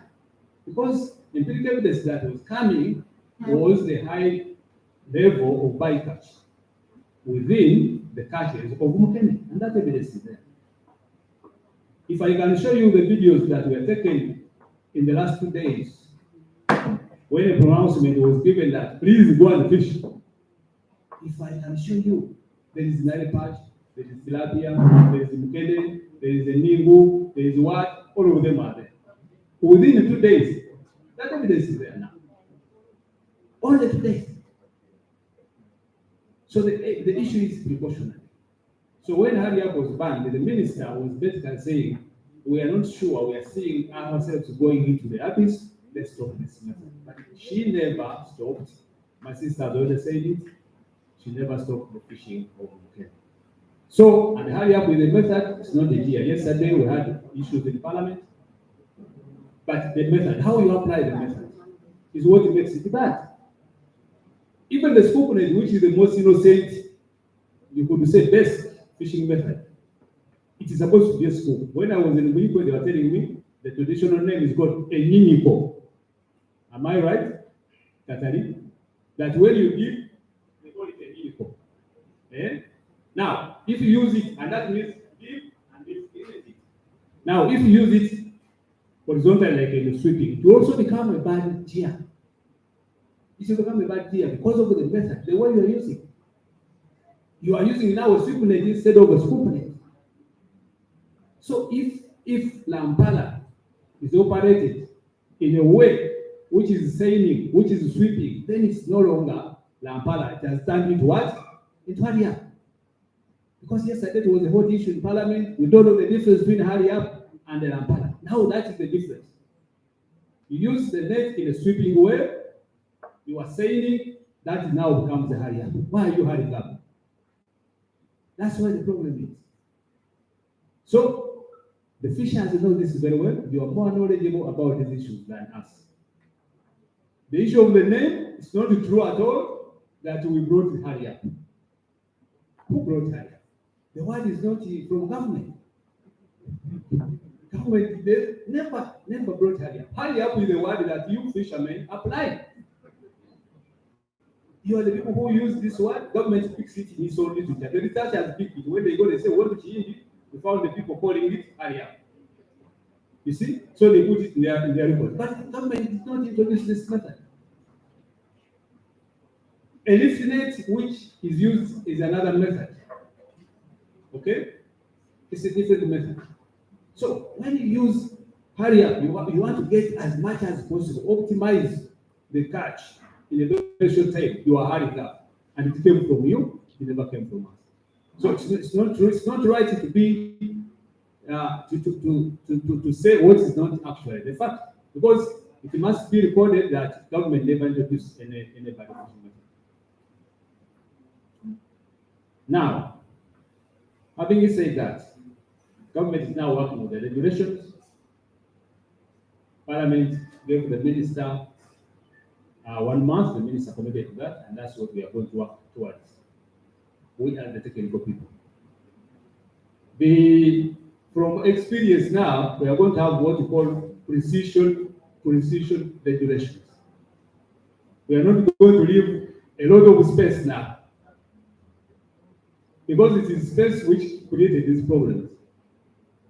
If you look at the 2010 regulations, because we thought Mukene was something, he was plenty, he was dying of old age. We didn't want to regulate it, we wanted to give people space to regulate themselves. Now they have not regulated themselves. So government now is going to become more precise. And that's the recommendation and the call I'm giving to our brothers in Naro, in Nafiri. Please, we want precise recommendations, precision regulations are going to come from your recommendations. What should be the dimension? We are even going to remove all these doubts about the depth of Albert versus Victoria and so on. All those are going to be removed. We want to be precise. What should be the dimension? What should be the depth? What should be the mesh? What species should we regulate now? Because we have been regulating every species. Dr. You are our consultant, Naire Batch, Naire Tilapia, and Mukene. What else are we regulating?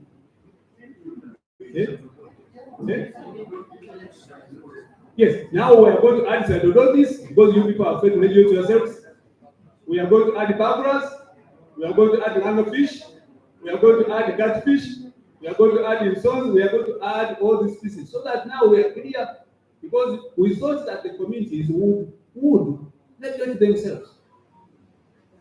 That's why government did not put so much pressure on them. Now we are going to be more precise, because we have learned from bitter experience. So, research, please help us define those areas. However, government is aware that because of the issues of increasing population, issues of livelihoods, and I'm very happy about the advocates for human rights and livelihoods. Government is working out solutions, and we want all levels of government, local government, but also the development partners, civil society, work towards making sure that we relieve on the pressure that is on the fisheries. One area we're talking about is the skilling centers. The younger men in learning site communities, in fishing communities, should be empowered to get alternatives. Okay? Let them become carpenters. Let them become fabricators. Let them learn cosmetics. So everyone in this is responsible. Everyone. Let's ensure that we provide alternative livelihoods through skilling centers, vocational centers, through aquaculture, which you have talked about very well, and the government is committed to, so that there is less pressure applied on the natural fisheries. Because the fisheries are finite. They have a limit. They have a carrying limit, a carrying capacity. You can't exceed that. Okay? So the right to food must also carry the obligation to preserve the food. You shouldn't talk one way. It shouldn't be one way to bed. The right to food is right. But the obligation also to preserve the food is also what? Is also an obligation, which you must carry. So that one should be a balanced statement. So that people know that as they want food, they must also have the obligation to produce and preserve the food.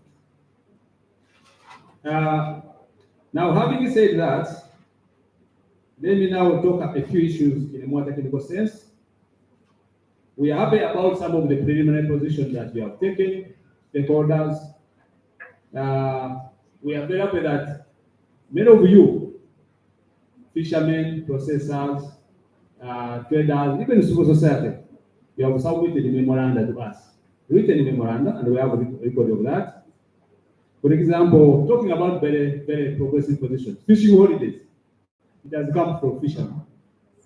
For the first time, in my 20 plus years of experience, I'd never heard of fishermen talk about fishing holidays. Now they have said it's on record.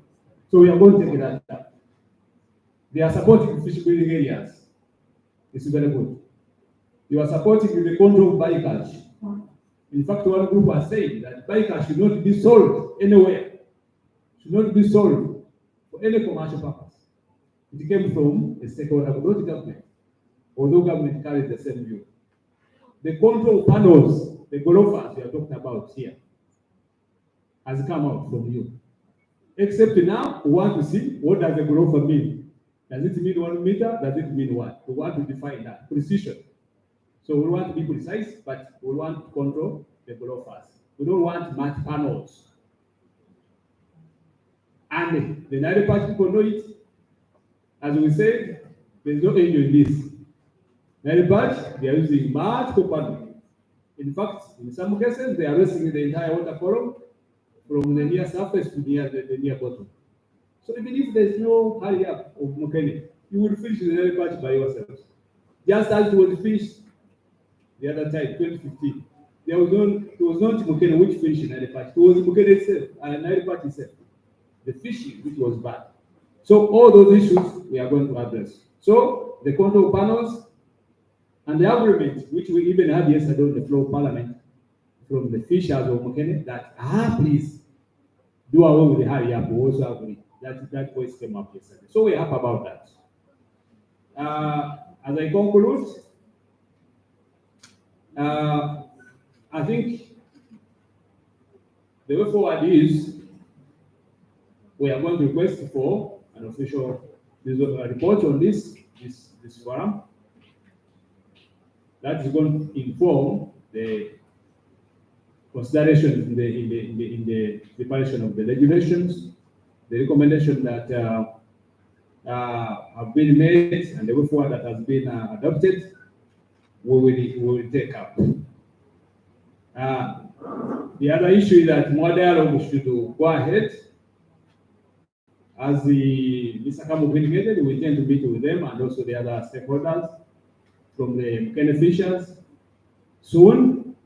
In fact, Commissioner Daisy take a note of that, and Geoffrey, please take a note of that. We want to meet with these people in the next 2 weeks, if possible. About 10 people from either side, 5 will meet in DFR We'll not give you transport refund, but we shall talk. The other groups, please write written memorandum.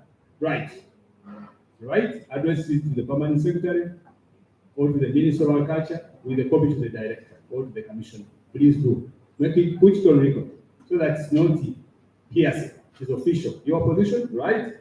Because we will not have the timing that was given to us by Parliament, does not now allow us to effectively go like a full year to meet with you in your grassroots areas. Some issues will have to be done through expedited methods. So when you have a group, please write, you have your issues, the law is there, read it, these expenses are there, write a formal memorandum, submit it to the minister, copy to the director or to the commissioner of fisheries, we shall take a note and look at the issues that you are proposing. And then let me end by, first of all, clarifying that government has not neglected fisheries. Government has got a special package within its policy framework. It's called special interventions. Priority number 6 of government right now is special intervention. For the first time, there is a program of government called special interventions in fisheries and aquaculture. And that is meant to look at all these issues that will promote the well-being of the sector. Otherwise, let me thank Nafiri and the development partners for supporting this dialogue and also for organizing this. We really appreciate this. You have done our job, and we are so happy about that. I want to thank the moderator, the very able Dr. Tabu, for really guiding this. It is animated, it's always animated, because it is about resources. And the Kamugu said it, that's what the Baganda say. Even in the courtship, you know courtship, you first fight. And then eventually it is husband and what? Yes, so with this courtship here, we are going to get some good dialogue that's going to bring very good results.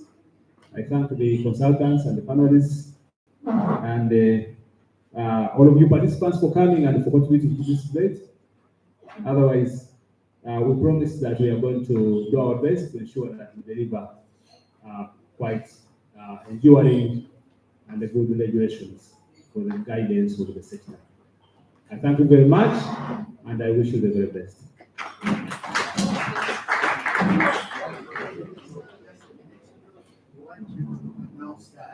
But before the honorable is announced that this meeting is closed, I just want to announce and then I do 3 things. Number 1, the organizers want to appreciate all of you who have responded to their invitation, came and sat up this moment.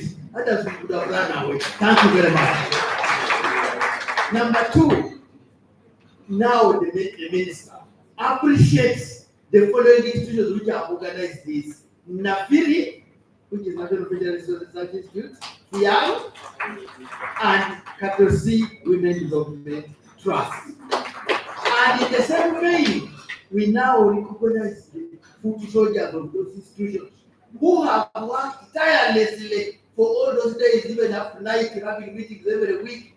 And we request you to stand up, all the staff of the 3 institutions are mentioned, so that we clap for you and then a hand over for closing. Please, staff of Nafiri, staff of and we really appreciate.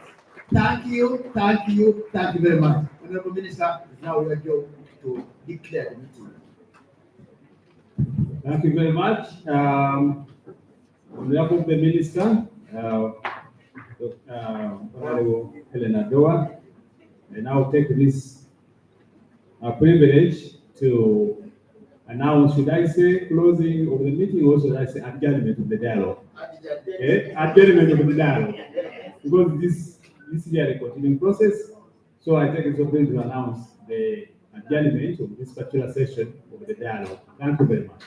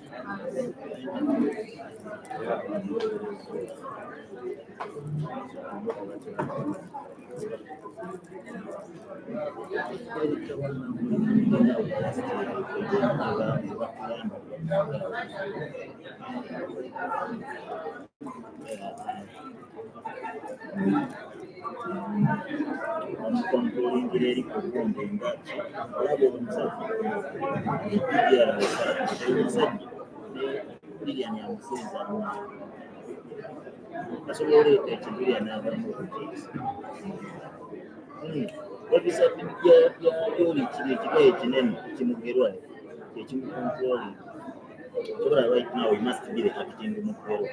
It must be the acting DCG research, or research, director research. Ariko by act.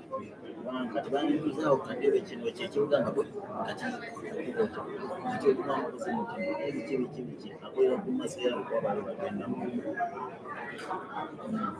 mulaga wala bali wakaye ku basindisa ku mafiri simanya director simanya wabi kyana kusura yesu yengo ugambo kangamu kangamu